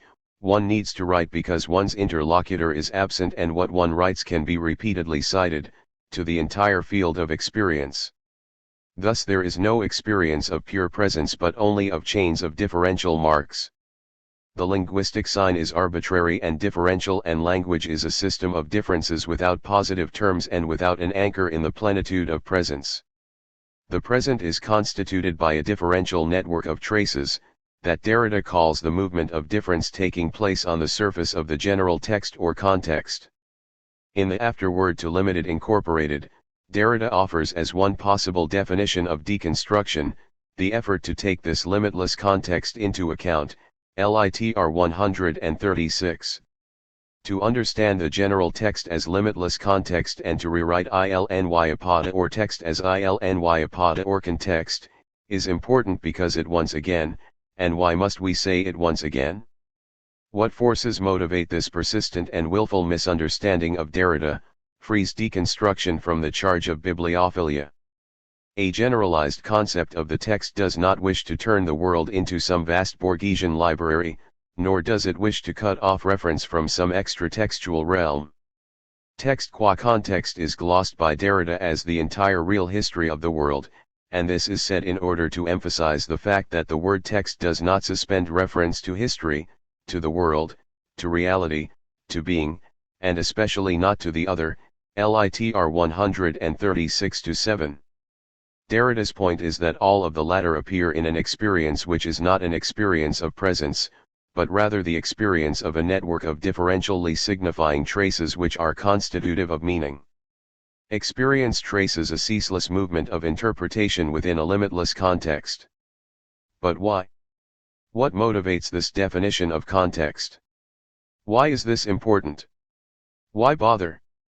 If the words general text or context are not to be understood empirically, but are rather Derrida's attempt to articulate the transcendental conditions of possibility for experience in general, then what has to be understood, and once again this is made clear in the closing pages to the afterword, is that this conception of context is itself conditioned by a notion of the unconditioned, by a thought of unconditional affirmation. It is this thought of unconditional affirmation that, I believe, constitutes the horizon for Derrida's work. In a nutshell, there is nothing outside context, no transcendental signified, but the context itself contains a clause of non-closure. Where what interrupts and motivates the limitlessness of context is the unconditioned, which is independent of a context in general. Of course, by employing the language of unconditionality, Derrida strategically and deliberately recalls the language of Kantian ethics and the distinction between hypothetical and categorical imperatives. For Kant, ethics, properly speaking, is restricted to unconditional categorical imperatives that are free of the means, and rationality characteristic of prudential maxims, i.e. in utilitarian and consequentialist moral theories. The moment of unconditionality in deconstruction is, Derrida writes, revealed in the link connecting deconstruction to the thought of affirmation, to the Nietzschean or Joycean yes and yes, yes that resound in so many of Derrida's readings. Yet, what does affirmation affirm? As is made clear at the end of the Law Difference essay from 1968, difference is a name for that which makes possible nominal effects, and as such remains metaphysical, MP 26-7. Difference is a metaphysical name for the unamiable, and it is the latter that must be thought in deconstruction without Heideggerian nostalgia or Heideggerian hope. On the contrary, Derrida adds, we must affirm this, that is, deconstruction must affirm and say yes to the unamiable. Thus, my claim is that the ethical moment that motivates deconstruction is this yes saying to the unamiable, a moment or unconditional affirmation or a categorical imperative that is addressed to an alterity that can neither be excluded from nor included within logocentric conceptuality but rather which renders undecidable the limit of logocentrism. To open a Pandora's box that cannot be examined in detail here, I believe that this is why Derrida feels entitled to say that, I know nothing more just than what I today call deconstruction. Deconstruction is justice, that is, justice is the undeconstructible condition of possibility for deconstruction, FL 15 and 21. 6. Of course, the aporias into which thought is driven by its attempts to say the ethical, the unsayable, the unamiable, the ineffable, are not unique to Levinas and Derrida. Perhaps one should concur with Wittgenstein when he defines the ethical as being revealed in the endless attempt to run up against the limits of language. Ethical saying is precisely nothing that can be said, but is rather the perpetual undoing of the said that occurs in running up against its limits. One cannot comprehend the saying within the said, rather the saying can only be comprehended in its incomprehensibility, in its persistent disruption or interruption of the said. Such is also perhaps the paradox of the final sentence of Kant's Grundlegung, where we are carried to the limit of human reason by the demand to comprehend the unconditional necessity of the moral law, a law that must be comprehended in its incomprehensibility. One can also find a similar pattern of thought in Pascal, where nothing is so consistent with reason as the denial of reason. The paradox of the human condition, we are both animals and angels, is articulated through the need for human beings to recognize the need for transcendence and yet also, more importantly, their inability to grasp that transcendence. By pushing against the limit of philosophical language, even by employing anachronistic philosophemes that require perpetual deconstruction, one prepares the ground for an explosion within language. What is envisaged under the name of ethics is a certain practice of language, a writing, that would bring about the explosion of the book, as the very symbol for unity and totality. As Wittgenstein writes in a text that provides the epigraph for, I can only describe my feeling by the metaphor, that, if a man could write a book on ethics which really was a book on ethics, this book would, with an explosion, destroy all the other books in the world. 23. Habermas and Derrida get married. Axel Honneth's principal claim in his paper The Other of Justice, Habermas and the Ethical Challenge of Postmodernism is the following: one only an asymmetrical experience of obligation, rooted in a phenomenology of care, and exemplified by the work of Emmanuel Levinas and the recent writings of Jacques Derrida, poses a real challenge to theories of morality in the Kantian tradition, such as Habermasian discourse ethics. For Habermas, morality does not begin from the individuality of Kantian moral self-consciousness, but rather from the recognition of the intersubjective constitution of moral norms and their embeddedness in shared forms of life, thereby diffusing the Hegelian critique of Kant. However, Habermas shares the Kantian belief that the de facto incommensurability of values or pluralism about the nature of the good life in modernity entails that moral theory cannot recommend particular values or a single account of the good life, but can only provide a procedure for moral argumentation, that is, a theory of justice capable of legitimating and testing moral norms and resolving possible conflict between rival moral claims. Such a revised version of the Kantian categorical imperative procedure necessarily begins from the premise of equality, of equal treatment for all human beings. The Habermasian picture of intersubjectivity and the conception of justice connected to that picture is rooted in equality, reciprocity, and symmetry. Now, it is precisely this picture of intersubjectivity and its conception of justice that so-called postmodern thinking places in question, in the name of the particular, the singular, the non-identical, otherness and difference. Honneth claims that certain versions of postmodern ethics that claim to speak for and defend particularity, notably those of Jean-François Lyotard and Stephen White, end up relying upon a moral universalism that can be better accommodated within the framework of discourse ethics. However, in the recent work of Jacques Derrida, itself largely derived from that of Emmanuel Levinas, the symmetry and universality of justice at the basis of discourse ethics can be shown to be in need of supplementing by an account of our concrete, non-totalizable and asymmetrical relations to the other, what Honneth calls an ethics of care. Such an ethics of care allows Honneth to articulate a moral counterpoint, which is ultimately critical of Habermas, to the universalism and symmetry of justice, what is called the other of justice and which cannot simply be subsumed under a Habermasian notion of solidarity. Thus, although under the conditions of modernity, i.e. incommensurability of values, pluralism about the good life, the universal principle of equal treatment must be understood as the basis for moral and legal theory, an ethics of care rooted in asymmetry and inequality must also be granted a place in moral discourse. The achievement of Derrida's and Levinas's work is to challenge the normative horizons of modernity. Of course, the irony here is that if care is the necessary counterpoint to justice, that is, if postmodern ethics is the necessary counterpoint to modern morality, then this means that postmodernity is at least as old as the Bible. That is to say, following Levinas, to counterpoint justice with care understood as the relation to the singular other is simply to follow the basic Jewish teaching of loving your neighbor, and giving respect and aid to the widow, the orphan, the stranger, not to mention the Christian concept of charity. Is the Bible then a postmodern book? Let me say, first, that I am in complete sympathy with the principal claim of Honneth's paper and, apart from points of detail to be specified below, I am in substantial agreement with his argument.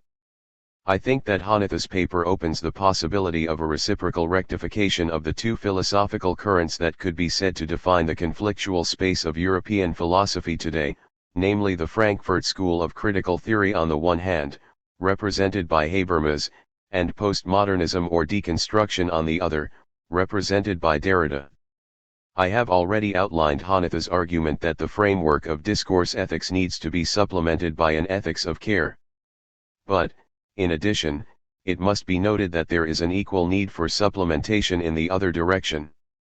That is to say, and this is a revised version of my objection to Derrida in the final chapter of this book, what is lacking in Derrida's and Levinas's work and more widely in postmodern thinking is a full theorization of the passage from care to justice. That is to say, an account is needed of the passage from the quasi-phenomenology of ethical asymmetry to a full-blown theory of justice, complete with a procedure, like the categorical imperative procedure, capable of assessing and testing the validity of moral norms and values and arbitrating particular cases in the light of certain shared and binding principles. Although Levinas's insistence on the passage from the other to the third, tiers, or from ethics to justice, leaves open the place for such a moral, legal, and social theory, and although such a place is also open in Derrida's work as can be seen from his recent arguments for the necessity of international law, too, this place is, in my view, fatally underdetermined in their work. In brief, what Hanetha's paper opens up is the possibility of a marriage between the Habermasian and Derridian frameworks, that is, between universalism and anti-universalism, that might take us beyond the shared impasse and mutual hostility of the contemporary modernity/postmodernity debate. 2. Haneth claims, then, that the Kantian perspective of discourse ethics is persuasively challenged in Derrida's recent work, and as examples of the latter he considers the politics of friendship 3 and force of law, the mystical foundation of authority 4 in these texts. Haneth claims, one finds the thoroughly positive outlines of an ethics that is entirely untouched by deconstructivist self-reservation, p. 25. As stated above, I agree with this claim, and would simply note that it is not accidental, in my view, that the moments when Derrida speaks with least reservation on normative issues he draws consistently and extensively on Levinas's work. This is explicit in Force of Law, where Levinas's concept of justice is cited on 2 occasions, both crucial to Derrida's argument, FL 22 and 27, and is implicit but perhaps even more pervasive in The Politics of Friendship, where the whole vocabulary of asymmetry, heteronomy, and the curvature of social space is borrowed from totality and infinity. I simply want to note that when Derrida sounds most positive he also sounds most like Levinas. However, for the remainder of this response, I would like to confine myself to a few specific remarks on the third and fourth sections of Hanetha's paper, that is to say, to his discussion of Derrida and Levinas. Levinas as a phenomenologist and the displacement of the empirical/normative distinction. Haneth claims that Levinas's point of departure is the claim that the intersubjective relation to the other possesses normative content, where the encounter with the other is understood empirically, p. 30.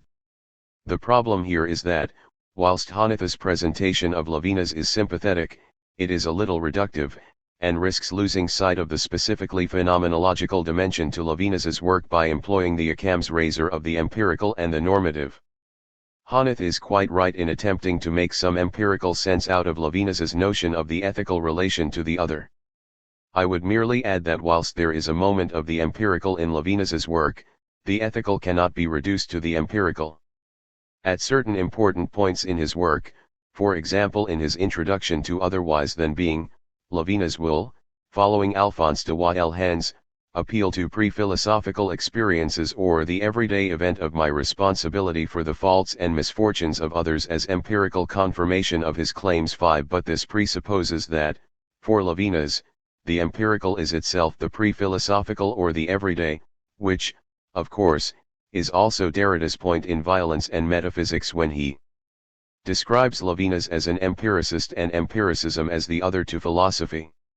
6. Whilst Levinas would refuse the charge of being an empiricist, it would seem that he accepts the distinction between empiricism and philosophy. Levinas, rightly or wrongly, this is an open question for me, but this is not the place to discuss it, thinks that he is doing philosophy, which, for him, means philosophy of a quite specific kind, namely transcendental existential phenomenology. For Levinas, in a manner that is similar to Merleau-Ponty, phenomenology means a methodological adherence to the spirit rather than the letter of Husserl, OB 183.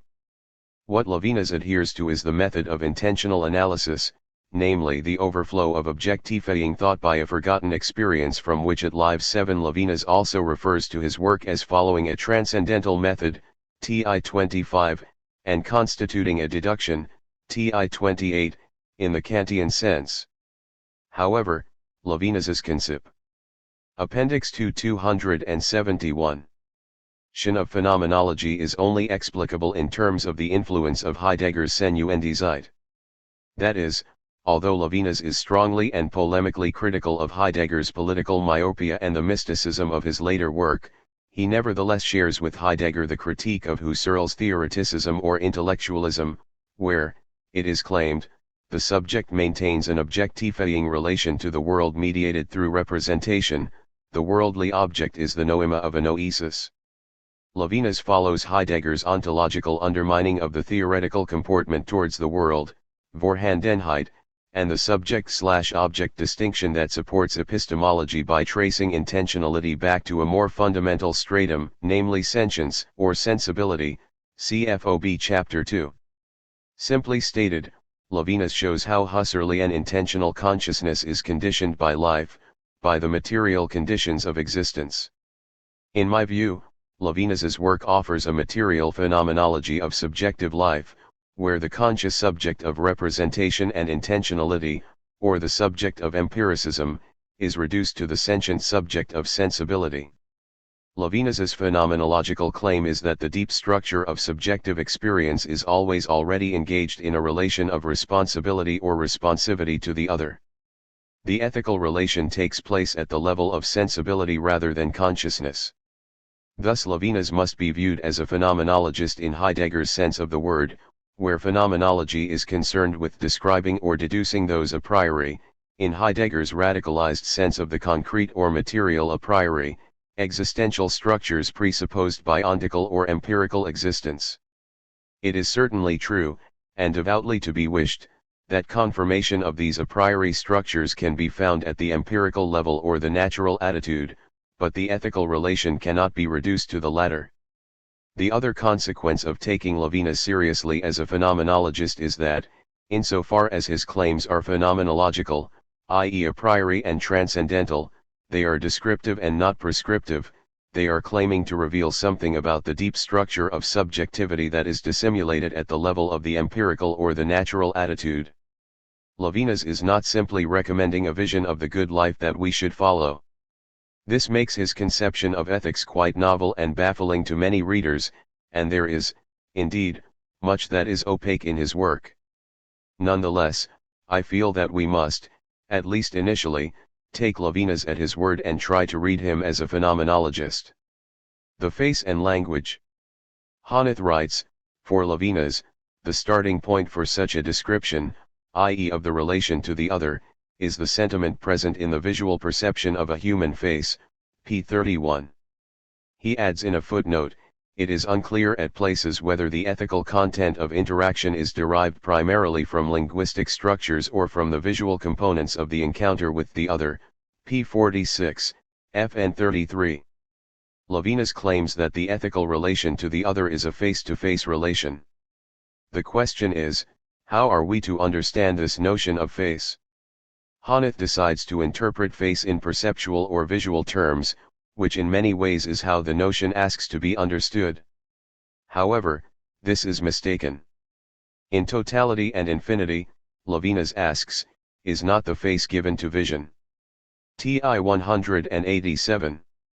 He responds negatively, the reason being that the visual relation to alterity is, for him, always characterized by correspondence or totalization, whereas the face-to-face relation is an absolute relation, which is indeed the principal thesis of Levinas's book, between terms that do not correspond or form a totality. What therefore is a face? Levinas defines the face as the way in which the other presents himself, exceeding the idea of the other in me, TI 50. Levinas insists that such a presentation of the other can only take place in language, or what he calls discours or conversation. The relation to the other takes place as a speech act, or rather, to be precise, as a performative doing that cannot be reduced to constative description. But, the objection could justifiably be made, why use the term face at all to describe the linguistic relation to the other? This is a plausible objection, and I think that matters become a little clearer when Levinas replaces the model of the face-to-face relation. The notion of visage seems to inherited from Max Picard, with the model of the saying and the said in otherwise than being. In Chapter 1, I have attempted to argue that otherwise than being is Levinas's magnum opus and represents a considerable deepening of Levinas's position on the themes of language and method, a deepening that is largely due to, I maintain, the influence of Derrida's powerful critique of totality and infinity in violence and metaphysics. In my view, the absence of any consideration of otherwise than being in Haneth's discussion of Levinas weakens his argument. From the other to the third, ethics and politics. This brings me to my major substantive criticism of Haneth's paper, which concerns the question of the third, tiers, and justice in Derrida and Levinas. It also relates to the previous point, because the notions of the third and justice are discussed in much greater detail in otherwise than being, than in totality and infinity. I have attempted to analyze these two discussions in some detail as part of a general argument about politics in Chapter 5. 8. First, a word on the concept of justice in Derrida. As Haneth rightly points out, it is not difficult to recognize in this basic conception of Levinas's ethics Derrida's references to the idea of justice that considers the particularity of each individual subject, p. 32. The dependency of Derrida's conception of justice upon that of Levinas can be seen in Force of Law. In a quasi-transcendental register, Derrida claims that justice is the undeconstructible condition of possibility for deconstruction. In Derrida's more habitual vocabulary, justice is an experience of the undecidable, an experience that does not arise in some intellectual intuition, but rather which arises in relation to the singularity of the other, Florida 20. To illustrate this, Derrida cites totality and infinity and employs Levinas's conception of justice, where justice is defined by the ethical relation to the other, la relation avec autrui, c'est à dire la justice, FL 22. However, Levinas adds a second dimension to the asymmetry of the relation to the other which enables him to go a good deal further than Derrida in specifying the social, political, and judicial consequences of this conception of justice, although it should be noted that Derrida discusses the relation between the other and the third in The Politics of Friendship, pf 640-1, a relation that is preserved in the distinction between justice and law in Force of Law. This dimension is that of the third. In totality and infinity, Levinas claims that the third party looks at me in the eyes of the other, TI 213, which means that my ethical obligations to the other always take place within a political context, within a public realm where the question of justice for others and for humanity as a whole can be raised. Thus, the introduction of the third introduces the dimension of universality, and the ethical asymmetry of the relation to the other is supplemented by the symmetry of relations amongst equals. In short, the moment of the third in Levinas is the moment when the principle of equal treatment and universality presupposed by discourse ethics can be grafted onto the asymmetry of the ethics of care. It is a third party that marries Habermas and Derrida. Now, Haneth makes two claims in relation to what has been said above. First, that there is a permanent tension, p. 32, between the other and the third, a tension that permeates all moral conflicts, p. 33. Although I can find no direct textual evidence for this in Levinas, it is not unreasonable to think of the passage from the other to the third in these terms, and I have written about a doubling of discourse in Levinas's text at this point. 9. However, on the basis of the first claim, Haneth makes a second claim, namely that there are two perspectives on the moral in Levinas, both of which he designates, however, as attitudes of justice, p. 34. Now, I think this is simply mistaken and overlooks a significant shift in the meaning of justice that takes place in Levinas's work between totality and infinity and otherwise than being. In the 1987 preface to the German translation of Totality and Infinity, 10. Levinas points out that justice functions American Samoa a synonym for the ethical in that work in the way employed by Derrida in Force of Law. However, in Otherwise Than Being, justice is rigorously distinguished from the ethical relation, and Levinas claims that the question of justice only arises when the third party arrives on the scene, obliging one to choose between competing moral claims and where the relation to the other always takes place in a specific socio-political context.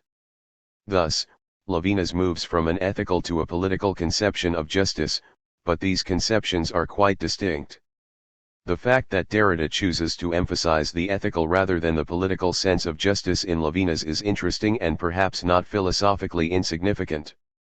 However, for Levinas, and this is the crucial point, there are not two perspectives on the moral, there is one, the relation to the other, and it is not true to say that both perspectives are simultaneously designated as attitudes of justice. What Levinas offers is a single moral point of view and a suggestion as to how this point of view might be integrated into a socio-political context and into a juridical procedure.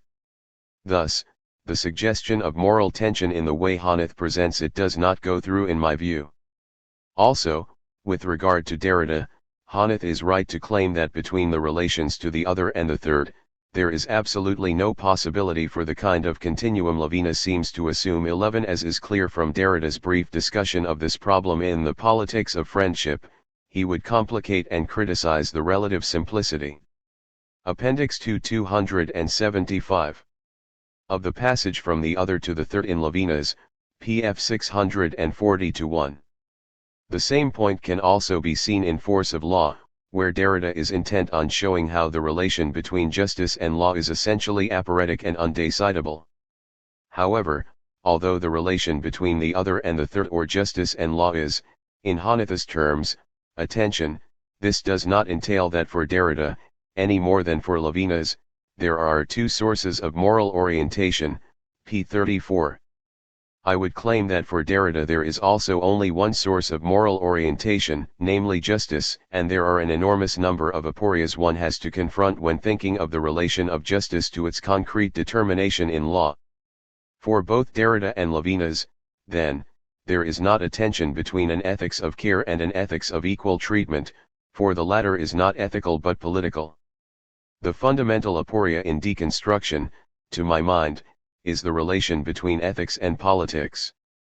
One more word on this. Although, in my terms, Derrida's conception of justice is ethical, it is profoundly linked to what he calls politicization, FL 28. In a staggeringly blunt statement, Derrida writes, "Nothing seems to me less outdated than the classical emancipatory ideal." Thus, the ethical conception of justice that drives the deconstructive enterprise, and which is defined in terms of responsibility to the other, would seem to be essentially connected to the possibility of political reformation, transformation, and progress. Now, in Force of Law and elsewhere, Derrida describes the passage from the experience of justice to the work of politics in terms of the move from undecidability to the decision, what Derrida calls, following Kierkegaard, the madness of the decision, pf 26. Politics is the realm of the decision, of the organization and administration of the public realm, of the institution of law and policy. As I see it, the central aporia of deconstruction, an aporia of which Derrida is perfectly well aware and one that must not be avoided if any responsible political action is to be undertaken, concerns the nature of this passage from undecidability to the decision, from the ethical experience of justice to political judgment and action. But how exactly does this deconstructive, ethical conception of justice translate into political judgment and action? Derrida insists that judgments have to be made and decisions have to be taken, provided it is understood that they must pass through an experience of the undecidable. But my question to Derrida would be, what decisions are taken, which judgments are made? My open question to Hanath would be, can the Habermasian framework of discourse ethics supplement deconstruction at this point, providing a rational procedure for legitimating and testing decisions and judgments? 3. Before ending this already over-lengthy reply, let me highlight 3 small points from the concluding pages of Hanath's paper. The ethics of sexual difference. After an all too brief discussion of feminist ethics, particularly those other voice feminists, like Carol Gilligan, who would claim that an ethics of care has to be retrieved against Kantian formalism and universalism, Hanneth concludes that feminist ethics does not really challenge the discourse ethics program because it does not contest the principle of equal treatment, p. 38. Although I am not really qualified to address this topic, I would simply want to raise the following question: how might the program of discourse ethics deal with an ethics of sexual difference such as that powerfully articulated in the work of Luce Irigaray? That is, if one accepts the irreducibility of sexual difference as something that cannot be bracketed out of existential and moral reflection by claiming a universalist position of gender neutrality, i.e. the subordination of gender to neutrality which has traditionally gone together with the patriarchal subordination of the feminine to the masculine, then how might the program of discourse ethics accommodate the facticity of sexual difference? Does Irigaray go too far in arguing for sex rights and a sex theory of justice? A genetic basis for care. In his conclusion, Hanneth proposes the hypothesis that there might be a genetic basis to care, that is, equal treatment can only be developed in the first place if one's own person has had the experience of unlimited care at some time, p. 40. This calls to mind some remarks that Hanneth made on a visit to Essex in 1993, when he tried to link the Hegelian structure of recognition to Winnicott's account of infant development and child-mother relations. I have a number of thoughts in relation to this hypothesis. One, in relation to the previous point: if one accepts the genetic basis for care, then is this genetic structure the same in boys and girls, or might the pattern of care be differently structured in terms of sexual difference, as many theorists suggest? 2. Can Levinasian ethics be understood psychoanalytically, as an account of child development? Although Levinas would doubtless refuse the categories of psychoanalysis, might not a psychoanalytic interpretation be able to make better sense of his account of the constitution of ethical subjectivity, where, for example in the central substitution chapter of Otherwise Than Being, he writes of trauma, madness, wounding, and even psychosis? 3. Must all Kantians and Habermasians have had good Levinasian parents? This would seem to be the upshot of Hanneth's argument at this point, and, who knows, it might even be true. Nonetheless, I would like to consider some counter-examples, and I have elsewhere attempted to give a strongly Levinasian reading of Jean Genet's prose fiction in terms of the notion of la sainteté, holiness, which is common to both Levinas and Genet. 12. How does one explain the strange morality of an immoral, maltreated bastard like Genet? For Hanneth writes, an attitude of benevolence is not permissible towards subjects who are able to articulate their beliefs and views publicly, p. 40. Why not? Is the ethics of care only operative in relation to children and idiots, as Locke would have said? From a Levinasian point of view, whilst it is essential to show a profound ethics of care to those human beings who are mentally or physically unable to participate in practical discourses, p. 40, it is also essential to continue an ethics of care with those people capable of participation in such discourse. The ethics of care is not only operative in special cases, for Levinas it must characterize all our relations with others.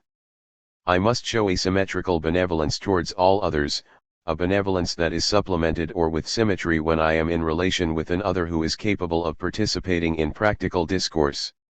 Solidarity.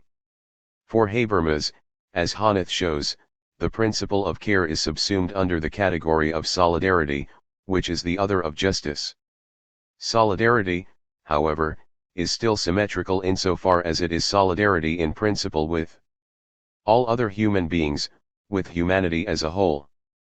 Contra Habermas, Hanneth claims that solidarity cannot, for better or for worse, as the recent re-emergence of local and national particularisms has shown us with terrifying clarity, be detached from particularism, from the specific locality and community with whom one identifies. This is doubtless true, and there is something extremely idealizing and abstractly utopian, p. 39, about the notion of a solidarity that would include all of humanity. However, how does one accept this de facto relativization of solidarity without sliding into Rorty's position, where solidarity would only be experienced amongst people like us, that is, in our case, we liberals in the rich North Atlantic democracies with our set of moral intentions and a shared belief that cruelty is the worst thing that there is. 13. Levinas is also critical of the notion of solidarity, which he usually runs together with Heideggerian Mitsein and the phenomena of fascism and totalitarianism, because he thinks that solidaristic humanity is the shoulder-to-shoulder camaraderie of co-citizens where the specificity and fragility of the face-to-face relation disappears. However, Levinas's point is rather different to Hanneth's and more Kierkegaardian than Rorschach, namely that it is essential to remember that in all invocations of a relation to solidaristic humanity this relation is always mediated by the specific and concrete relation to the other.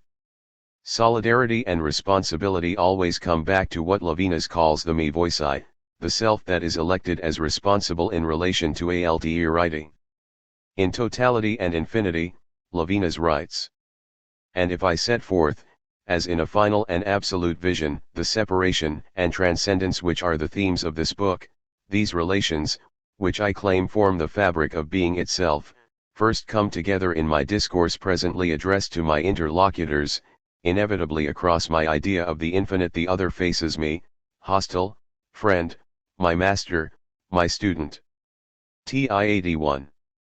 The modest ambition of Levinas's work is to recall philosophers and theorists from their pensée de survol, back to the particularity of their individual humanity, to the asymmetry of the relation I entertain with the other here and now. To accept this move is to accept the radical impossibility of seeing oneself from outside oneself and seeing the relation to the other outside of that relation, that is, the impossibility of reducing the relation to the other equality and symmetry. For Levinas, solidarity should only take form around the radical asymmetry. Appendix 2.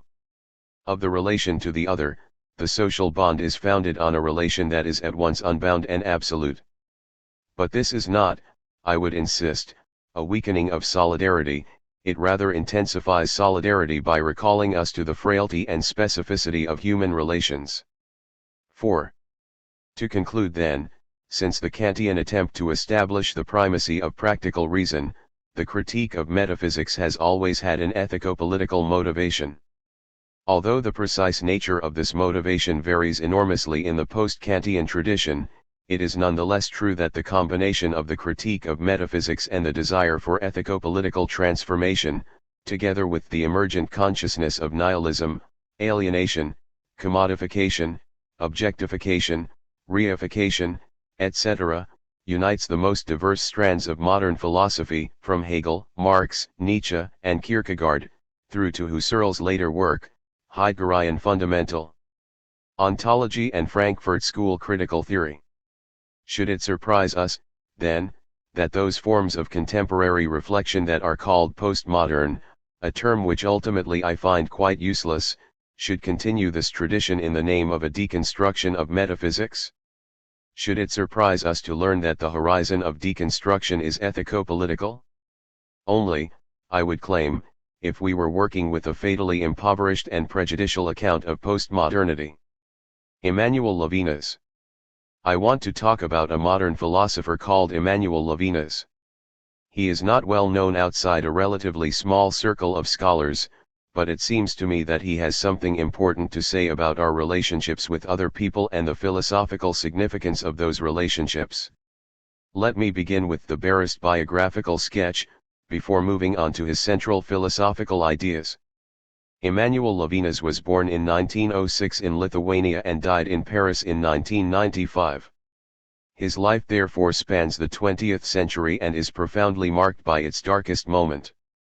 Most members of his family were killed by the Nazis, apart from his wife and daughter, who were protected by friends. In a rare autobiographical remark, he says that his life had been dominated by the memory of the Nazi horror.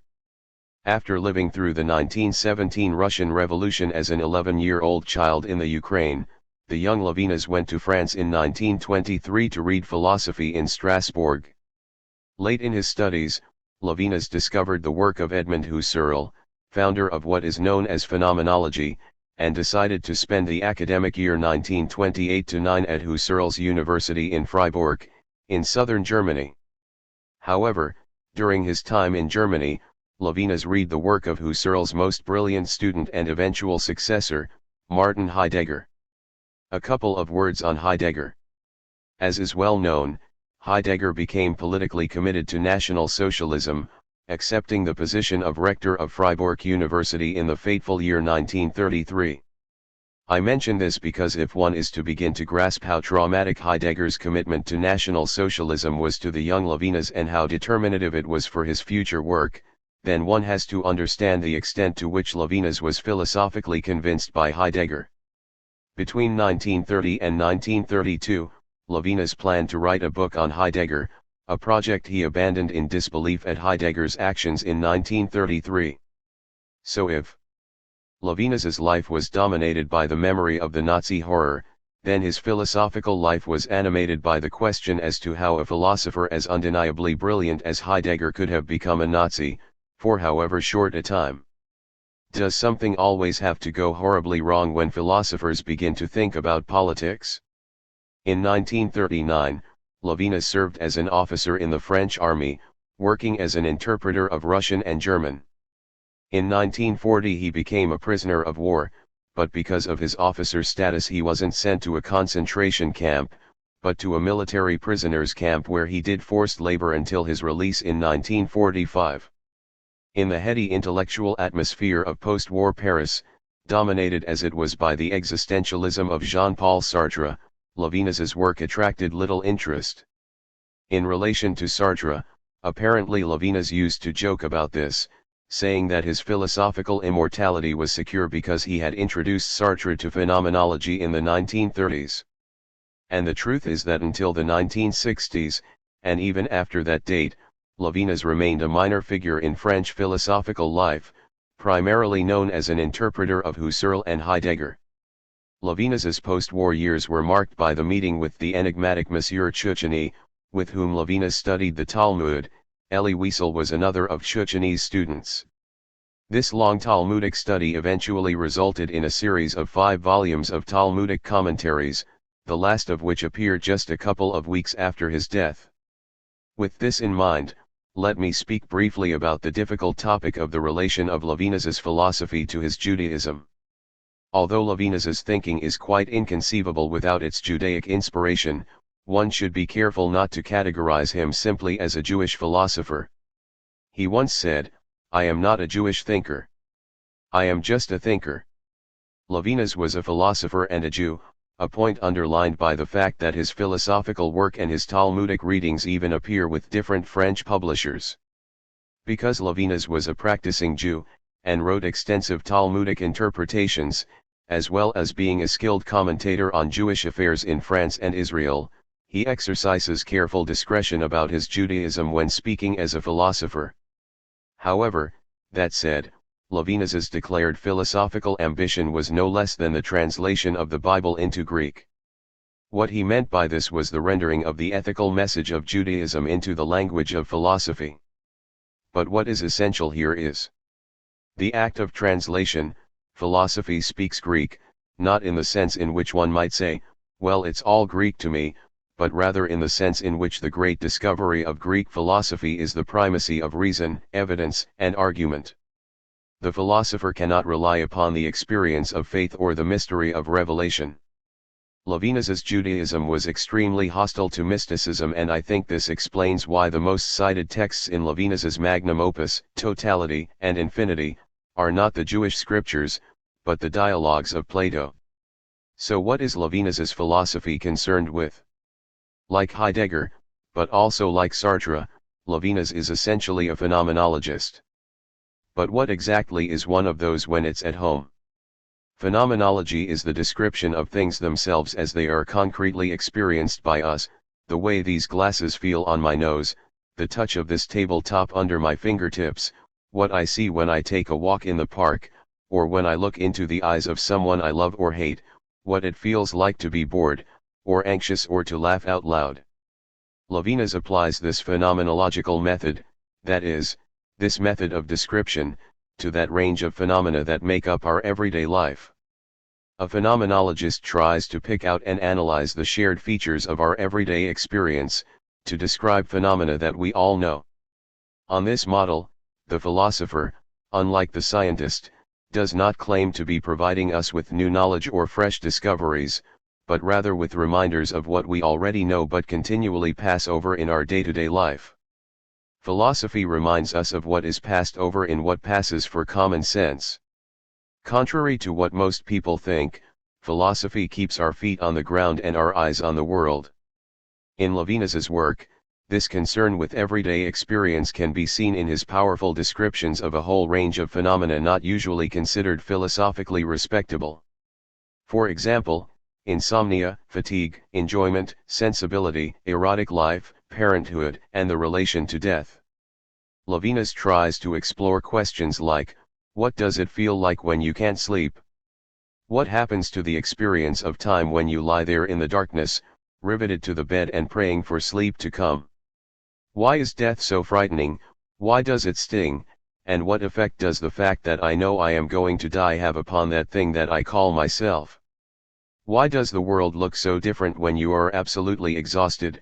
Why does something as banal as jet lag or sleep deprivation alter our perceptions of the world? What is the significance of the exquisite sensuous pleasure I get when I drink a glass of wine, bite into a peach, or listen to a favorite piece of music? How might we describe our erotic lives, and the shadowy play of lust, attraction and sexual desire? What does it mean to have children and why is this so important to so many of us?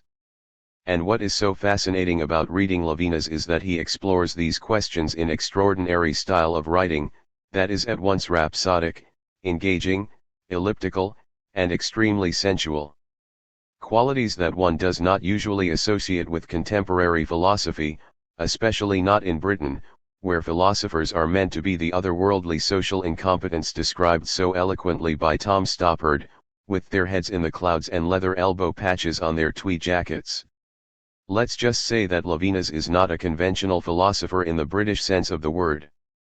That said, Levinas is usually associated with one thesis, which I would like to explore briefly, namely the idea that ethics is first philosophy. But what exactly does he mean by that? The central task of Levinas's work, in his words, is the attempt to describe a relation with the other person that cannot be reduced to comprehension. He finds this in what he famously calls the face-to-face relation. But let me try and unpack these slightly mysterious claims by going back to his somewhat Oedipal conflict with Heidegger. The governing intention of Heidegger's thinking is to turn us away from our commonplace preoccupation with things and towards the philosophical conditions in virtue of which such a commonplace relation with things is possible. Heidegger wants to turn our attention from commonplace things to the question, what does it mean for these things to be at all? This is the famous question of being that Heidegger places at the center of his thinking, and whose ancestry can be traced back to that realm of intellectual inquiry that Aristotle called first philosophy and which was christened metaphysics by a later tradition. However, for Levinas, it is a matter of reversing the direction of metaphysical thinking, from the philosophical to the commonplace, and focusing on another question, not the rather abstruse question of being, but the more concrete question of the human being. For Levinas, the subject matter of first philosophy is the ethical relation to the other human being. But whereas Levinas puts ethics first, Heidegger puts them second. That is, the relation to the other person is only a moment in a philosophical investigation whose ambition is the exploration of the basic question of metaphysics. Of course, the danger in all this is that the philosopher risks losing sight of the other person in his or her quest for metaphysical truth. It is perhaps no accident that the history of Greek philosophy begins with Thales, who falls into a ditch because he would rather gaze at the starry heavens than at what is under his nose. So, philosophers might be said to have a problem with other people.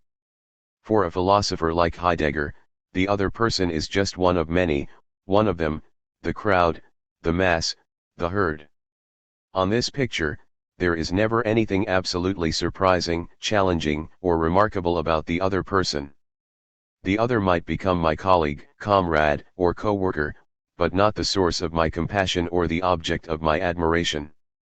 Levinas's point is that unless our social interactions are underpinned by ethical relations to other persons, then the worst might happen, that is, the failure to acknowledge the humanity of the other. Such, for Levinas, is what took place in the Holocaust and in the countless other disasters of the 20th century, where the other person becomes a faceless face in the crowd, someone who the passerby simply passes by, someone whose life or death is for me a matter of indifference. But is Levinas right? Is there something utterly surprising about the other person? Are we so different, you and I? Let me try and explain Levinas's point here with reference to the old epistemological chestnut of the problem of other minds. How can I know that another person is truly in pain? In Stanley Cavell's memorable restatement of the problem, let's imagine that I am a dentist drilling a patient's tooth and the patient suddenly screams out as a response to what seems like the pain caused by my clumsy drilling. And yet, in response to my embarrassed show of remorse, the patient says, "No, it didn't hurt, I was simply calling my hamsters." Now, how can I know that the other person is being sincere, short of his hamsters scuttling obediently into my dental surgery? The point is that ultimately I cannot. I can never know whether another person is in pain or simply calling his hamsters. That is to say, there is something about the other person, a dimension of separateness, interiority, secrecy, or whatever, that escapes my comprehension. That which exceeds the bounds of my knowledge demands acknowledgement. Taking this a little further, one might say that it is the failure to acknowledge the other's separateness from me that can be the source of tragedy. Let me take the example of Shakespeare's Othello. Most people would say that Othello murdered Desdemona because he believed that he knew that she had been unfaithful. Prompted by his own green-eyed monster and by the sly intrigues of Iago, Othello murders Desdemona. So, if the consequence of Othello's alleged knowledge is tragic, then in what does the moral of this tragedy consist? One might say that it simply consists in the fact that we cannot ultimately know everything about the other person, even and perhaps especially when it comes to the people we love. I think this means that in our relation to other persons we have to learn to acknowledge what we cannot know, and the failure to do this was Othello's tragic flaw. The end of certainty can be the beginning of trust. To go from the sublime to the Baroque, the same point could also be made about John Woo's film Face Off, 1997. The central action of this almost Jacobean drama concerns an exchange of faces between the characters played by John Travolta and Nicolas Cage. Travolta agrees to undergo massive plastic surgery and take on the face of Cage in order to get Cage's brother to confess to the whereabouts of a bomb that threatens to blow up Los Angeles, which as we all know is the center of the civilized world. Now, as those of you who have seen the film will realize, things do not quite go according to Travolta's plan. Cage wakes up from his coma and has an operation to get Travolta's face fitted in place of his own, and he begins to wreak an unholy vengeance. But the point of the film is that although you can even take someone's face off, they do not become the other person, and the life and death struggle that reaches almost comic proportions towards the end of the film results in the recognition that there is a dimension of strangeness about the other person, a depth of identity that simply cannot be assumed, no matter how far plastic surgery advances. In this sense, the lesson of both the snippet of Hollywood kitsch and Shakespearean tragedy and the vast human tragedies of this century is to learn to acknowledge what one cannot know and to respect the separateness, or what Levinas calls the transcendence of the other person, a transcendence that is very much of this world and not part of some otherworldly mysticism.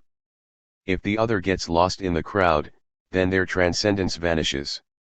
For Levinas, an ethical relation is one where I face the other person and keep my distance, for distance implies respect.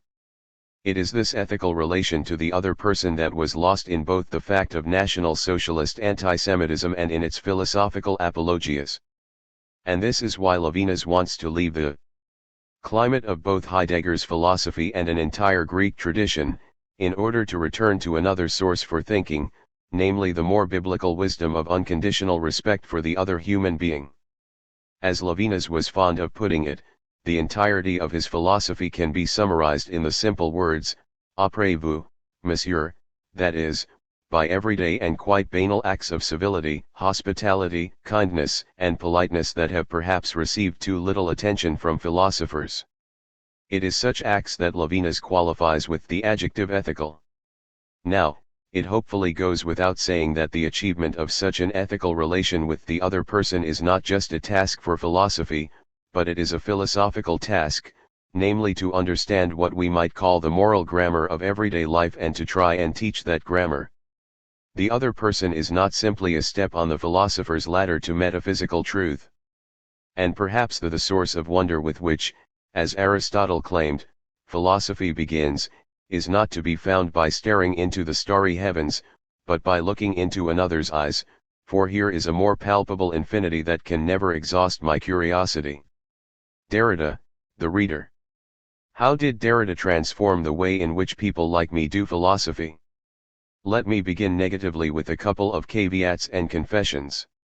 I was never a structuralist and always found Ferdinand de Saussure's linguistics a deeply improbable approach to language, meaning and the relation of language and meaning to the world.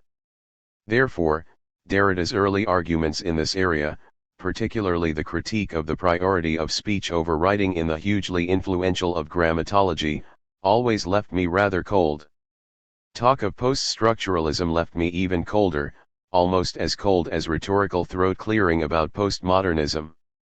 So, in assessing Derrida's influence, I would want to set aside a series of notions famously associated with him, like difference, trace, and archwriting, what Rodolphe Gasque used to call the infrastructures, in order to get a clearer view of what I think Derrida was about in his work and what we can learn from that work. I have a similar skepticism about the popular idea of deconstruction as a methodological unpicking of binary oppositions, speech/writing, male/female, inside/outside, reason/madness, etc. etc. etc. In my view, this is a practice which led generations of humanities students into the intellectual cul-de-sac of locating binaries in purportedly canonical texts and cultural epiphenomena and then relentlessly deconstructing them in the name of a vaguely political position somehow deemed to be progressive. Insofar as Derrida's name and half-understood anthologized excerpts from some of his texts were marshaled to such a cause, this only led to the reduction of deconstruction to some sort of entirely formalistic method based on an unproven philosophy of language. One of the things that I have always been anxious to show is that Derrida's work is not a formalism, and his is not the sort of philosophical approach that can be criticized as formalism in an analogous way, say, to how Hegel criticized Kantian formalism. Deconstruction is a praxis, deconstructions are a praxis of reading. In my view, Derrida was a supreme reader of texts, particularly but by no means exclusively philosophical texts. Although, contrary to some Derridophiles, I do not think that he read everything with the same rigor and persuasive power. Let's face it, there are better and worse texts by Derrida. How could it be otherwise? There is no doubt that the way in which he read a crucial series of authorships in the philosophical tradition completely transformed our understanding of their work and, by implication, of our own work. In particular, I think of his devastating readings of what the French called les trois Hegel, Husserl, and Heidegger, who provided the bedrock for French philosophy in the post-war period and the core of Derrida's own philosophical formation in the 1950s. Despite polemics to the contrary, the readings of Husserl are scintillating in their rigor and brilliance. His engagements with Hegel, particularly for me Glass on which I've worked a lot, are a systematic unraveling of Hegel, and I simply think that Derrida was the best and most original philosophical reader of Heidegger that I know, in particular the Geschlecht series and de l'Esprit, but Heidegger informs just about everything Derrida writes, his shadow extends furthest over his work. But far beyond this, Derrida's readings of Plato, of Rousseau, and other 18th-century authors like Condillac, and his relentlessly sharp engagements with more contemporary philosophers like Foucault, Baudeley, and Levinas, without mentioning his readings of Blanquet, Genet, Artaud, Ponge, I think the book on Ponge is too little read, and so many others, are simply definitive. We should also mention Derrida's constant attention to psychoanalysis in a series of stunning readings of Freud. I remember sitting in a laundrette in Essex as an undergraduate reading Freud and the Scene of Writing and watching the metapsychology spin before my eyes like the clothes in the dryer. Incidentally, I first read Derrida in the Essex University Communist Society, where comrades obviously assumed that Derrida was a Marxist, and we tried for several weeks to work out how his work could be reconciled with the weird cocktail of Althusser and Gramsci that we were drinking at the time. In my view, what confusedly got named Deconstruction, a title Derrida always viewed with suspicion, is better approached as double reading. That is, a reading that does two things. One, on the one hand, a double reading gives a patient, rigorous and, although this word might sound odd, I would insist on it, scholarly reconstruction of a text. This means reading the text in its original language, knowing the corpus of the author as a whole, being acquainted with its original context and its dominant contexts of reception. If a deconstructive reading is to have any persuasive force, then it must possess a full complement of the tools of commentary and lay down a powerful, primary layer of reading. 2. On the other hand, the second moment of a double reading is closer to what we normally think of as an interpretation, where the text is levered open through the location of what Derrida sometimes called blind spots, taches aveugles. Here, an authorship is brought into contradiction with what it purports to claim, its intended meaning, what Derrida liked to call the text's Vulwardier. Derrida often located these blind spots in ambiguous concepts in the texts he was reading, such as supplement in Rousseau, Pharmakon in Plato, and Geist in Heidegger, where each of these terms possess a double or multiple range of meaning, a polysemy, that simply cannot be contained by the text's intended meaning. Many of his double readings turn around such blind spots in order to explode from within our understanding of that author. The key thing is that the explosion has to come from within and not be imposed from without. It is a question of thinking the unthought within the thought of a specific philosophical text. Derrida often described his practice as parasitism, where the reader must both draw their sustenance from the host text and lay their critical eggs within its flesh. In the three examples of Plato, Rousseau, and Heidegger, the crucial thing is that each of these conceptual blind spots are deployed by their authors in a way that simply cannot be controlled by their intentions. In an important sense, the text deconstructs itself rather than being deconstructed. I am also thinking of Paul de Man's early critique of Derrida's reading of Rousseau on this issue. For me, Derrida's philosophical example consists in the lesson of reading, patient, meticulous, scrupulous, open, questioning, inventive reading that is able, at its best, to unsettle its readers' expectations and completely transform our understanding of the philosopher in question. Because Derrida was such a brilliant reader, he is a difficult example to follow, but in my view one must try. Queer as it may sound, this is what I see as the pedagogical imperative deriving from Derrida's work. Deconstruction is pedagogy. Derrida was a teacher, which is something that I think has been too little emphasized in the reception of his work. What one is trying to cultivate with students, in seminars, week in, week out, is a scrupulous practice of reading, being attentive to the text's language, arguments, transitions, and movements of thought, but also alive to its hesitations, paradoxes, aporia, quotation marks, ellipses, footnotes, inconsistencies, and conceptual confusions. Thanks to Derrida, we have learned to see that every major text in the history of philosophy possesses these auto-deconstructive features. Auto-deconstruction is arguably the conditio sine qua non for a major text. In the long, fascinating and now rather saddening interview with Le Monde from August 19, 2004, republished after his death, Derrida describes his work in terms of an ethos of writing. Derrida cultivated what I would call a habitus or a praxis of uncompromising philosophical vigilance, a vigilance at war with the governing intellectual common sense and against what he liked to call, in a Socratic spirit, I think, the Dasein or narcissistic self-image of the age. Now, let me draw breath for a moment, as this is something that I have always wanted to say in public. Derrida's treatment by mainstream philosophers in the English-speaking world was shameful, shameful.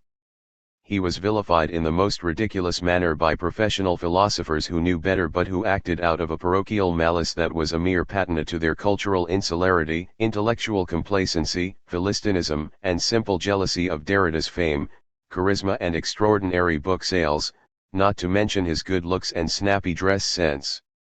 There are exceptions to this rule, and some mainstream philosophers in the UK and the US took Derrida seriously, for example Richard Rorty, whatever one may think of what he says. In my local context, in England, the incident which brought matters to a head was the initial refusal in late spring 1992 to award Derrida an honorary doctorate at the University of Cambridge, a refusal that found support amongst prominent voices in the philosophy faculty. The slight technical problem here was that the philosophers who were offering censure against Derrida had not, of course, read him. Not at all. Not even a word. They just knew it was rubbish. The logic of the situation here is a little like that described by the great Irish satirist Flann O'Brien, in one of his legal cases from the utterly fantastical Cruise Keen Court of Voluntary Jurisdiction. The topic that is being debated in the court is literary immorality. I quote: "After Mr. Lax had made several further submissions, His Honor remarked that the punctilio of judicial processes should occasionally be cast aside in order to afford the bench some small clue as to the nature of the issue it was called upon to determine. Gentlemen," he added, "is this book you have there any good? I mean, is it very bad? Is it disgusting, I mean? Mr. Lax, it is filthy, my lord. His Honor, have you read it, Mr. Lax? Mr. Lax, certainly not, my lord. I would not soil my eyes with such nefarious trash, my lord." 1. O'Brien describes the behavior of certain analytic philosophers with regard to Derrida perfectly. They just know it is very bad, it is filthy nefarious trash without having read it. To return to the Cambridge affair, after Derrida had finally received the honorary doctorate, with his usual civility, humor, and good grace, a letter was sent to the University of Cambridge from Ruth Barkin Marcus, or Ruth Barking Mad, the then professor of philosophy at Yale, and signed by some 20 philosophers, including Quine, who complained that Derrida's work does not meet accepted standards of rigor and clarity, as if we or they knew what they were when they were at home. I would like to take this opportunity to register in public my gratitude to these know-nothings for the attention they gave to Derrida, because it helped sell lots of copies of my first book, On Derrida and Ethics, that also came out in 1992 and paid for a terrific summer vacation. So, thank you. One would like to imagine that things have changed or improved since 1992, and in some ways they have, but one still finds tremendous hostility to Derrida, which is in direct proportion to the learned philosopher's ignorance of his work.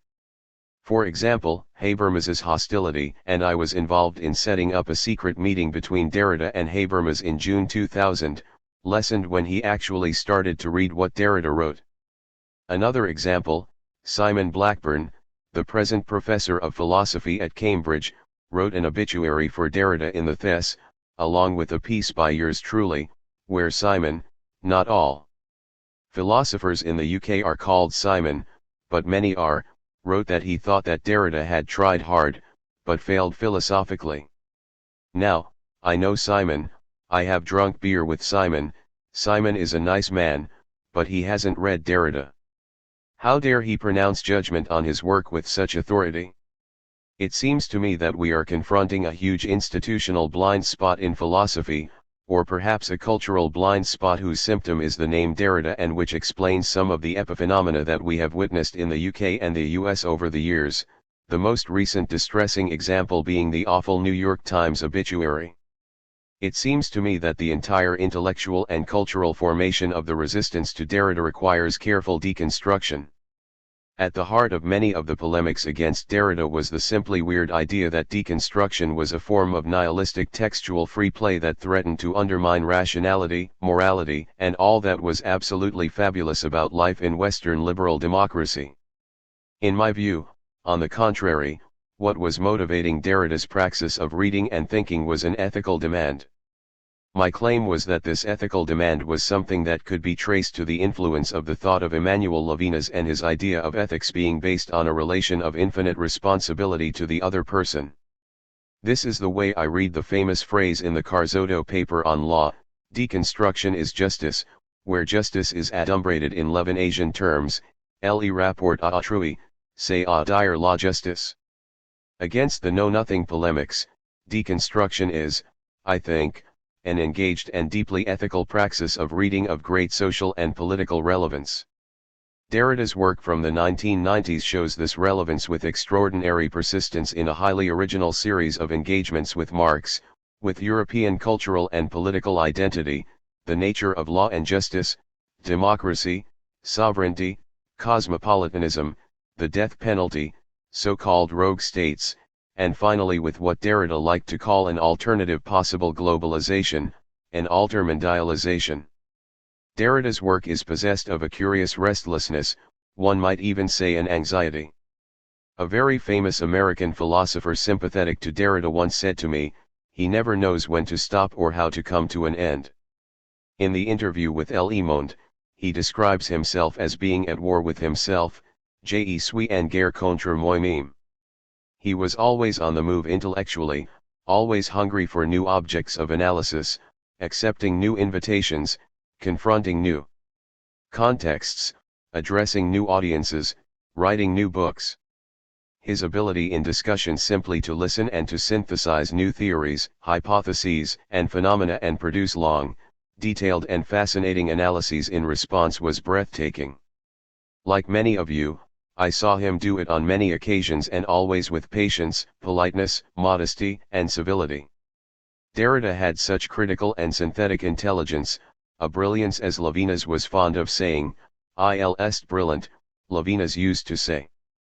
The whole ethos of his work was at the very antipodes of the inert and stale professional complacency that defines so much philosophy and so many philosophers. He found the Ciceronian wisdom that to philosophize is to learn how to die repellent for its narcissism and insisted that I remain ineducable, with respect to the wisdom of learning to die. To philosophize is not to learn how to die. With regard to death, human beings remain gloriously uneducable, splendidly inauthentic. To philosophize, on the contrary, is to learn how to live. In the words that begin Spectres of Marx, Derrida ventriloquizes in another voice, as so often in his work, "I have finally learned how to live. The dead live, they live with us." To pick another Ciceronian quotation, this time the epigraph to Politics of Friendship, "Et quod difficile est dictu est, mortui vivant," and what is more difficult to say, the dead live. They live with us, they survive. Wherever Derrida is read, he is not dead. If you want to communicate with the dead, then read a book. Today, the dead live. Leaving the climate of Heidegger's thinking. Levinas's work, like that of any original thinker, is possessed of a great richness. It was influenced by many sources, non-philosophical and philosophical, as much by Levinas's Talmudic master Monsieur Critchley as by Heidegger, and it deals with a wide and complex range of matters. Levinas's work provides powerful descriptions of a whole range of phenomena, both everyday banalities and those that one could describe with bodily as limit experiences, insomnia, fatigue, effort, sensuous enjoyment, erotic life, birth, and the relation to death. Such phenomena are described with particularly memorable power by Levinas in the work published after the war, From Existence to the Existent and Time and the Other. However, despite its great richness, once more like any great thinker, Levinas's work is dominated by one thought, and it seeks to think one thing under an often bewildering variety of aspects.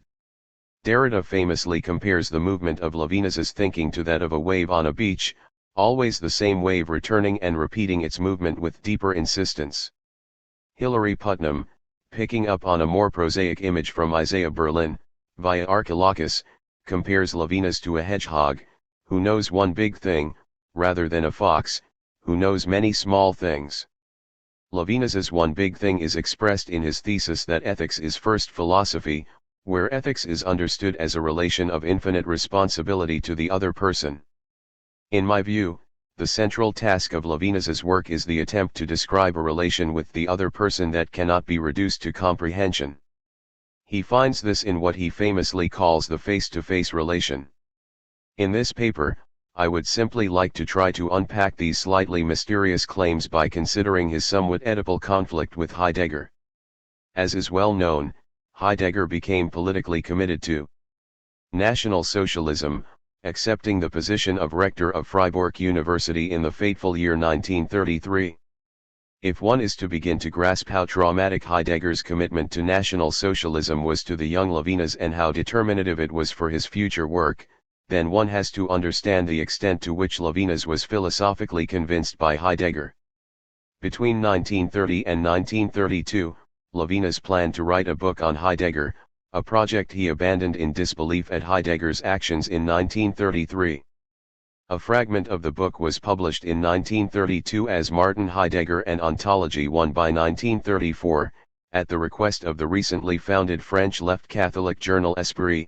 Levinas had written a memorable meditation on the philosophy of what the editor, Emmanuel Mounier, called Hitlerism too. So if Levinas's life was dominated by the memory of the Nazi horror, then his philosophical life was animated by the question as to how a philosopher as undeniably brilliant as Heidegger could have become a Nazi, for however short a time.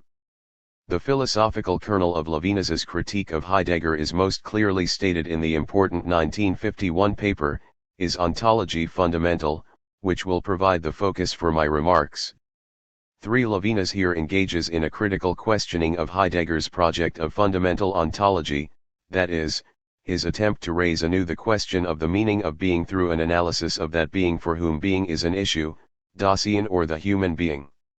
In Heidegger's early work, ontology, which is what Aristotle called the science of being as such or metaphysics, is fundamental, and Dasein is the ontic fundament or condition of possibility for any ontology. What Heidegger seeks to do in Being and Time, in the spirit rather than the letter of Husserlian intentional analysis, is to identify the basic or a priori structures of Dasein. These structures are what Heidegger calls existentials, such as understanding, state of mind, discourse and falling. For Levinas, the basic advance and advantage of Heideggerian ontology over Husserlian phenomenology is that it begins from an analysis of the factual situation of the human being in everyday life, what Heidegger after Wilhelm Dilthey calls facticity. The understanding or comprehension of being, Seinsverständnis, which must be presupposed in order for Heidegger's investigation into the meaning of being to be intelligible, does not presuppose a merely intellectual attitude, but rather the rich variety of intentional life, emotional and practical as well as theoretical, through which we relate to things, persons, and the world. There is here a fundamental agreement of Levinas with Heidegger which can already be found in his critique of Husserl in the conclusion to his 1930 doctoral thesis, The Theory of Intuition in Husserl's Phenomenology, and which is presupposed in all of Levinas's subsequent work. The essential contribution of Heideggerian ontology is its critique of intellectualism. Ontology is not, as it was for Aristotle, a contemplative theoretical endeavor, but is, according to Heidegger, grounded in a fundamental ontology of the existential engagement of human beings in the world, which forms the anthropological preparation for the question of being. Levinas writes with reference to the phenomenological reduction, this is an act in which we consider life in all its concreteness but no longer live it. For Levinas's version of phenomenology seeks to consider life as it is lived. The overall orientation of Levinas's early work might be summarized in another sentence from the opening pages of the same book: knowledge of Heidegger's starting point may allow us to understand better Husserl's end point.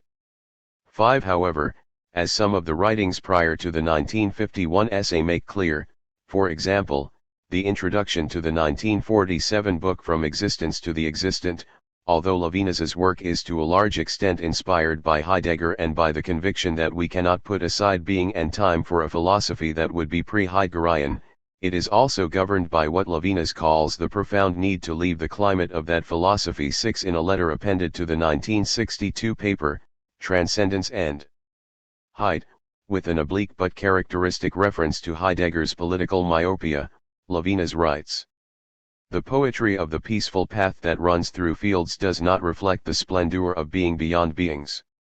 The splendor brings with it more somber and pitiless images.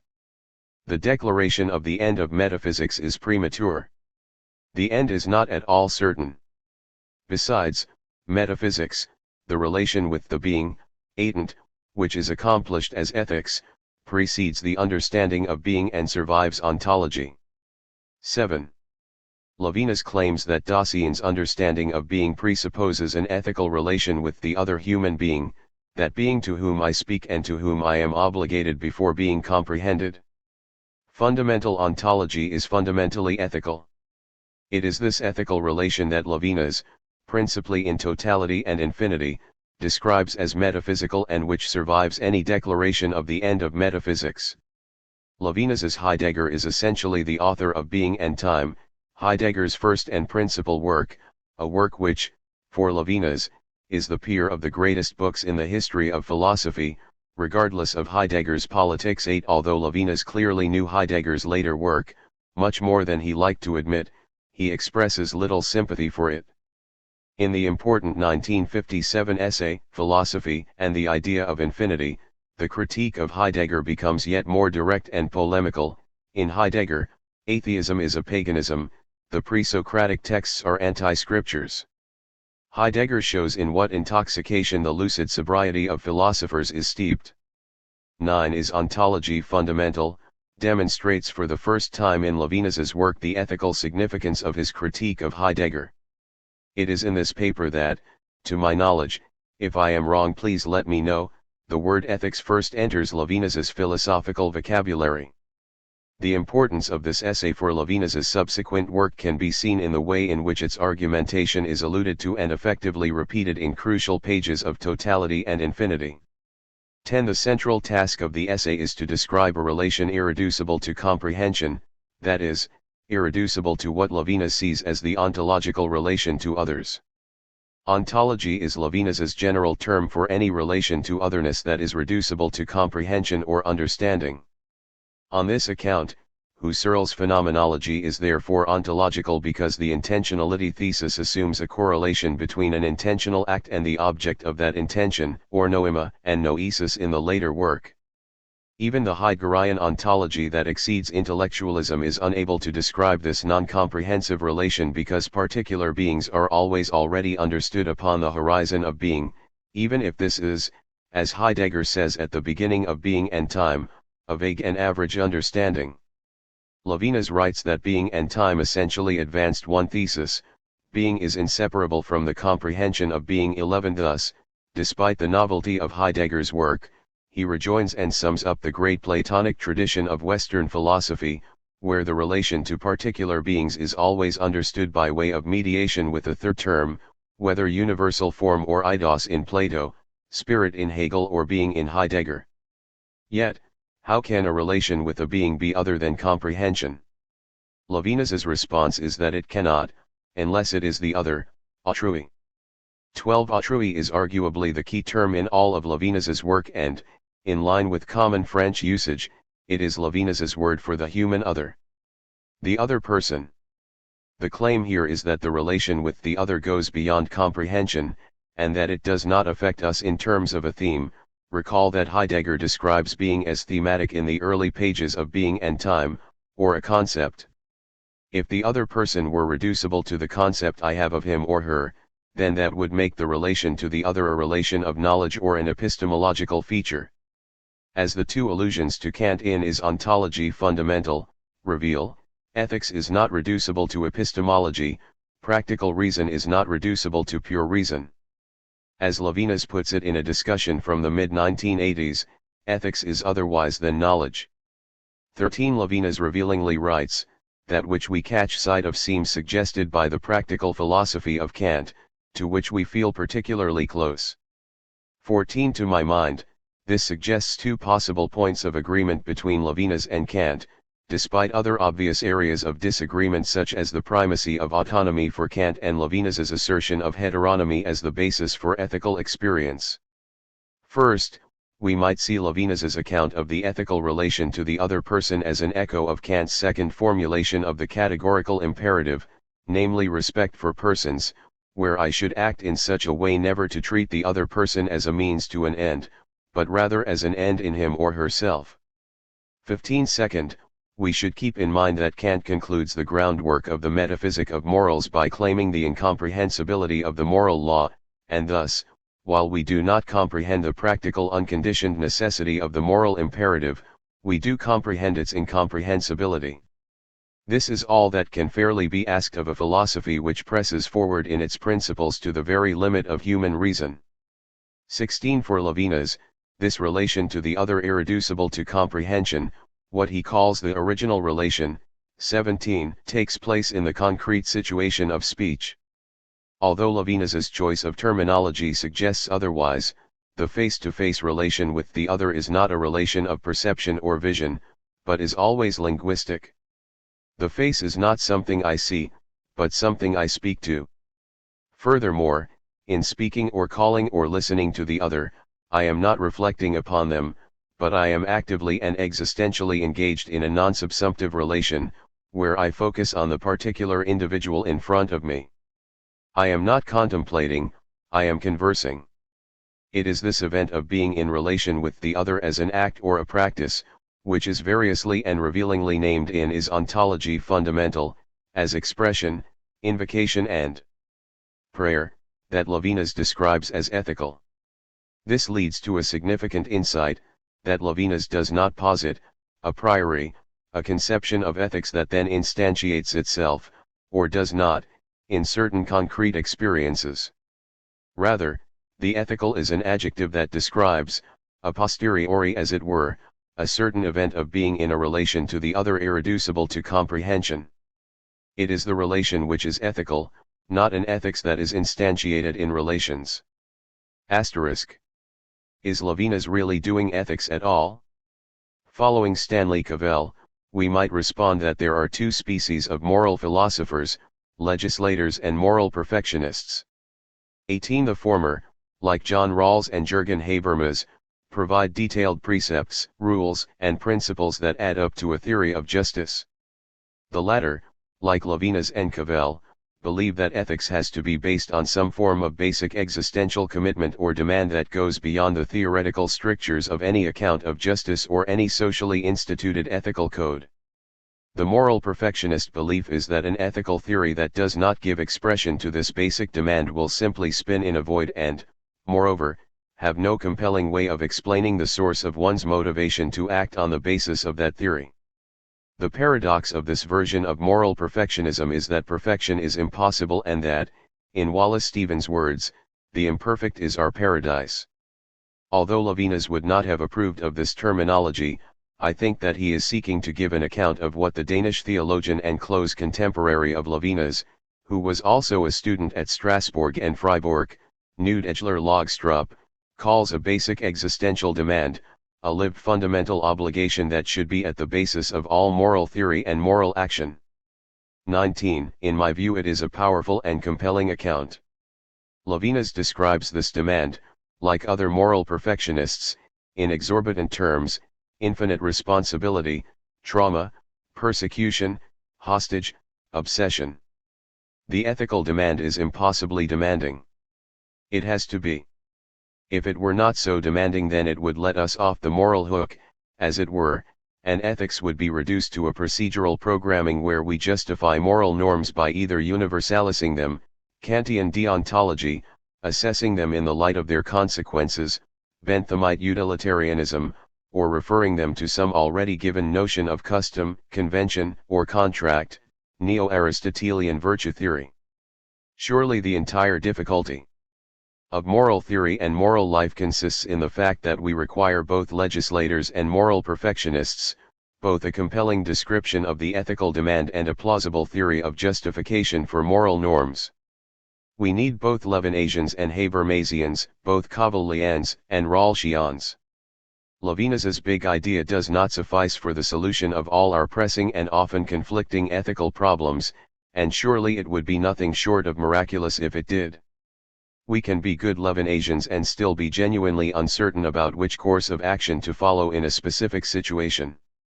But the strength of Levinas's position lies, I would claim, in reminding us of the nature of the ethical demand, a demand that must be presupposed at the basis of all moral theories if those theories are not going to lose all connection with both the passions and the apathy of everyday life.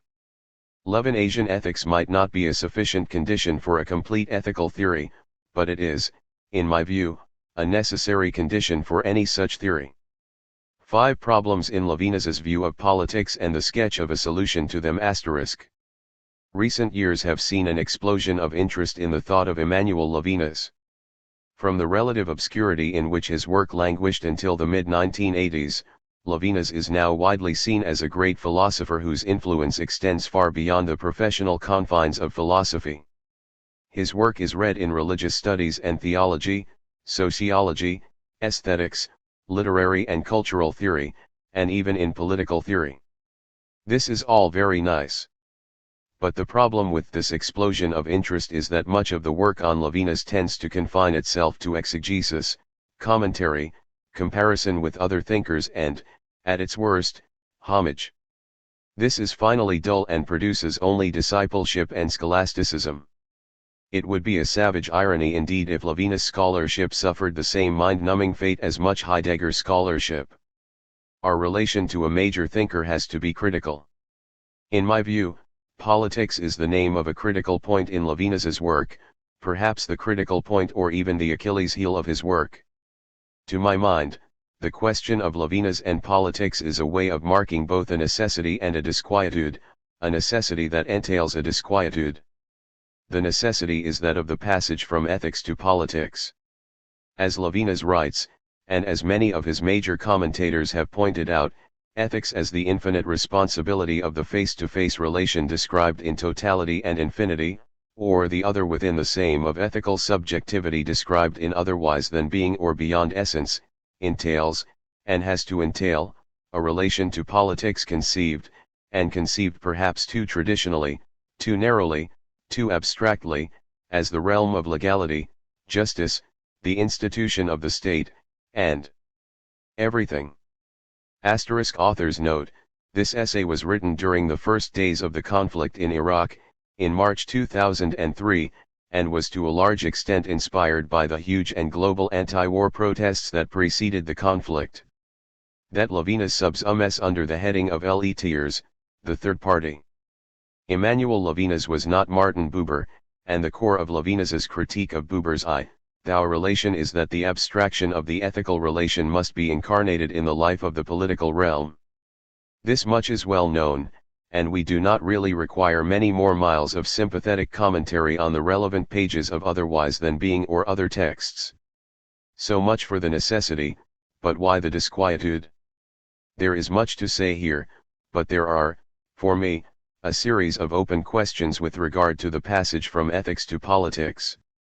Let me summarize 5 problems that seem to me to be essential, problems that have recently been sharpened by the appearance of Howard Cagill's Levinas and the Political, a subtle and subtly devastating book that shows the risks and the possibilities of Levinas's work and how that work might be said to bifurcate around the question of the political. 1. So, let me begin with the risks before going on to the possibilities. 1. Fraternity. The conceptualization of justice, community, legality, and Le Tiers is continually linked to what Levinas calls fraternity. In terms of the secular trinity of French republicanism, it is the third person of fraternity to which Levinas appeals over the claims to liberty and equality. However, this appeal to fraternity shows, I think, the utterly classical politics of friendship, to coin a phrase, that underpins Levinas's work. To pick one example amongst many, from otherwise than being, the other is from the first the brother to all the other men, autrui est d'emblée le frère à tous les autres hommes, 2. That is, at the level of politics, the ethical relation is translated into what I would see as a classical conception of political friendship as fraternity, as a relation between brothers, between free equals who also happen to be male. 2. Monotheism, that is, the linking of fraternity to the question of God, and the idea that political community is, or has to be, monotheistic. As Howard Cagill writes, commenting on Levinas's work from the 1930s, but it is a constant feature of Levinas's work, against the principle of freedom and being as gathering or domination, Levinas seeks protection from elemental evil in the thought of a human dignity emerging from a fraternity in which humans are called by God to responsibility for the other man. 3. In other words, the universality of fraternity is ensured through the passage to God, which incidentally recalls the classical Christian, essentially Augustinian, conception of friendship. That is, the Christian has friends only insofar as that friendship is mediated through the presence of God, which means that all humanity is my friend and no one is my enemy. Such is, for Carl Schmitt, the essentially depoliticizing logic of Christianity. This is one way of hearing Levinas's phrase from otherwise than being, that it is thanks to God I am an other for the others, AE 201/OB 158. Or again, from totality and infinity, monotheism signifies this human kinship, the idea of a human race that refers back to the other autrui in the face, for thus, there is a strict entailment between fraternity and monotheism, and I take it that universalistic republicanism is simply the secular translation of that entailment, le paradis lec of the French Republic. 3. Androcentrism, that Levinas's conception of ethics, fraternity, and monotheism is profoundly androcentric, as scholars like Stella Sandford have shown, where the feminine is thematized as the essential, but essentially pre-ethical, opening of the ethical. 5. Relations of solidarity between women are thinkable only on analogy with fraternity, hence, sorority is secondary to fraternity, sisterhood is secondary to brotherhood. 4. Filiality and the family, that is, the way in which the androcentric concept of fraternity is linked to what Derrida calls the family schema. 6. Filiality is a key concept in Levinas, particularly in the concluding pages of Totality and Infinity. But the child is either explicitly the son, le fils, or is thought on analogy with the son, and is linked together with the concepts of paternity and fraternity as that which makes the strange conjuncture of the family possible, T 256/TI 279.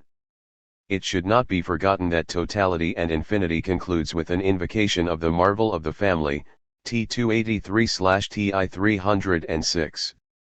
As such, one might speculate, Totality and Infinity produces a curious reversal of the logic of Hegel's philosophy of right. Where Hegel begins with the family only to end with the state, Levinas begins with the totalizing violence of the state only to end with the family. It then becomes a question of linking the pluralism of the family to the political order. Let's just say that I am not convinced that the family is such a marvel. 5. Israel, finally, and perhaps most significantly, it would be a question of linking these four themes to what we might call, and I choose my words carefully, thinking of Heidegger, the political fate of Levinasian ethics, namely, the vexed question of Israel. In relation to Israel, there is a risk and not a certainty, as Howard Cahill carefully tracks in his book, but a profound risk nonetheless, that the non-place of the ethical relation to the other becomes the place of Israel's borders. Israel risks functioning as the name par excellence for a just polity, a polity based on the pre-political priority of ethical obligation to the other, politique après. As Levinas exclaimed in response to President Sadat's visit to Jerusalem in 1977. 7. Israel might be said to have a double function in Levinas's discourse, as both ideal and real, as an ideal where ethical responsibility would be incarnated in social justice, and as a really existing state where justice is endlessly compromised by violence. The name Israel is suspended, possibly fatally suspended, between ideality and reality, between holy history and political history. Might this double function, this glissement descends, with regard to Israel, explain why, in 1982, Levinas did not feel able to condemn the murder of Palestinians in the camps of Sabra and Shatila? 8. Is that why Levinas said that in Al-Derrida I also find an enemy? Maybe. One can only wonder, or perhaps worry, what Levinas might have said now when the person required by an Israeli commission of inquiry to be removed from his post as defense minister because of his culpability in a war crime, Ariel Sharon, is now Prime Minister of the State of Israel, and where the double function of Zion finds its most powerful support from the evangelical Christian right in the United States. One should remember that the Bible is George W. Bush's favorite bedtime reading, where the neo-imperial project of the U.S. government is intrinsically linked to a Zionist vision. One might burst into hysterical laughter if the situation were not so bloody frightening.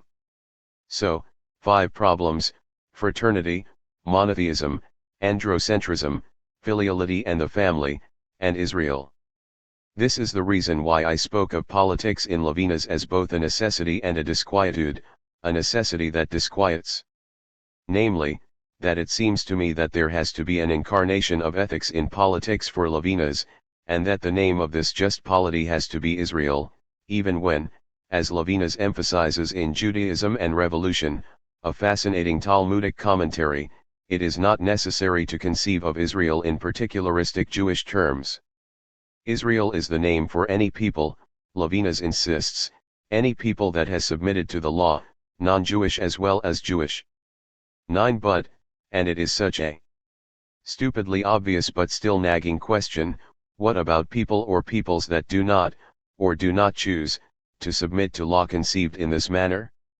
What about those whom, in a careless and ill-advised remark on the Yellow Peril, Levinas subsumes under the category of the Asiatic, the Chinese, and even the Russians insofar as they submit themselves to the paganism of communism? 10 What about those outside of the influence of the Bible and the Greeks? What about those who, in Levinas's frankly racist aside in a 1991 interview, simply dance?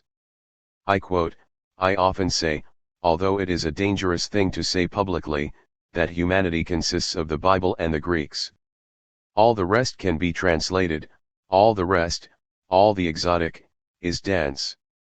11 To which I am inclined to say, let's dance all night, let's party hardy.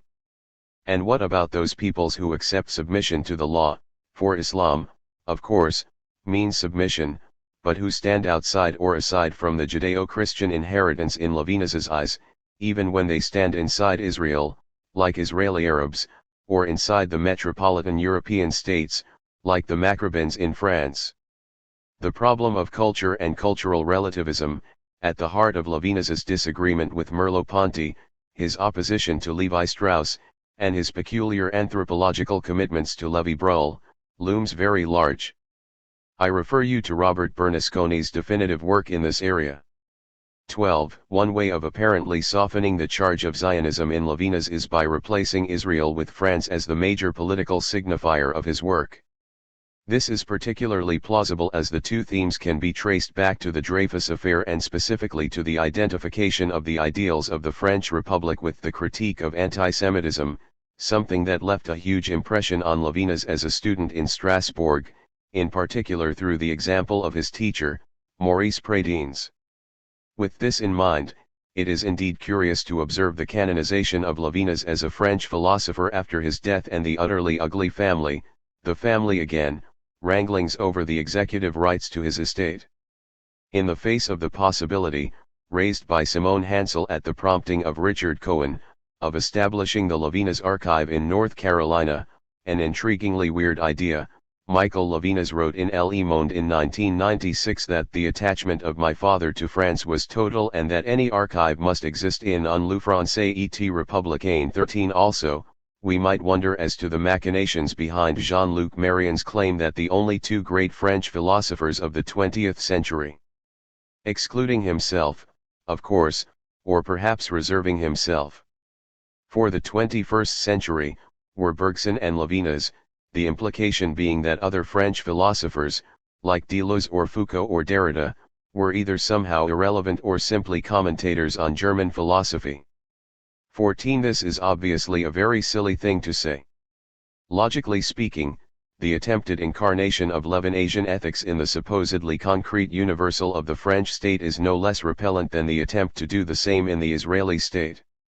I recall my palms sweating nervously as I listened to the French ambassador to Israel make this connection in an otherwise rather eloquent speech before more than 1,000 people during the first Levinas conference to be held in Israel, in Jerusalem in May 2002.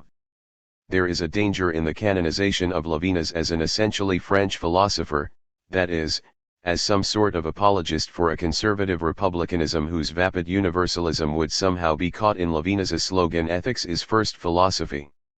Of course, Levinas is hardly blameless in this identification of his work with Uncertainité de la France, and in a conversation with François Poyeri he notes that he held the rather curious belief, which he still finds reasonable, that the war with Germany was necessary in order to defend the French language. Asterisk. In my view, these are the problems that beset the question of Levinas and politics. My hope would be for a non-fraternalistic, non-monotheistic, non-androcentric, non-filial, non-familial, and non-Zionist conception of the relation of ethics to politics. This also sounds very nice, but how do we get there from here? I have claimed that Levinas's work is defined by the disquieting necessity of the passage from ethics to politics. Yet, what if we question the nature of this passage?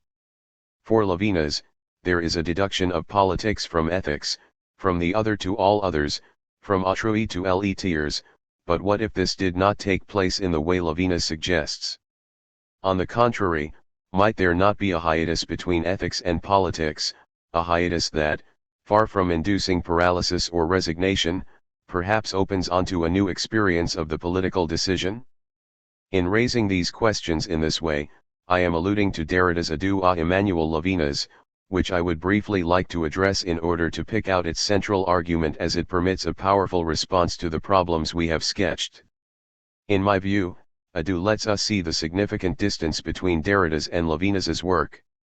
16. What I mean is that one way of reading Adieu is in terms of the increasingly close philosophical proximity of Derrida to Levinas, which builds upon Derrida's 1986 remark where he said, "Faced with a thinking like that of Levinas, I never have an objection. I am ready to subscribe to everything that he says." 17. This is an understandable reading, and I have myself advanced arguments for such a proximity. But despite this undoubted homology, and despite the relative absence of criticism in Adieu, perhaps the latter paradoxically permits us to see that Derrida is much further away from Levinas than might at first appear. Derrida focuses on one seemingly contingent word in Levinas's vocabulary, welcome, accueil, which he then links to the theme of hospitality. Derrida shows how the hospitality of welcome defines the various meanings given to ethics in Levinas's work. In my view, he rightly argues that Levinas's Totality and Infinity can be read as an immense treatise on hospitality, where ethics is defined as a welcome to the other, as an unconditional hospitality. Yet the question that Derrida is seeking to explore in this text concerns the relation between an ethics of hospitality and a politics or law of hospitality in Levinas's work. So the question is whether an ethics of hospitality can, in the classical manner, found the spheres of politics and law. That is, does the formal ethical imperative of Levinas's work, to an iteris point, lead to a determinable political or legal content? Can one deduce politics from ethics? Derrida's claim, which in my view could be at the very least complicated, perhaps even contested, is that although Levinas sees the necessity for such a deduction, he leaves us perplexed as to how it might be achieved, and his text is marked by a silence on this crucial point, Adieu 197. However, and this is the really interesting move in the argument, rather than judging this hiatus negatively, Derrida claims that the absence of a plausible deduction from ethics to politics should not induce paralysis or resignation. The claim is therefore that if there is no deduction from ethics to politics, then this can be both ethically and politically welcome. On the one hand, ethics is left defined as the infinite responsibility of unconditional hospitality, whilst on the other hand, the political can be defined as the taking of a decision without any determinate transcendental guarantees. Thus, the hiatus in Levinas allows Derrida both to affirm the primacy of an ethics of hospitality, whilst leaving open the sphere of the political as a realm of risk and danger. Such danger calls for decisions or what Derrida, citing Levinas, calls political invention, Adieu 144, an invention taken in the name of the other without this being reducible to some sort of moral calculus. However, Derrida's position does not, I think, collapse into a vapid formalism or empty universalism. He emphasizes how the very indeterminacy of the passage from ethics to politics entails that the taking of a political decision must be a response to the utter singularity of a particular and inexhaustible context. The infinite ethical demand arises as a response to a singular context and calls forth the invention of a political decision.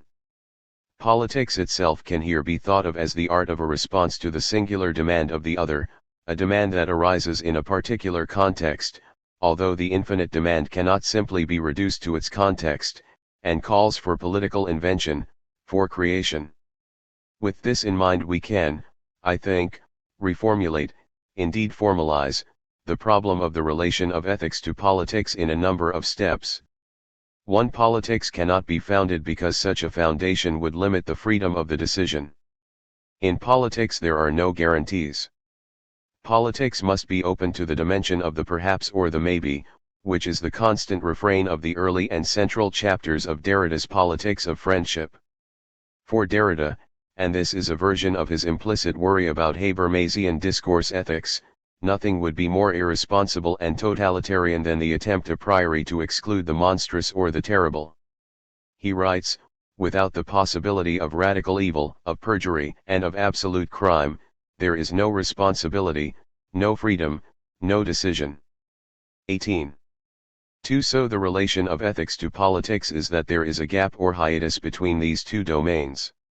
And here we confront a crucial qualification of the problem of ethics and politics, namely, that if politics is not founded in the classical manner, then it is also not arbitrary, for this would take us back to some libertas arbitrarium and its concomitant voluntaristic and sovereign conception of the will. That is, it would lead us back to an undeconstructed Schmittianism, where the possibility of the political decision presupposes the existence of the sovereign subject, defined in terms of activity, freedom, and virility. 3.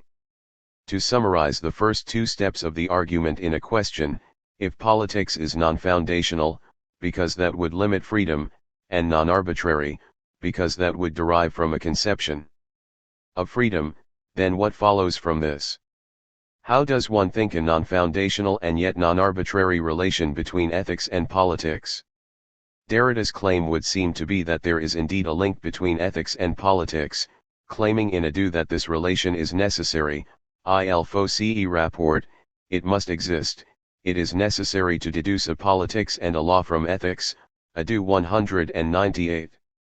Against Schmitt, Derrida tries to capture the sense of a non-foundational, yet non-arbitrary, relation between ethics and politics with the notion of the other's decision in me, a decision that is taken, but with regard to which I am passive. On my understanding, this means that particular political decisions are taken in relation to the universality of an ethical demand for action that I approve, infinite responsibility to the other, justice, the messianic a priori, or whatever. Although this is not the way Derrida understands it, I would interpret the other's decision in me as an experience of conscience, where the content of the latter is the other's demand to which I am infinitely responsible and that counsels me to act in a specific situation. 19.4. Politics, then, is the task of invention in relation to the other's decision in me, non-foundationally and non-arbitrarily. But how does one do this exactly? Perhaps in the following way, in a quite banal sense, each decision is necessarily different. Every time I decide, I have to invent a new rule, a new norm, which must be absolutely singular in relation to both the other's infinite demand made on me and the finite context within which this demand arises. I think this is what Derrida means, in Force of Law and elsewhere, by his qualified Kierkegaardian emphasis on the madness of the decision, namely, that each decision is like a leap of faith made in relation to the singularity of a context. 20. Such a position might be linked to one of Wittgenstein's more cryptic remarks in the Philosophical Investigations, where he writes that in following a rule, it would almost be more correct to say, not that an intuition was needed at every stage, but that a new decision was needed at every stage, esse in jedem puncti nui Entscheidung nötig. 21.5. So, each political decision is made experientially ex nihilo, as it were, and is not deduced or read off procedurally from a pre-given moral content, and yet it is not arbitrary, there is a rule that shapes the taking of that decision. The demand provoked by the other's decision in me calls forth political invention, which provokes me into taking a decision and inventing a norm for the specific situation. The singularity of the context in which the demand arises provokes an act of invention whose criterion is universal. All the difficulty of politics consists precisely in this passage from the universal to the particular. 6. To recapitulate, what we seem to have here is a relation between ethics and politics that is both non-foundational and non-arbitrary, that is, it leaves the decision open for invention whilst acknowledging that the decision comes from the other. The other's decision in me is not so much a Kantian factum der Vernunft as a factum de anderen, an effective, heteronymous, pre-rational opening of the subject.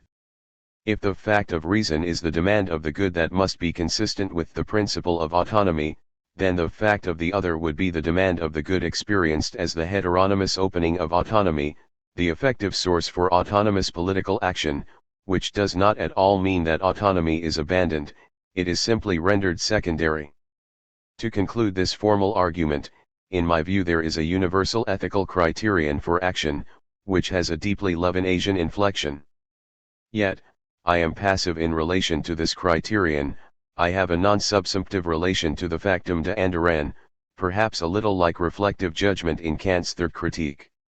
The specific form of political action and decision-taking must be singular, situational, and context-dependent. Asterisk.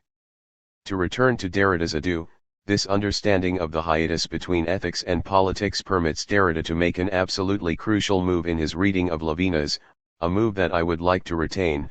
On the one hand, it enables him to accept the formal notion of the ethical relation to the other in Levinas, what Derrida calls here and elsewhere a structural or a priori notion of the messianic, adieu 204, whilst, on the other hand, refusing the specific political content that Levinasian ethics seems to entail, namely, the question of Levinas's Zionism, French republicanism, Eurocentrism, or whatever. Derrida writes that the formal injunction of the deduction remains irrefusable. Ethics entails politics and law. But, on the other hand, the political or juridical content thus assigned remains indeterminate, to be determined beyond knowledge and any possible presentation, concept, or intuition, singularly in the speech and responsibility taken by everyone in each situation. Adieu 199. Having established this hiatus or discontinuity between the form and content of Levinas's work, Derrida goes on, a couple of pages later. Moreover, this discontinuity allows one to subscribe to everything that Levinas says to us about peace or messianic hospitality, of the beyond of the political within the political, without necessarily sharing all the opinions which, within his discourse, arise from an intrapolitical analysis of real situations or of an effectivity happening today, of the terrestrial Jerusalem. Adieu 202. Derrida makes this formalistic move in order to avoid what I called above the possible political fate of Levinas's work, which, whilst not simply unnationalismata plus, adieu 202, continually runs the risk of being conflated with such a nationalism, with its opinions on the terrestrial Jerusalem. However, far from being an anti-political reading of Levinas, we might see Derrida's adieu as a hyper-political reading. Derrida's avoidance of the possible political fate of Levinasian ethics is not done in order to avoid concrete political questions, questions of the specific content of political decisions, but on the contrary to defend what he has elsewhere called in relation to Marx, the New International 22. Although received with more than a little skepticism by the Derrida faithful, I think the New International is a key notion in Derrida's recent work, one that is needed today more than ever and which I see, perhaps simply as a way of provoking my Habermasian friends, as a reactivation of the emancipatory promise of modernity. In response to the good old Chernyshevskian question, what is to be done, we might say that what is required is, as Derrida writes, another international law, another politics of frontiers, another humanitarian politics, even a humanitarian engagement that would hold itself effectively outside the interest of nation-states, ADU 176. Sadly, we seem infinitely far from such a politics at the present moment, defined as it is by the endless misery of war, a neo-colonial theological moralism of good and evil, and a neo-imperialist projection of military power. Asterisk. Let me conclude with a brief plea for an anarchist metapolitics. To my mind, the question of Levinas and politics turns on the issue of the incarnation of ethics in politics, namely, whether ethics becomes somehow incarnated in the form of the state, whether France, Israel, or elsewhere, or whether it is, as I would contend, a moment of disincarnation that challenges the borders and legitimacy of the state. It is here that Levinas's thematic of anarchism takes on great interest, particularly the way in which that theme is handled by Miguel Abensauer, when he speaks of an anarchic disturbance of politics. 23. This is the anarchy of the relation of proximity and substitution with the other that introduces what we might call a metapolitical moment into politics. In my view, Levinasian ethics is not ethics for its own sake in the manner of what we might call angelic readings of Levinas, but nor is it ethics for the sake of the state, which we might think of as the right-wing Levinasian option, whether that is linked to the logic of Zionism or indeed a quasi-Gaullist, quasi-Kyratian argument for French exceptionalism. In my view, ethics is ethics for the sake of politics. Better stated perhaps, ethics is the metapolitical disturbance of politics for the sake of politics, that is, for the sake of a politics that does not close over in itself, becoming what Levinas would call totality, becoming a whole. Following Levinas's logic, when politics is left to itself without the disturbance of ethics, it risks becoming tyrannical. The problem with much thinking about politics is that it is archaic, it is obsessed with the moment of foundation, origination, declaration, or institution that is linked to the act of government, of sovereignty, most of all of decision that presupposes and initiates a sovereign political subject capable of self-government and the government of others. Such is arguably the intent of a tradition of political philosophy that begins in Plato's Republic. I would contend that political philosophy in this sense is essentially anti-political. In Hannah Arendt's terms it consists in the reduction of the political to the social, or in Jacques Rancière's terms it is the reduction of la politique to the order of la police. That is, the political manifestation of the people is and has to be reduced to their allotted social function in the state as soldier, worker, guardian, or university professor, the social division of labor given in Plato's Republic that finds a faithful and deeply troubling echo in Heidegger's Rector Rates Red. What such a tradition of political thinking fears most is the people, the radical manifestation of the people, the people not as das Volk or le Peuple shaped by the state, but as die Leute, or les gens, the people in their irreducible plurality. One way of thinking about Levinas and politics, and I think it is the most convincing way, is in terms of ethics as an anarchic, metapolitical disturbance of the anti-political order of the police. It would here be a question of linking what Levinas sees already in totality and infinity as the anarchy essential to multiplicity, T270/TI 294, to the multiplicity that is essential to politics.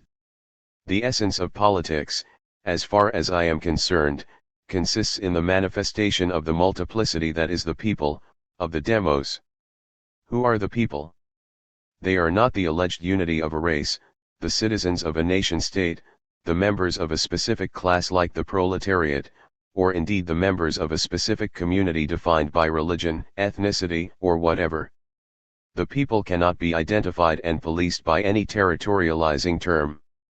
Rather, the people is that empty space, that supplement that exceeds any social quantification or accounting.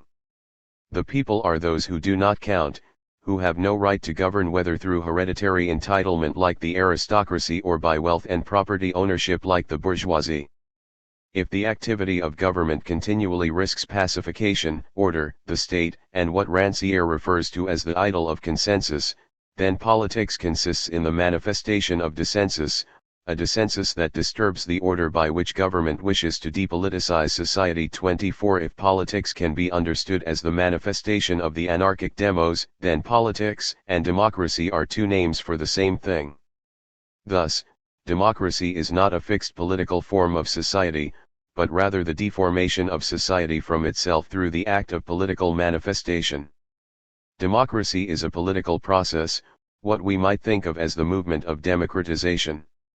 In my view, democratization consists in the manifestation of dissensus, in demonstration as demonstration, in the street, even dancing in the streets, in London, in Berlin, in New York, but equally in Damascus, in Tel Aviv, in Cairo, but also in Basra, in Baghdad, manifesting the presence of those who do not count. Democratization is politicization, it is the cultivation of what I call forms of dissensual emancipatory praxis, or what might also be called politicities, sites of hegemonic struggle that work against the consensual idol of the state, not in order to do away with the state or consensus, but to bring about its endless betterment. Politics is now, and it is many. If we are not to resign ourselves to the finally defeatist position of Rancière and many others that politics is rare, the last great example being 1968, 25, if we are not going to bow beneath the fate of contemporary neo-imperial power intoxicated by military moralism, you are evil, we will bomb you, if we are going to be able to face down the political horror of the present, and Levinas's work was always dominated by that horror, then I think politics has to be empowered by a metapolitical moment of disturbance, an anarchic ethical injunction, and the experience of an infinite ethical demand. Despite all the political problems discussed in this essay, this is our infinite debt to the work of Emmanuel Levinas.